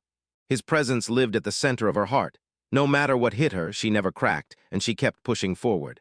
No matter how badly she got knocked down, she hauled herself back up again. That's why, this time, it was her turn to step up and save him. Mia rockets forward on the ice slide, determination blazing in her eyes. She's going to reach him. Then Mia's ice magic crashes into Bond's strike, detonating into a huge blast of magical energy. Bond screams at her to stay out of her business, slinging, half-dead bastard at Alto as the collision rips through with a brutal.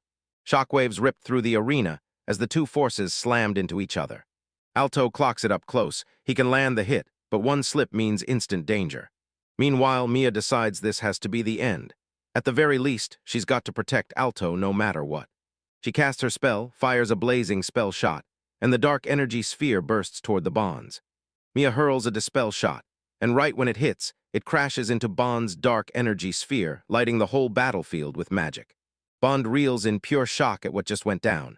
The observers watched the technique vanish into thin air, like it had never existed at all. Bond was so sure he'd win, convinced his magic power was even stronger, yet now he can't even process what's unfolding. Something feels off with Bond now. Somehow his magic slips into place, and his strength surges like it's finally waking up. Rage storms through him, and he roars at Mia that she needs to know her place, and that she should be dead already. Launching another attack, the two of them. Fighters hurl magical projectiles across the arena, blasting volleys back and forth. Glowing orbs of magic streak through the air between them, zipping back and forth as the fight rages harder and harder. Then they surge forward and lock in for a no-holds-barred direct fight. Mia spots her chance, flashes a grin, and says that from this range her dispel shot won't miss. She aims straight for the dark sphere and hurls it into flames. Bond cries out as his barrier shatters, and he can only watch in horror as his protective barrier completely breaks apart. An official steps up and announces that Mia Knightley and Alto are the winners. Mia bolts to Alto's side and shakes him hard, desperate to drag him back awake. When someone tells him the antidote will crush the poison, he quickly takes what he's offered, because the moment it hits, Alto finally feels better right away. Alto turns to everyone and thanks them, then quickly apologizes once he realizes the poison was the reason behind it. But out of nowhere, someone from the crowd yells that Mia is clearly cheating. How does a total failure suddenly get stronger? They insist someone must have pumped Mia up after Alto went down. Meanwhile, everyone watching could tell Mia had a boost for tighter magic control. Yet it kicked in before Alto ever got knocked out, and even Alto knew something was off. An observer just shrugs and says it's all legit. No rule got broken, and Alto never triggers a single skill afterward. Meanwhile, Bond explodes in pure confusion, swearing Alto never once used a strengthening skill against them. Then Duke Wilo's voice rips through the stands, booming that there's no way something like that can happen in an instant. Someone says that even if Alto managed to land a buff, Mia would still smash Bond, because the raw power she forged through sheer hard work was on a whole other level, and neither Bond nor his crew could ever match Alto or Mia. But then the accusation flips right back on the person who started it, when someone points out that Bond is actually the one who cheated. Bond blurts out stammers, swears the accusations are nonsense, and flat-out declares he has no clue what they mean, then laughs the cheating claim out of the room as impossible. The officials snapped into the spotlight and said they've already proven Bond was behind the sabotage, because the culprit acted on orders from Bond and his father. Bond frantically shakes his head, swearing it's all lies and insisting he has zero clue what they're even talking about. But the officials won't stop. They insist they've uncovered that Bond was also taking payments from Countbourne, and they've finally figured out how he got the poison he used on Alto. Bond gets yanked into restraints as they hold him tight. An official declares this without mercy. If a man wants to be a knight and still poisons his opponent, he deserves to die. He orders them to haul Bond off. Bond erupts in desperate screams, begging them to stop. Alto stares, stuck on one question. Why did Bond go that far just to get rid of him? And the truth hits hard. Alto can't bring himself to feel sorry for Bond after everything he's done. Bond yells for his father, screaming for help as they seize him and drag him off. Then Captain Arthur leans in and apologizes to Alto, admitting he knew Alto had been poisoned. But he still chose to stand aside and do nothing. He's telling everyone the real reason was to clock the full range of Alto's power and see exactly how he'd handle the conspiracy coming for him. Alto has to own the fact that he let himself get poisoned way too easily, and Arthur calls out that Alto faced the whole mess head-on. Then Alto doubles down. He powers up his teammates, drives them forward, and they snatch the win. He declares loud and clear that Alto is more than worthy. He deserves the emblem of team strength. Alto bows his head and thanks him with real, burning sincerity. Arthur calls out to me right then. Mia tells him in a low voice that, yep, she's heard the rumors too, and her unique skill really is just a useless trick that never pays off in the real world. Then Arthur leans in and tells her, you trusted your own strength, and you never stopped pushing forward to get here. And right then, he hands her the emblem of effort. Mia's face lights up with pure shock and raw emotion the moment she gets the recognition. Meanwhile, Captain Arthur steps up to Alto and pours out his gratitude, thanking him for his service. He points out that when Alto's trusted comrade crumpled, he didn't back down. He charged straight into the crisis, crushed it with pure brilliance, and flipped the whole situation on its head. The captain thrusts a shining emblem forward and officially hands Alto the emblem of adaptability. Even though Alto was born into nobility, he never once looked down on his commoner allies. He kept fighting for his comrades to the very end, and when he leaned on their strength, he proved he could reach far past what anyone thought his limits were. The authority figure leans in and tells them, you've still got a long way to go, then makes it clear they're betting on them to level up. Mia raises her emblem with trembling hands, overwhelmed when team spirit hands her theirs, and she keeps thanking them again and again. A female observer pulls Mia aside, grins, and tells her, this is what your hard work finally built. Congrats, Mia. But Mia whips around to Alto and declares, full voice, that it's all because of him. Suddenly, Alto snaps, yelling Mia's name while he points straight into the crowd at someone. Mia spots her father in the doorway and slips up to him, speaking in a soft, steady voice. She steps up and declares, out loud and proud, that she's officially a knight now.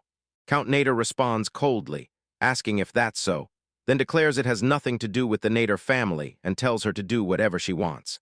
Alto leans in to calm Mia, telling her the truth.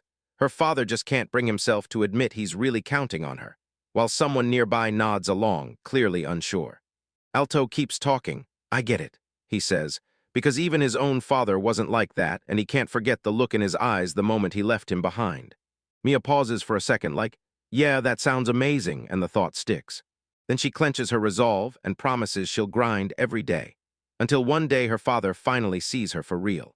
1 month after the night of the selection exam, Alto and Mia stride side by side in their fresh night uniforms, ready for whatever comes next. Mia blurts out that she never imagined she'd wind up in the same squad as Alto. Alto shoots back in agreement. He couldn't believe it when he heard the news, because normally every new knight gets handed out one per unit. Turns out this case is special, because it's a brand new unit and they're taking orders straight from the princess, the 7th Royal Guard. And the captain, yep, that's Captain Arthur.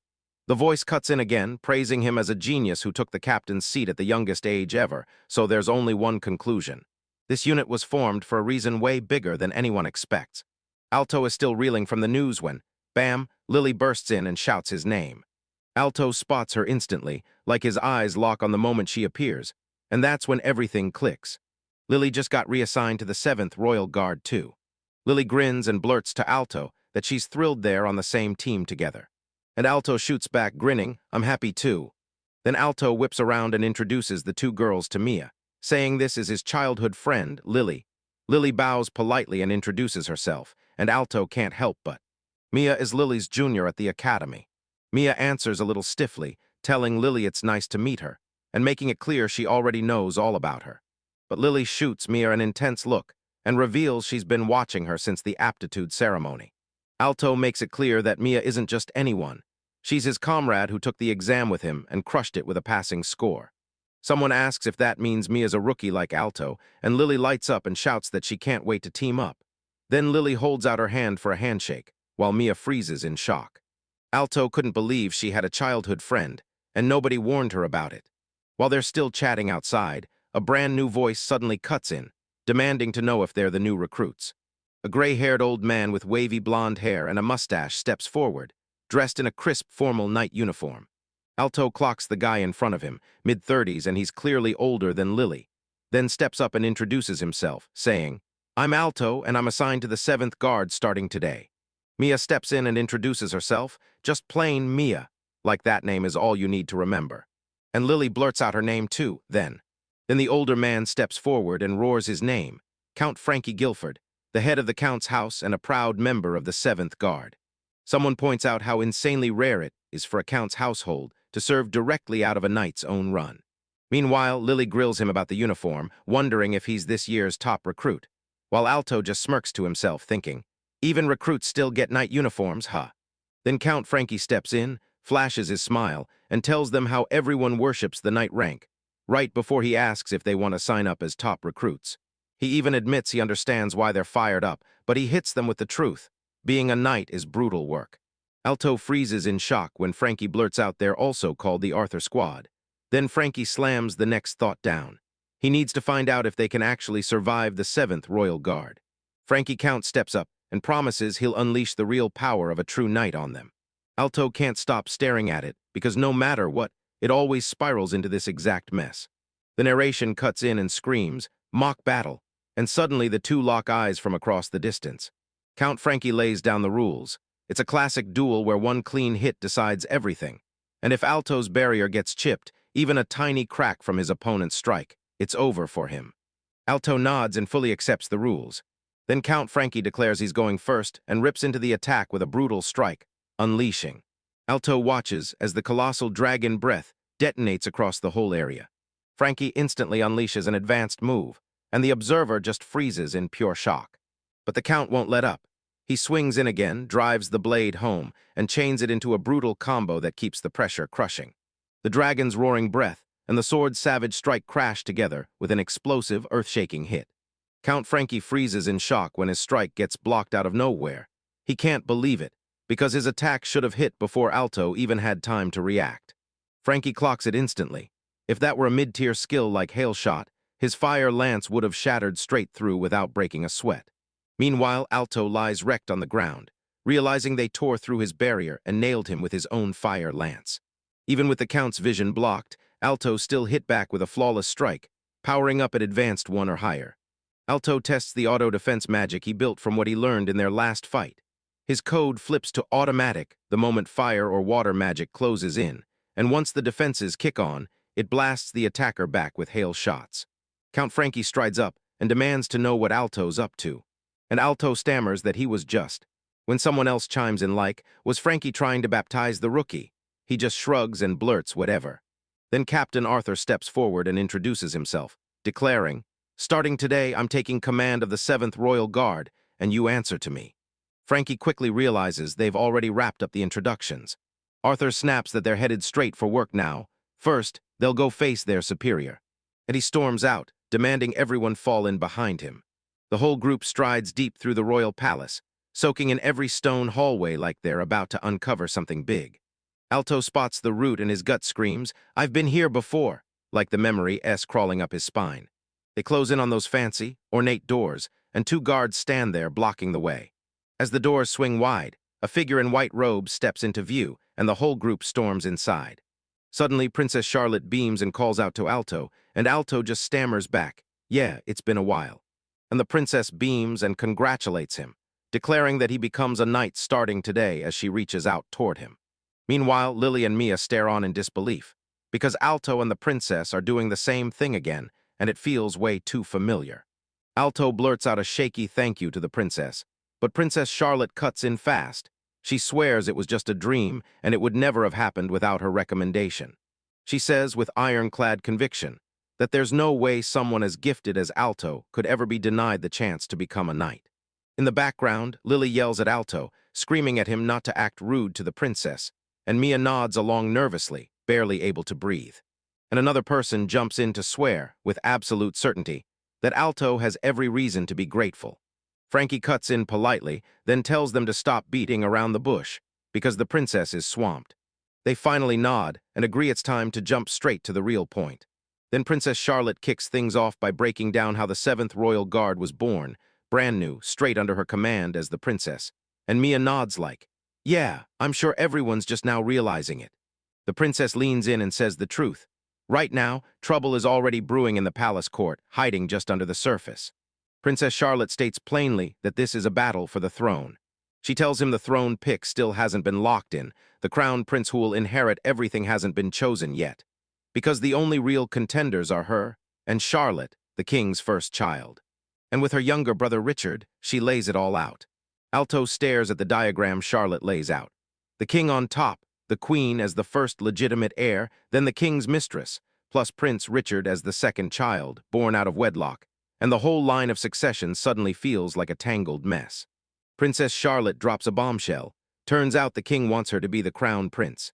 Minister Wailo, the most powerful force in court, throws her weight behind her younger brother Richard, and that instantly turns her into a full-blown political rival to the minister. Alto spots him instantly. This is the very same Minister Wailo who was chatting with Bon earlier. Charlotte tells them straight up, Minister Wailo will stop at nothing. He'll use any weapon, any trick, anything to crush his way to his goals. Sometimes her life gets hunted, so she built that unit herself to demand protection the moment the danger strikes. Princess Charlotte steps forward and vows that she'll start pushing even harder for the throne. She won't sit back and let someone like Minister Wailo seize control of the country's very lifeline. Count Frankie catches it at once. Everybody's already in the know that the Third Royal Guard has been locked in as Her Highness's escort, except for the newcomers. But that still wasn't going to cut it, so they forged a more flexible unit than ever, birthing this new direct command force, meaning that from now on, Count Frankie announces that they're about to dive into critical operations, because this important mission will decide the country's fate, and they've got to hit the job without hesitation. He tells them he handpicked every member himself, and if anything goes wrong, he'll own every single consequence. Lily squirmed under the weight of this, and he didn't waste time. He laid out his selection rules. Her trust isn't bought with politics, it's earned through skill. Alto used to wear a noble title, but now he's just another commoner, and Mia. She barely has any ties to the nobility at all. Sure, skill matters, but the real deal is they stay completely out of Minister Wallow's control. Mia admits that, as the chosen head of the Count's family, she's tangled up in the whole mess. Then Count Frankie snaps back that it's nothing personal, just pure ability. But then he drops the bombshell. Mero absolutely despises her, no sugarcoating, and someone fires back at that brutally blunt claim. Count Frankie keeps pushing forward, but the moment she clocks the minister's frown and realizes her smug grin and blunt talk are what set him off, everyone starts shifting uncomfortably.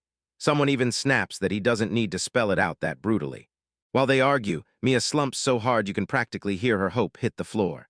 Count Frankie makes it crystal clear. No waiting, because their guard mission kicks off tomorrow. Princess Charlotte lays out her plan.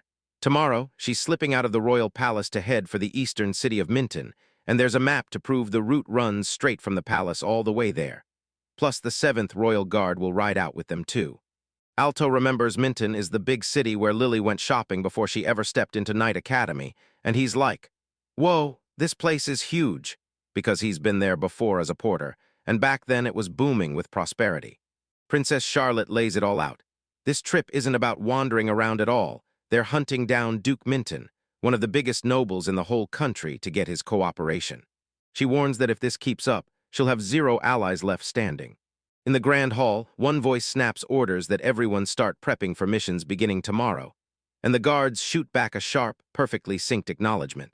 Up in the sky, someone watches Captain Arthur stride through, right as the scene unfolds. He stormed straight through the grand hallway, soaking up every shocked comment as people spotted him. Then Minister Wiro strides up and spills that he's heard Arthur just became the captain of the princess's personal guard. Arthur beams, says he's honored by the praise, and congratulates the minister right back on his promotion, addressing him properly as Minister Wiro. The captain stands there in his formal military uniform, clearly on edge from this tense encounter. Suddenly, Alto and the minister lock eyes, and the whole world freezes for one brutal, tense heartbeat. The minister clocks Alto looking off, taps him with, "Sir Weasley, what's wrong?" and asks if he spotted someone he knows. Arthur snaps back fast, saying, "Nothing's wrong, minister." Then Alto just goes stone silent, staring off as he refuses to meet his father's gaze. Alto locks his gaze forward, realizing the minister doesn't see him as anything more than a stranger. He knew it was coming, but the truth still slams into him. His father has fully walked away, and it hits hard because his father doesn't see him as his son anymore. Right nearby, Lily and Mia stare at the whole brutal exchange. their faces tight with worry. Minister Wiro beams at Arthur, chatting like everything's perfectly fine. He can't wait to see this genius of the Night Order rip it to even greater heights. Then someone warns Arthur not to overdo it, and Arthur shoots back, "I'm good." Meanwhile, Count Frankie lurks behind, staring as the minister and his crew stride down the hall, fading from view while he quietly devours every second of the exchange. Later, deep inside a room at the royal court, the tension hangs in the air. A long-haired woman steps in front of the conspirators and announces, "We've locked onto Minton's trail, so I'm leaving the capital myself before the day ends." The man with glasses snaps that he'll signal the active unit right away, and someone immediately tells him, "Please do." The minister's intel just landed.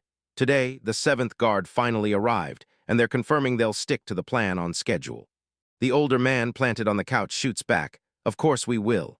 Then the bespectacled man leans in and warns them not to skip the preparations for the celebration. And just like that, someone nods and agrees. The old man presses the thought into his mind. In just 3 days, it'll be the princess's beloved anniversary. Meanwhile, the 3rd and 7th Royal Guards haul Princess Charlotte through the forest, pushing her straight toward Minton. Thinking only about safety, the group decides to camp in the forest for the night as they push forward. At the campsite, Lily leans in and tells Mia she's thrilled to be on night watch with her because she finally feels safe, and she urges them to give it everything. Mia's nerves kick in as she replies, "It's so great to meet you," feeling the tension melt into relief. Lily blurts that she's freaking out protecting the princess, then says it's a trade road merchants use nonstop, plus it's the kind of route where monsters shouldn't pop up at all. Mia just sits there, stone still. Lily leans in and asks if she's still feeling uneasy. Lily made it crystal clear. Alto topped the selection exam, and she's still the best of the young knights, backed by Frankie's the seasoned veterans. She can't help but wonder if Mia's freaking out about whether someone like her even has a place in here. Mia stares at the ceiling and thinks, "I haven't even started, nothing I've done so far matters." Lily tells Mia that Captain Arthur saw her too, and that he thinks the world of her. And then she adds that Alto says Mia might be even more hardworking than him, a total team player, and the kind of person who never, ever gives up. Alto watched how a true hard worker earns respect, and he knew she should stand tall and trust herself. Mia remembers it all and thinks, if Alto is saying this about me, then I've got to step up bold and confident. She decides it's the right call, and right then Lily slides in like it's nothing. She and Alto took the aptitude ceremony together, and she tells Mia to confirm it. Mia's face snaps into a stunned spiral as she stammers out, baffled, "Wait, how does Lily know that?" Lily tells him not to worry. She only peeked while Alto wasn't around, and she's apologizing for staying silent about it all. Mia snaps her hand to her mouth and blurts, "We're surrounded." Lily steps into the forest, and then she spots something that makes her stomach drop, because she instantly realizes something is terribly wrong out here. Even in the dead of night, the forest can't stay silent. Faint signs still whisper that animals are slipping through the trees. The fact that there's none of that means something. A colossal hellhound slips in beside her without a sound. Lily spots it the moment it shows up, silent as a ghost, just like an A-rank hellhound was supposed to. The creature hangs over them, and the hellhounds swarm up in packs, scrapping for status until a pecking order clicks into place, with the very first arrival getting shoved in as the lowest-ranking decoy. Someone says hellhounds can feel how strong their target is, so they only stalk the ones they're 100% sure they can finish, meaning the bigger lodging base with more people and tougher fighters is likely safe. Lily tells Mia, "I'll figure out a way to open a path. Until then, protect yourself and shout for everyone's help." Mia nods as the pack of hellhounds bursts out of the darkness all around them. Lily thrusts her holy sword into existence, and a blinding flash of radiant light erupts all at once. Lily slams the hellhound with a colossal burst of blinding light. The light blasts through their formation, carving out a dangerous opening. But when Lily swings her sword at the creature, the blade just won't slice through. That blade won't bite a single inch into the hellhound's hide. Its hide is as tough as steel.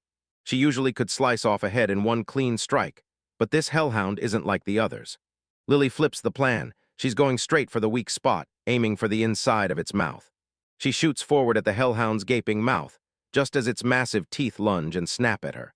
As the fight rages harder, hellhounds crowd in from every direction, closing their jaws around the chaos. Turns out every single one in the pack matched the decoy's brutal toughness. Mia shouts for Lily in alarm, and deep down they both know the odds are brutally against them. Lily slams down Holy Barrier, and a blazing light shield snaps around her just as the hellhounds charge in. The fight rages across the forest clearing when someone shouts for Mia, because she still can't unleash ice in every direction. Mia snaps her hand up and unleashes an ice wall to shield herself. But Lily's holy barrier only shields herself, so Mia is left wide open. The hellhounds keep clawing forward, hammering the attack without letting up. Lily charges at the hellhound and swings her holy sword straight into it, steel biting flesh with a thunderous hit. Yet the beast doesn't back down. Then Alto bursts out of the forest, breathless and apologizing for making them wait, and right as he shows up, Lily calls his name. Alto admits the safety spell he tossed out, just in case, saved the day, and Lily beams that he showed up in time because the hellhounds. His attacks don't even make it past the defense. They tell you it's sealed inside a super high-density barrier skill, basically an appraisal-type spell wrapped around it. Alto's stunned.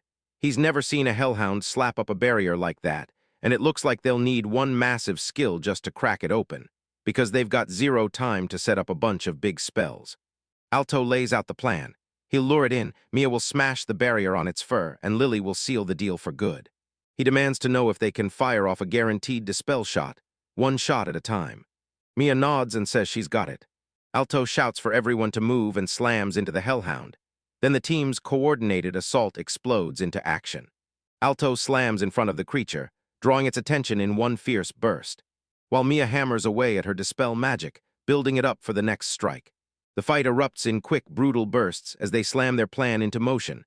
Alto fires off dispel shots straight at the hellhound. The barrier around the creature collapses, and Lily swings her holy sword hard. Now its blade can slice right through anything.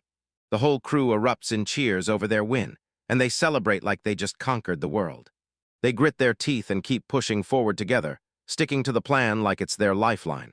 Alto dashes through the forest at full speed, racing back to camp. At the lodge base, someone spots it. Somehow the attack never even reached them. Count Guilford spots Alto coming back early and snaps, "What happened?" Because it isn't time for the shift change yet. Alto snaps and addresses him, "Captain." Malto leans in and says there's a good chance someone's out there, sabotaging their entire journey. Count Guilford finally snaps the puzzle together. Then a class monster that never should have been here bursts in, and it's even bolstered by a crushing barrier. He snaps into command on the spot, yelling for everyone to wake up. Then he bursts out the truth. They got ambushed, they've crushed the enemy already, but he warns it won't be the last attack. Before the next wave crashes in, they'd better bolt right now and make it to Minton.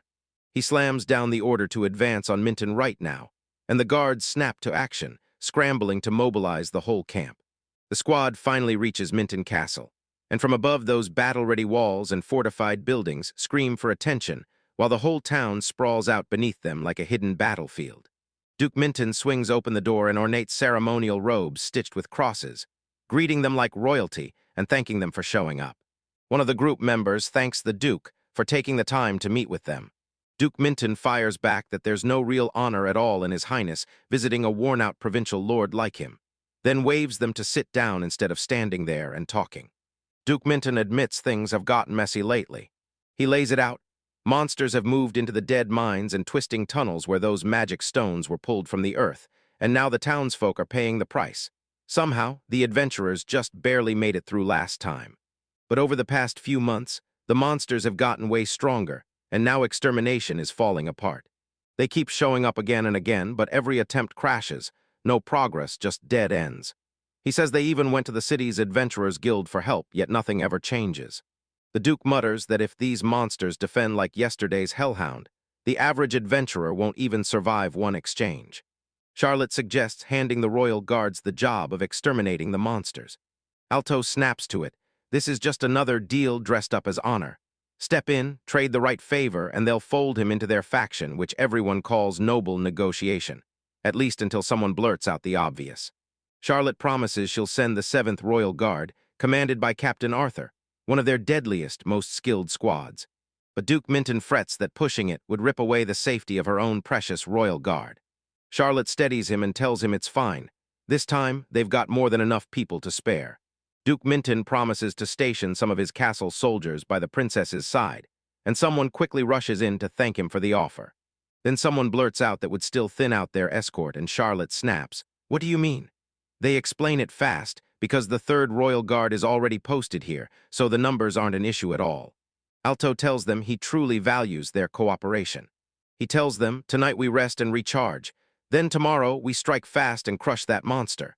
And Duke Minton nods as they admit they've been pushing through the night until. And then they thank everyone with full-on generosity for their hard work. Later that night, Alto and Charlotte kick back in her room with tea, like the calm before the next big storm. Charlotte beams at Alto for tagging along, then shoots a quick question. Did he really not have any plans before this trip got in the way? Alto shrugs it off. No, nothing special. Then he tells them he was just holed up in his room, resting up and practicing magic for tomorrow's fight. Alto blurts out, "So, you called me here because this is an urgent special mission, right?" But Charlotte snaps back and makes it crystal clear, this isn't a mission. She just wanted to hear what he was thinking. Then she froze, shocked by it, and Charlotte immediately asked if she was truly making the right choice. She's pushing as hard as she can right now, doing everything in her power to help the people of their country. From her seat at the tea table, Charlotte explains her whole philosophy. She wants to guide the nation so that every citizen can live a satisfying life. She feels it is her duty, and that's why she continues. Charlotte stares back on the moment she was born a princess, forced from day one to act like perfection, and everyone kept judging if she matched it. Even when people crowded around her, her heart kept shrinking into loneliness. Alto figures she might have refused the princess title too, because she couldn't bring herself to accept it. Then Charlotte leans in and asks Alto straight up if he thinks she should take the throne.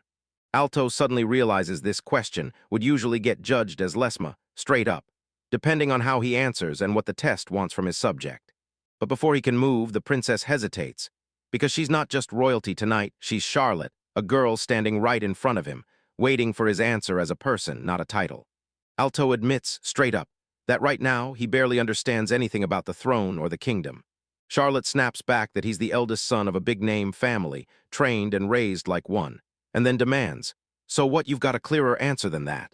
Alto can't help but think, if I were a retainer, I'd tell her, she's the one meant to be queen.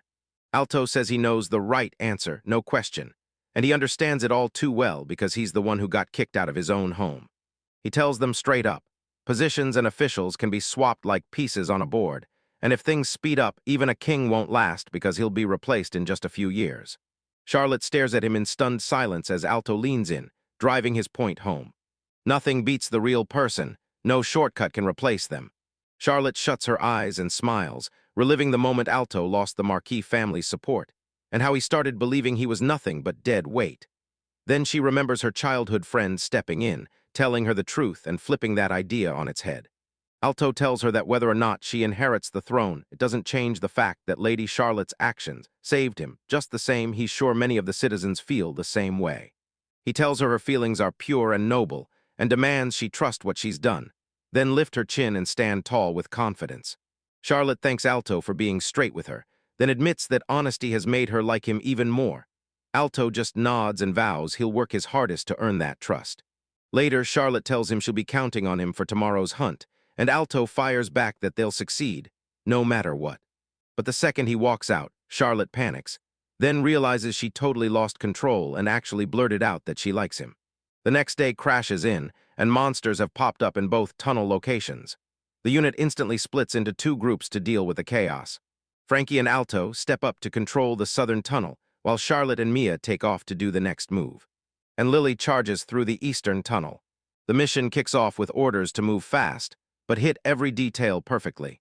In the south tunnel, Frankie steps up and makes it crystal clear. He runs the show now, and Alto better start listening fast. He says Alto's somehow gotten a little more useful since Frankie disappeared, and Frankie immediately snaps back. From here on out, monster packs will swarm that even the toughest adventurers can barely handle. So no, it's not going to be easy just because Alto thinks it is. Alto nods like, got it, and makes it crystal clear he's understood. Frankie keeps hammering the warning, telling him he's watched people go blank, freeze in place, and miss their chance the second it counts. No matter how absurdly gifted they were. Some of them even met their end on their very first mission. He tells Alto, if this feels off, don't stay quiet, speak up fast because Frankie won't let the mission get slowed down. Alto fires back with pure determination, promising he'll give it everything he's got. Right on cue, a monster crashes in already there. Frankie clocks the strange sight, then the truth hits and he realizes it's nothing. It was just an E-rank goblin, and still, what the hell is happening? He'd heard these monsters were supposed to be terrifyingly strong, but the reality hits different. Frankie can't help but wonder if Captain Arthur was really the smartest choice after all. As the goblin closes in, Frankie spots something wild about its outfit, and his mind races. Could this be one of those special models? Frankie blurts out that the monsters weren't scary at all. They're actually weak. Alto nods along, but he admits it didn't feel like a normal goblin. Still, it wasn't exactly packing monster-level strength either. Frankie then starts wondering if all those town adventurers lost because they couldn't land a hit through the thing's clothing. Alto admits it felt like some trash monster, so pathetic it didn't even need skills. Yet Frankie immediately senses something's off with the whole situation. An hour crawls by after they step into the tunnel. Then a gigantic spider-like monster drops in front of them. Frankie points out they've already wiped out around 10 of these things, but the whole place keeps sinking even deeper. Alto can't deny it. It's basically a dungeon straight up. After Alto crushes the monster, he suddenly calls it out. Those encounters weren't normal at all. The frequency keeps climbing the farther they push on, and Frankie nods like, yeah, it's almost like someone set these monsters up on purpose. Unlike those dungeons where monsters just pop out of thin air, these ones look like they've been strategically dropped there to mess with you. Then Alto spots something worrying. There's a clean, well-kept road on the map, but it isn't on their route. When he checks the path ahead, it's falling apart.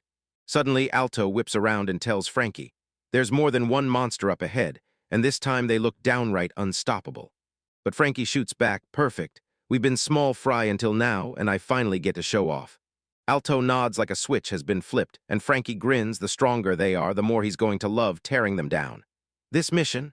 No mercy. They're here to annihilate those monsters. The two of them keep forcing their way deeper and deeper into the tunnel.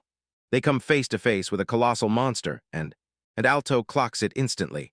A king lizardman, an A-rank monster, and the raw power and speed.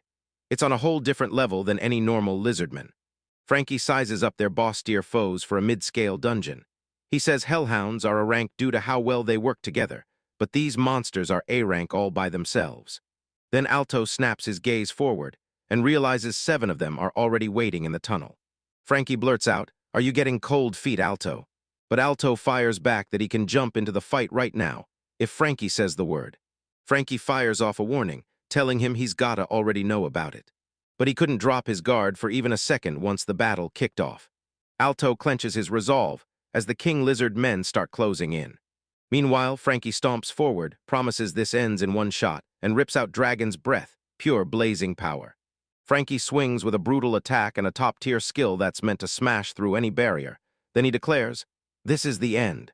Right as the King Lizardman gets slammed by a monstrous burst of magic. Frankie's jaw drops. His insane skill barely even left a scratch on them. Alto stares at them and goes, this is exactly like those hellhounds we faced before, because every one of these monsters is wrapped in crushing, powerful barriers. Frankie yells, push through, even as he grins and tells everyone the barrier is already cracking from his hit. They don't slow down for a second. They keep hammering at their enemy.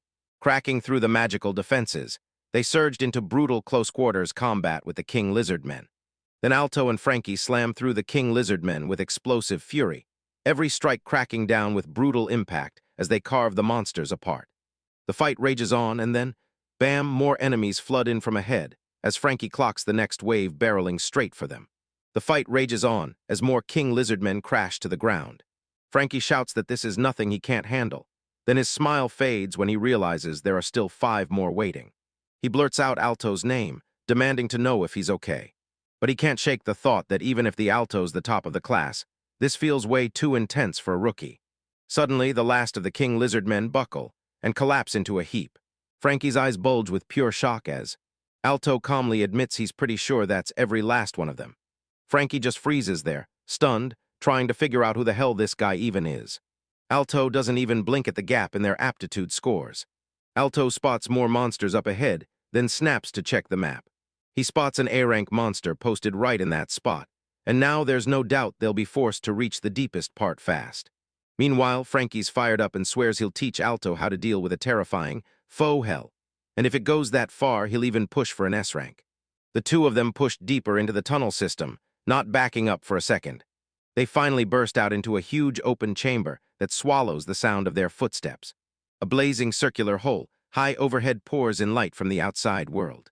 A gigantic monster's corpse sprawls across the ground, finally crushed and defeated. Frankie spots it. Somehow they've spilled out into a massive open space. But then Alto freezes, eyes locked straight ahead in total disbelief. There's a giant dragon lurking deep in the tunnel, so huge it's double the size of any dragon he's ever seen. Frankie thinks this is exactly what you'd expect, like it's still sipping mana from the magic stones the mine left behind. And honestly, that's probably what's happening right now. But it feels like something artificial just blew it up bigger. Out of nowhere, that colossal armored dragon locks onto them and bellows a savage roar, practically demanding to know who the hell they think they are. The dragon sees the incoming strike and bellows again, like it's trying to figure out whether this soldier is an elite monster brawler. Then Frankie snaps into action and hurls a fireball spell at the massive beast. Then the blast slams down with brutal force, swallowing the dragon whole in a roaring wall of fire and choking smoke. The dragon smashes right through the blow, then snaps back to full strength in the next heartbeat, growling as their attack crashes in right on cue then. Then the massive beast explodes forward at full speed, slamming straight toward Alto and Frankie with raw, crushing momentum. Frankie erupts with dragon breath while out. Alto slams the fire lance to life with a fierce roar, then he fires it off. Fighters fire their deadliest spells at the same time, and their magic bolts tear through the air straight for the charging dragon.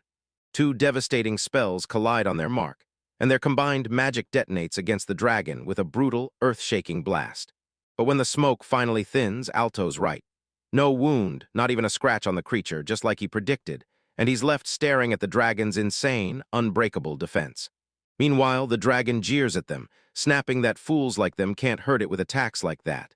Then Alto instantly cooks up a new plan, barking at Frankie to fire hard at one spot and target the base of the dragon's right leg. Frankie snaps to the truth.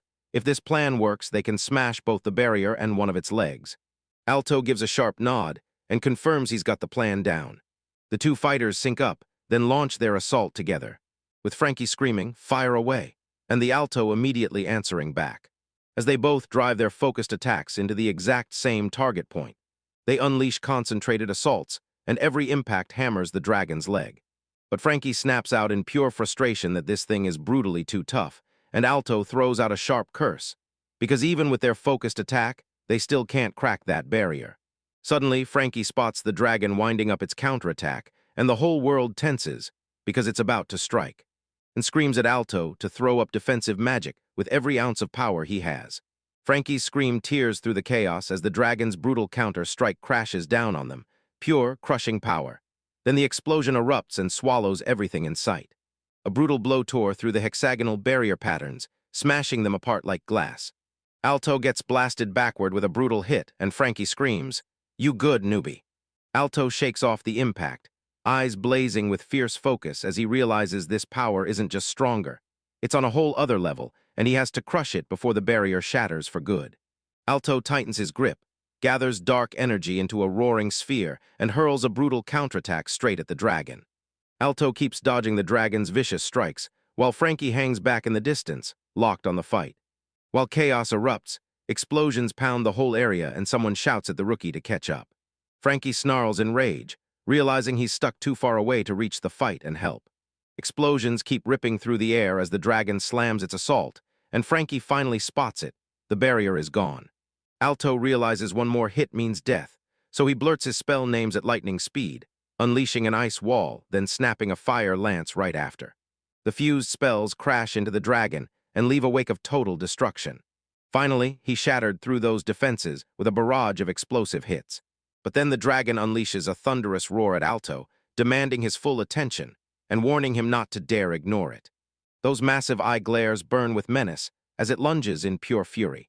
Alto lunges back into action, snapping an ice wall into place and firing off another blazing fire lance at lightning speed. The spells converge on the dragon in a massive explosion of magical power. Suddenly, Alto blasts forward and rockets straight at the dragon like lightning. He unleashes a brutal non-stop barrage, pounding the creature again and again without mercy. Every strike Alto throws hits like a thunderclap, and he won't let up. Each impact slams the dragon full force, stacking damage across its body. Alto grits his teeth and fights to stay calm, while the dragon keeps zeroing in on him. The guy finally figures out what's driving this: raw instinct or sharp intelligence. while the creature clocks his weakness and zeroes in on how exposed he is. Pressure crashes down as the truth lands. One more direct hit and it's game over, he's dead. No time to remake the barrier. Still, Alto won't quit. There's got to be something asterisk. A clue, a secret, anything that shows us how to break out of this. Right as everything turns critical, a system notification flashes in front of Alto's eyes. His auto magic finally levels up, and a brand new skill is ready for him to unleash. Alto spotted the notification. Auto magic had hit level 30, and it was officially go time. That required experience was so ridiculous he straight up forgot leveling even existed. Alto shouts over to Frankie, yelling if he can hold the dragon's focus for a short while. He yanks out a scent ball, this concentrated monster magnet, and then ignites it, turning burning smoke into an instant trail they can't ignore. Frankie instantly flings a fireball to set it blazing, then rips into Alto for taking his sweet time getting something like that over. Alto shoots back an apology, then drops the bombshell that there might be a way to break through this mess. As the dragon stomps forward and barks offhand insults, Frankie just smiles back, because Alto finally got the memo, trust your own strength. Then the dragon roars and hammers Frankie's position with savage claw strikes that hit like a nightmare. Frankie charges straight at the dragon head-on, his face twisted with fierce determination as he leaned into Alto and snapped that he shouldn't just give a little. He'd keep it going for hours if he had to. While the dragon fixates on the scent ball, Frankie's mind races, thinking about Alto. Alto locks his eyes on the system notification glaring in front of him. The simultaneous activation count has jumped up, and even better, instant scripting is finally online. Then the notification hits, level 30 reached. Cracking instant scripting wide open, he pushed his simultaneous activations up to a jaw-dropping 32. Alto finally clicks that this power was already crushing a high-level skill, and now this upgrade could crank his firepower into something completely out of this world. Then Alto blurts out to Frankie, rushing to apologize for making him wait. He tells Frankie he's about to unleash a brand new, high-powered skill he's never touched before. So if it misfires, it's on him, and he begs Frankie to be extra careful. Frankie snaps back that he wasn't waiting at all, like it's only been about 5 minutes. But Frankie can't shake his growing worry. He can't believe Alto just showed off that much useless power and somehow is still pushing to crank it even higher. Alto drops into a crouch, stretches his hands forward, and ignites a fire lance. Suddenly, a monstrous fire lance blasts out of Alto's position, bigger than anything he's ever unleashed, shattering the air with sheer, violent power. Frankie can't believe what he's seeing. He's never laid eyes on a fire lance this massive before. An enormous fire lance explodes forward and slams the dragon with a crushing, devastating impact. The attack rips straight through the creature's defenses like they're made of paper. Alto snaps for one more shot right away, never easing up for a single second. Alto's spell hits like a thunderclap, and the dragon rockets backward from sheer unstoppable force. Its massive body crumpled the instant the barrage hit, completely unable to take it. Alto drives his massive fire lance into the dragon again, blam. The impact hits like pure, unstoppable devastation. The enormous spell rips straight through the creature's defenses, blasting the air apart with a deafening impact. The blast swallows the dragon whole, and that colossal beast gets hurled backward by the sheer force, sliding across the ground. Meanwhile, Frankie just freezes in total shock, staring at the massive wreckage smashing out in front of him. Frankie stares at what's happening and lets it sink in. Back when he was jealous of Alto, but now this crushing, overwhelming power hits him so hard he feels shaken, way beyond anything he ever dared to imagine. But then Alto studies the scene closely and realizes the dragon is far from defeated. Frankie erupts in frustration, screaming that this has to make sense, because that dragon was supposed to be done. Then bam, armored figures crash into the scene around them and Alto rockets forward to cut them off as the fight erupts. One voice screams, "Stay back," while someone else hurls a fireball at the oncoming crowd. Armored soldiers erupt into panic, screaming at the top of their lungs as everything spirals wildly out of control. One soldier screams for help while someone else blurts out in pure confusion, and Alto just stands there staring as the mess spirals, worry written all over his face. Then one soldier spots Alto and shouts his name, demanding to know what he's doing in a place like this. Nobody saw this reunion coming. Frankie shoots the soldier a question, asking if Alto knows him, and Alto nods like it all clicks. That man's an old colleague. The soldier is panicking, blurting out that he only took this job for the cash, and that they basically ordered him to handle the monsters here. Frankie snaps, demanding to know who the hell these people are. People are, and what in the world they're even meant to do here. The soldier blurts, shaking his head, "I don't know a thing." But Alto just locks eyes with him and refuses to blink. The soldier swears he's telling the truth, that he knows nothing. But Alto shuts him down because Alto knows damn well he's holding something back. Alto drops the bomb. He says the soldier has outlived his usefulness. Frankie coldly finally admits it. Meanwhile, a frantic female voice screams that they're staying right there until morning, so the princess is still there. Someone drops Minton into the conversation, and immediately the rumors start flying, like other people were there too. Then another voice snaps, "Wait, mimics," and straight up confirms, yeah, it's Minton. Then the dragon roars and unleashes yet another brutal dragon breath attack. Then it hits them. This isn't coincidence. They snap into action, decide to turn back to Minton right now, and the whole crew agrees, gear up and ready to roll. Frankie blurts out that he's so glad they picked the emergency return signal. And just like that, right on cue, a flare rockets into the sky. The moment the signal hits, the soldiers around them snap into panic, and one of them screams for everyone to run, right now before it's too late. But Alto barrels in and slashes them out of his way before they can even make it out. The soldiers are pinned to the ground, bound tight and restrained, unable to move an inch. Charlotte's face tightens with worry, and she murmurs a quiet prayer under her breath, begging the princess to stay safe. Alto makes it clear he'll have the military police grab the captured soldiers later, and someone instantly backs the plan. Then Alto and the rest sprint straight for Minton, and the bound mercenaries are left squirming in their wake. They storm into the castle grounds and stagger at the horror. Bodies are strewn everywhere, even across the stairs, like the place just got shattered. Alto stares at the wreckage and realizes every last soul is gone, not a single person left breathing. Frankie's face crumples with pure horror as the massacre unfolds. Suddenly shouting erupts from below. "Alto, Frankie, Captain Arthur." Lily and Mia look wrecked with shock, and Lily can't even process it. How is everyone alive again just since this morning? Mia blurts out, "Tell me, are there any survivors left?" Alto immediately confirms there are some and then slams out orders. Declaring the princess is the top priority, he orders everyone to rip through the castle and search. The crew bursts across the castle grounds, splitting up fast to kick off the search. While the group tears through the castle halls, they stumble on bodies scattered everywhere, dead ends with no answers in sight. One of the girls gapes as bodies pile up in every direction, but Alto suddenly spots the twist. Those maids and servants are untouched, and the slaughter was aimed only at the soldiers. Right as they keep hunting, a light-haired captain shows up, and Alto shoots toward him yelling in panic, asking Eric what on earth this all means. And as the commander of the 3rd Royal Guard, Duke Minton just stands there, shattered by the massacre, and Alto snaps. How could this happen? Because the guy can't even process the fact that everyone's really gone. Meanwhile, blonde Captain Eric hurries to Captain Arthur and tells him he's finally cleared most of the other rooms. The news is grim. There's no sign of the princess, and Eric can't shake the fear that she's been snatched. Someone in the group blurts out, "If there are no bodies, then they're probably still alive." Alto snaps right away that they can't afford to wait for reinforcements. They're charging after them now. He roars in agreement, and Mia and Lily shoot back with a loud yes, ready to rush out. Night drops over a forest clearing, and everything goes still. Suddenly, boom, an explosion tears the air and someone screams, "Get out now." Tied-up bodies crumple on the ground as desperate voices scream names, Zhao Ding, over and over, begging for a response. One person clocks it instantly. This is exactly how they plan to lure them here. A chained captive screams for his freedom, begging to be set loose right now. Then Minister Wilo steps in, and Charlotte spots him in a split second. She blurts his name even though she's tied up tight. Wilo just bursts into a laugh, asks what she's even talking about, shrugs it off like it can't be helped, then barks an order to strip everything off her, except her arms. But Duke Minton's voice slices through the air, and Wilo instantly knows.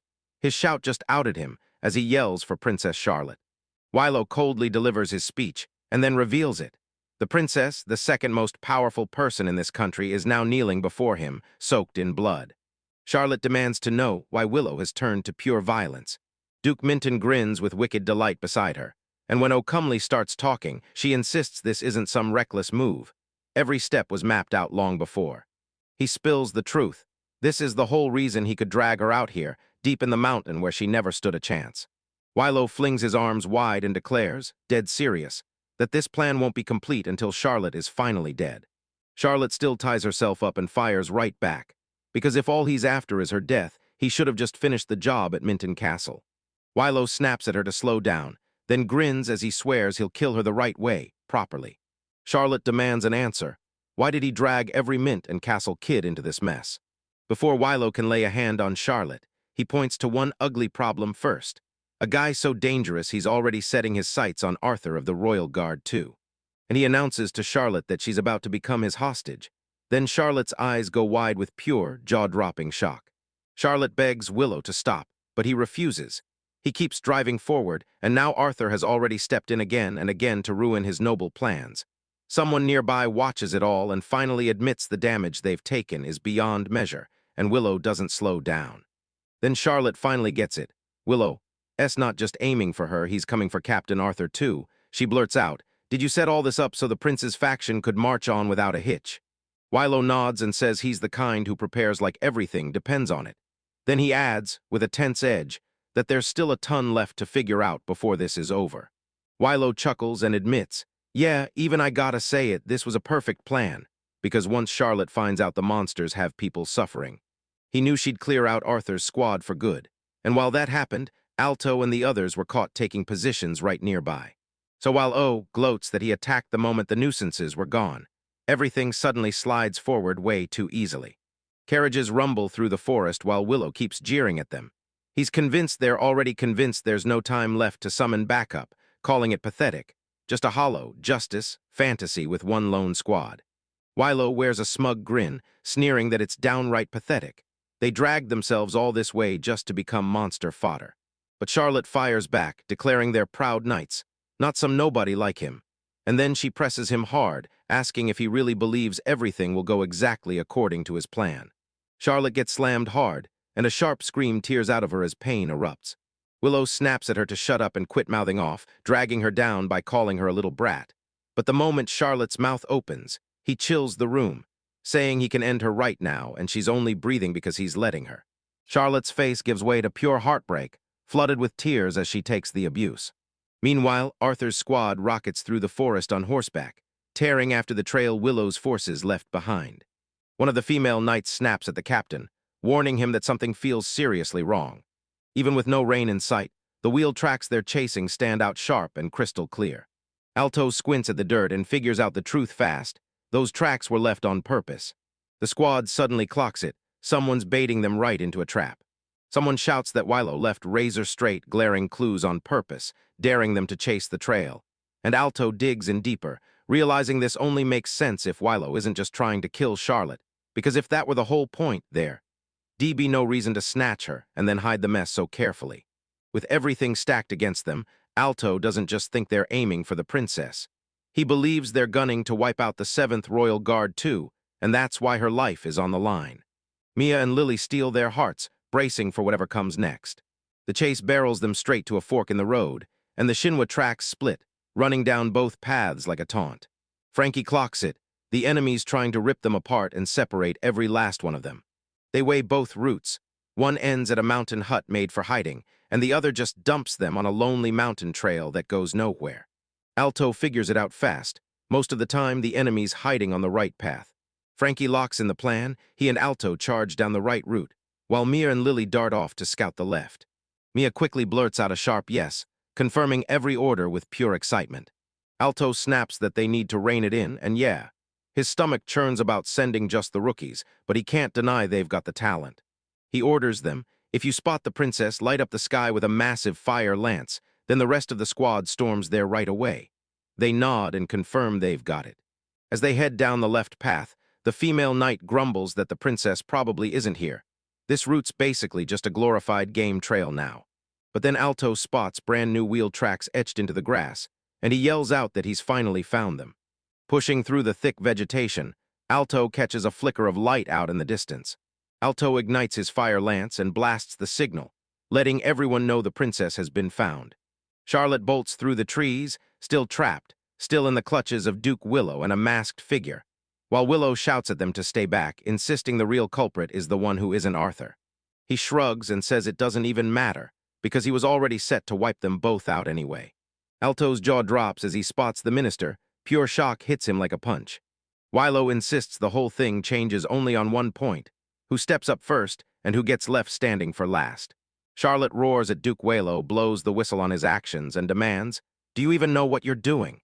Then she declares she's the princess and says this is high treason. Wilo mutters the words under his breath, and you can see a flicker of worry creep across his face. Then the masked figure beside him smirks and dares, "Who can actually prove that?" Willow snaps back, steadying his nerves, and says none of them are walking out of here alive. The masked figure starts chanting a bone-chilling incantation, spits out an ancient magical tongue, and snaps through eerie hand gestures like they're summoning something from beyond. Lily spots the magic circle snapping into place and the incantation starting. Then her gut drops, because she realizes something deadly is about to hit. The masked figure finishes the spell, then slams his hand forward, and Fireball erupts to life. A blazing fireball rockets forward, smashing everything in its path with terrifying power. Alto and Lily both snap with pure shock as that magical assault slams into them. Meanwhile, Charlotte, still trapped under Willow's hold, breaks into laughter and asks, "Isn't this magnificent?" The masked figure barks for their servant. Then the great dragon roars and the massive skeletal dragon lurches into view. It's ordered to crush Alto and his crew, and this undead monster towers over them, its giant bones throwing dark shadows across the battlefield. Alto snaps into action, stacking his powers fast, triggering a physical buff and a magic buff, then blasts off with a fire lance. The upgraded spell crashes into the skeletal dragon and blasts it with raw, brutal power. Alto's pushing through the strain, and his body starts to fight back while Lily keeps throwing herself into the fight right beside him. Meanwhile, Alto snaps through the situation in seconds, but even when the dragon is hit with a max power strike loaded with both physical and magical buffs, it doesn't even flinch. Then it hits him, this thing can't fly at all. He fires up another fire lance, recalculates his move on the spot, and goes for the kill. Alto rips out a promise. He'll crush the skeletal dragon's legs and steal every bit of its mobility. His upgraded attacks smash into the creature's limb joints, blasting them apart with brutal, crushing power. Explosions roar as his magic bites into bone where it lands. Then Alto fires off the question, "Did Duke Wilo raise those monsters?" Duke Minton says that the monsters Alto has been duking it out since yesterday, and it's still going today, and Charlotte fires back, "Yeah, they're brutal as hell, no doubt." Duke Wilo bursts into laughter and credits the whole win to that idiot dog that sold it to him way too easily, because that's what let him finish the project. Alto jolts in shock as it clicks. Arasso and Dog were behind the whole scheme. The explanation keeps going. After tearing apart its composition, they somehow forged the strongest dragon imaginable, and Duke Wilo can't stop bragging that they made it the toughest one of all. Then it all clicks. Turns out the dragon trapped in that mine was in on the same sinister plan, too. The marks the sensors found on that idiot's sword proved it was strong enough to trap a legendary S-rank dragon zombie behind an unbreakable seal, powered by a barrier skill pulled straight from the old generation's lost magic. Down below, Alto just stands there, eyes locked, fully digesting the massive weight of their conspiracy. Meanwhile, Duke Wilo shrugs off the mined dragon like some half-finished flop, and when someone warns him that Wiro got careless, Wilo bristles, insisting they stop calling his perfected creation a failure. Suddenly, something explodes into view, and panic snaps across their face like a lightning strike. A skeletal dragon stalks through the forest, rattling the trees with every move. Lily flings a dispel shot, her magic bursting out like a blink-and-it's-gone miracle, smashing the skeletal dragon with everything he had. Alto screams for her to run, and he points out that the barrier is finally gone. Lily rockets forward the moment someone activates a holy sword, the blade bursting with sacred light as she barrels in to land the strike. But Duke Wilo just bursts into laughter, insisting he wasn't careless at all. His barrier magic has fully fused with the dragon's body tissues, and he declares loud and clear that no matter what they try, it's all pointless. Lily gapes in shock as the dragon takes her hit and looks totally untouched, and she realizes that no matter how hard she tries to shut it down, this barrier is unlike anything she's ever faced before. Duke Wilo flaunts everything he's got, his massive frame, his research, the brutal results and raw power, gloating that it's all so impressive, even if he couldn't score much real combat experience out in the open. Someone out of nowhere says, "All right, it's time to end this, wrap it up." Then Duke Wilo barks at the skeletal dragon to finish Alto, roaring for the great dragon scalded as the beast unleashes a devastating blow. Lily screams a warning about dragon breath, orders everyone to back up now, and slams an ice wall into place. The divine barrier snaps into place. Alto clocks the disaster in real time. This is worse than it sounds, with the heat wave and that massive range stacking on him, and the attack's reach is so huge there's no real dodge left. Then the dragon's breath explodes forward, blasting them all away with an earth-shaking air of fire and force. Someone yells out for Ms. Lily. Alto screams for Lily and Mia as the blast rips straight through their defensive cover. The ice wall snaps to life again as someone blurts out a question. Asks if Lily and Mia are okay, and Lily snaps back that she's fine.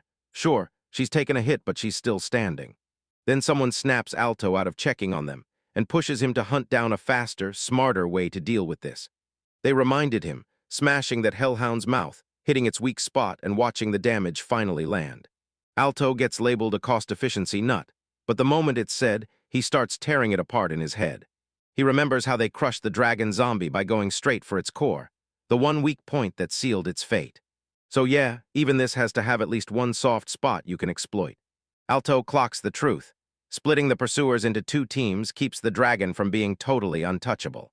But he's racing against the clock, desperately trying to figure out the one weakness before it's too late. Normally, he'd have time to test and tweak, but pulling off complex spellwork means nailing every bit of syntax. So he can't stop wondering, can he write that kind of high-level magic in such a tiny window, or should he just hit auto-magic, spam skills, and track the damage?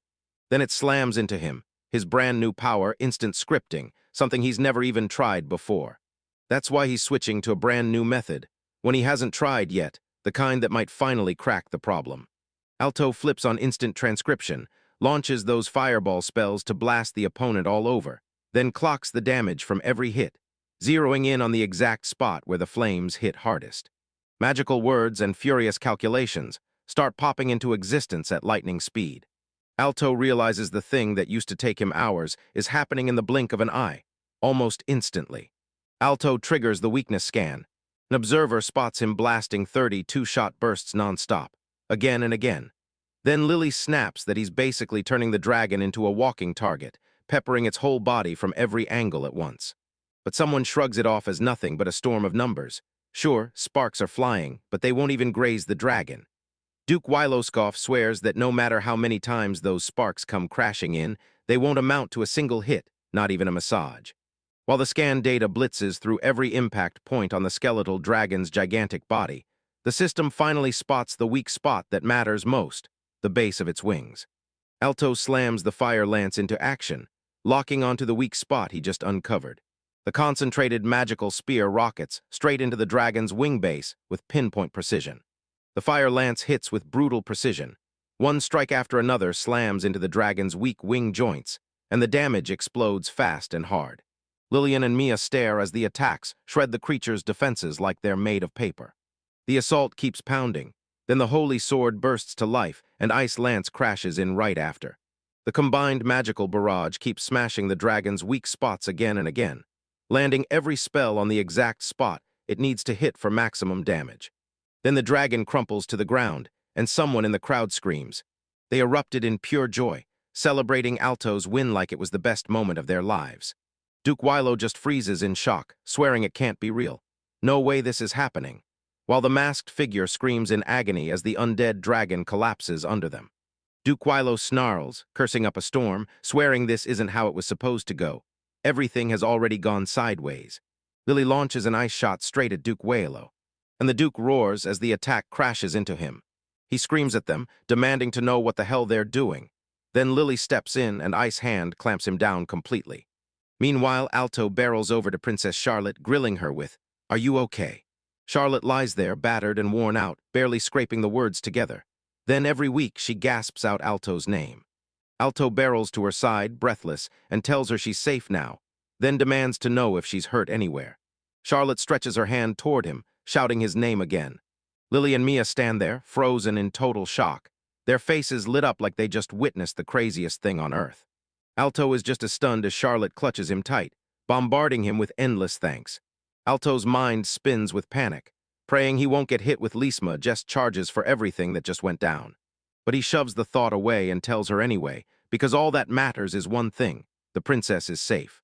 Then Charlotte leans in and tells Alto, "When you talk to me, don't say anything else, call me Charlotte." She says she never doubted it for a second. Recommending him for the royal guard was the right call. Alto quietly sits there, like she's holding her breath. That night, the two stayed close beneath the stars, and Charlotte's heart was pounding like it couldn't catch up with everything that just happened. Meanwhile, at the Wellesley estate, an official. The official confirms it. This info looks legit and can be trusted. News explodes. Minister Wilo gets arrested. Meanwhile, someone else is piecing together the full nightmare of this conspiracy. The Scalded is a real S-rank monster, and even the best fighters would fight tooth and nail just to survive it. The whole scheme meant draining an absurd amount of money to outfit the Scalded and assemble a strike team for the assault on Minton Castle. It was supposed to buy a minister's seat in exchange, but the whole plan crashed and everything fell apart.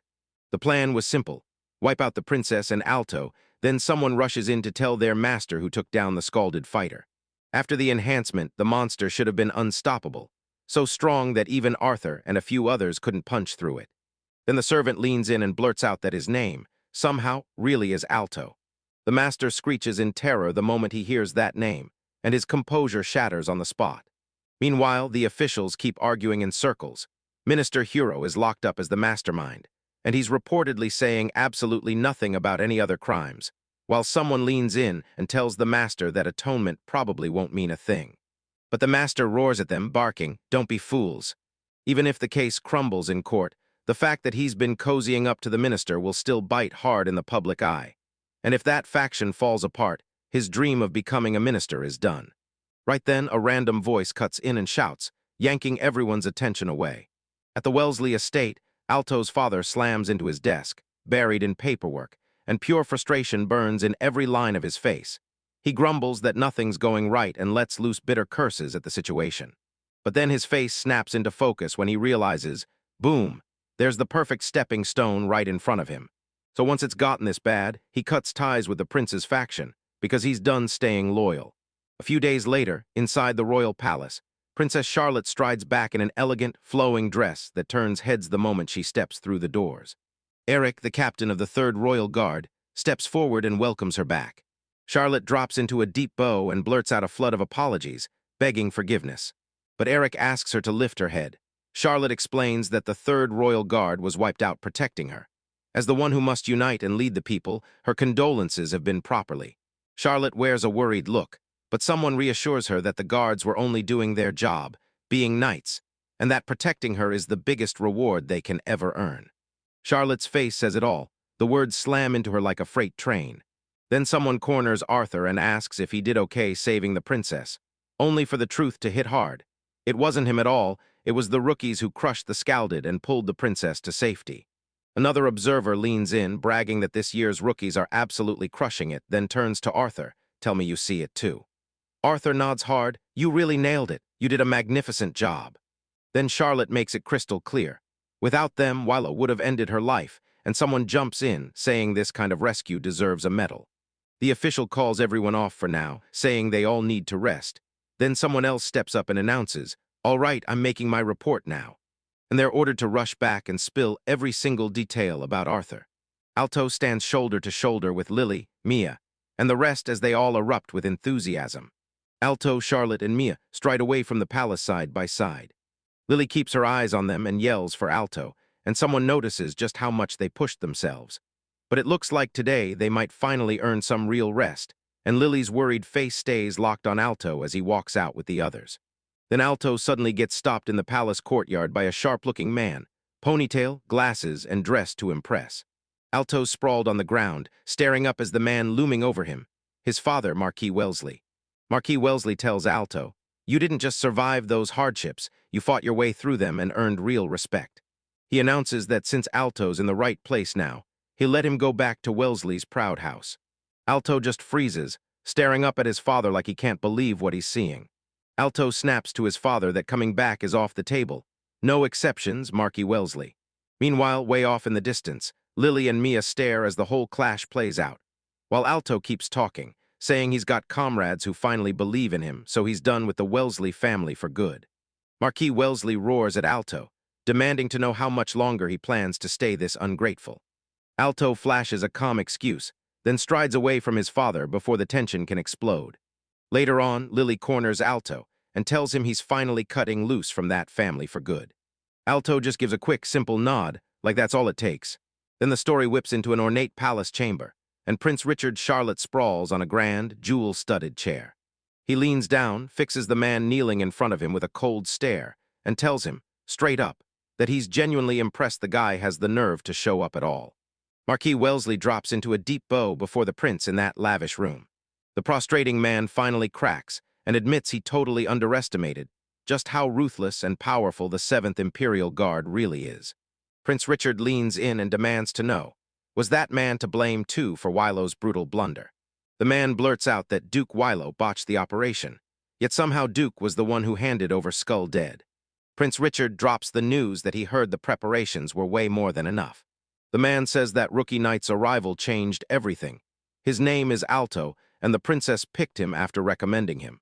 Prince Richard perks up when Alto says his name, and when someone reminds everyone how Alto smashed the House of Bones plot, they can't believe it. Because he didn't just stop there, he even drove Wilo straight into his ruin. Prince Richard makes it crystal clear. It's the results that count, not the talk.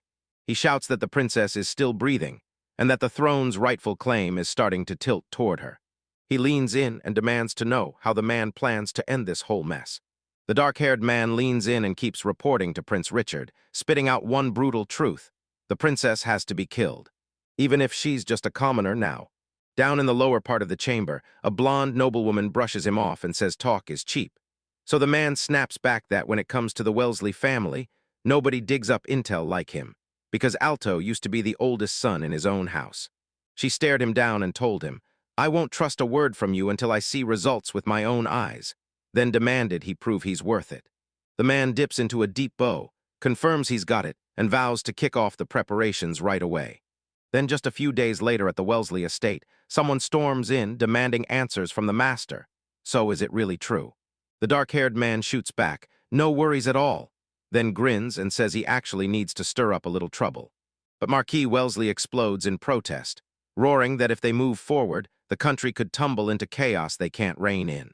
The dark-haired man lays out the plan with chilling calm, aiming to scatter the knights away from the royal capital by picking a pawn the knights can reach and control, and he makes it clear they don't even have to beat them.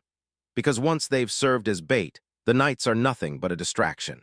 The dark-haired man sinks into the chair behind an ornate desk, and the other voice calmly promises, got it, I understand, I'll do what you want.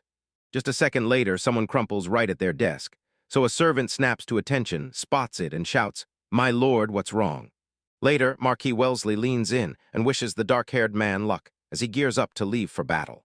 The dark-haired man strides through the estate's interior, and every one of his footsteps booms back through the halls. Someone wishes him good luck, and he flashes a quick nod like, thanks, before moving on. He pushes forward, and his face hardens into something grim, like he realizes he's got to brace for the worst too. Then he vows, we'll bring the great center Camilla into our contingency plan.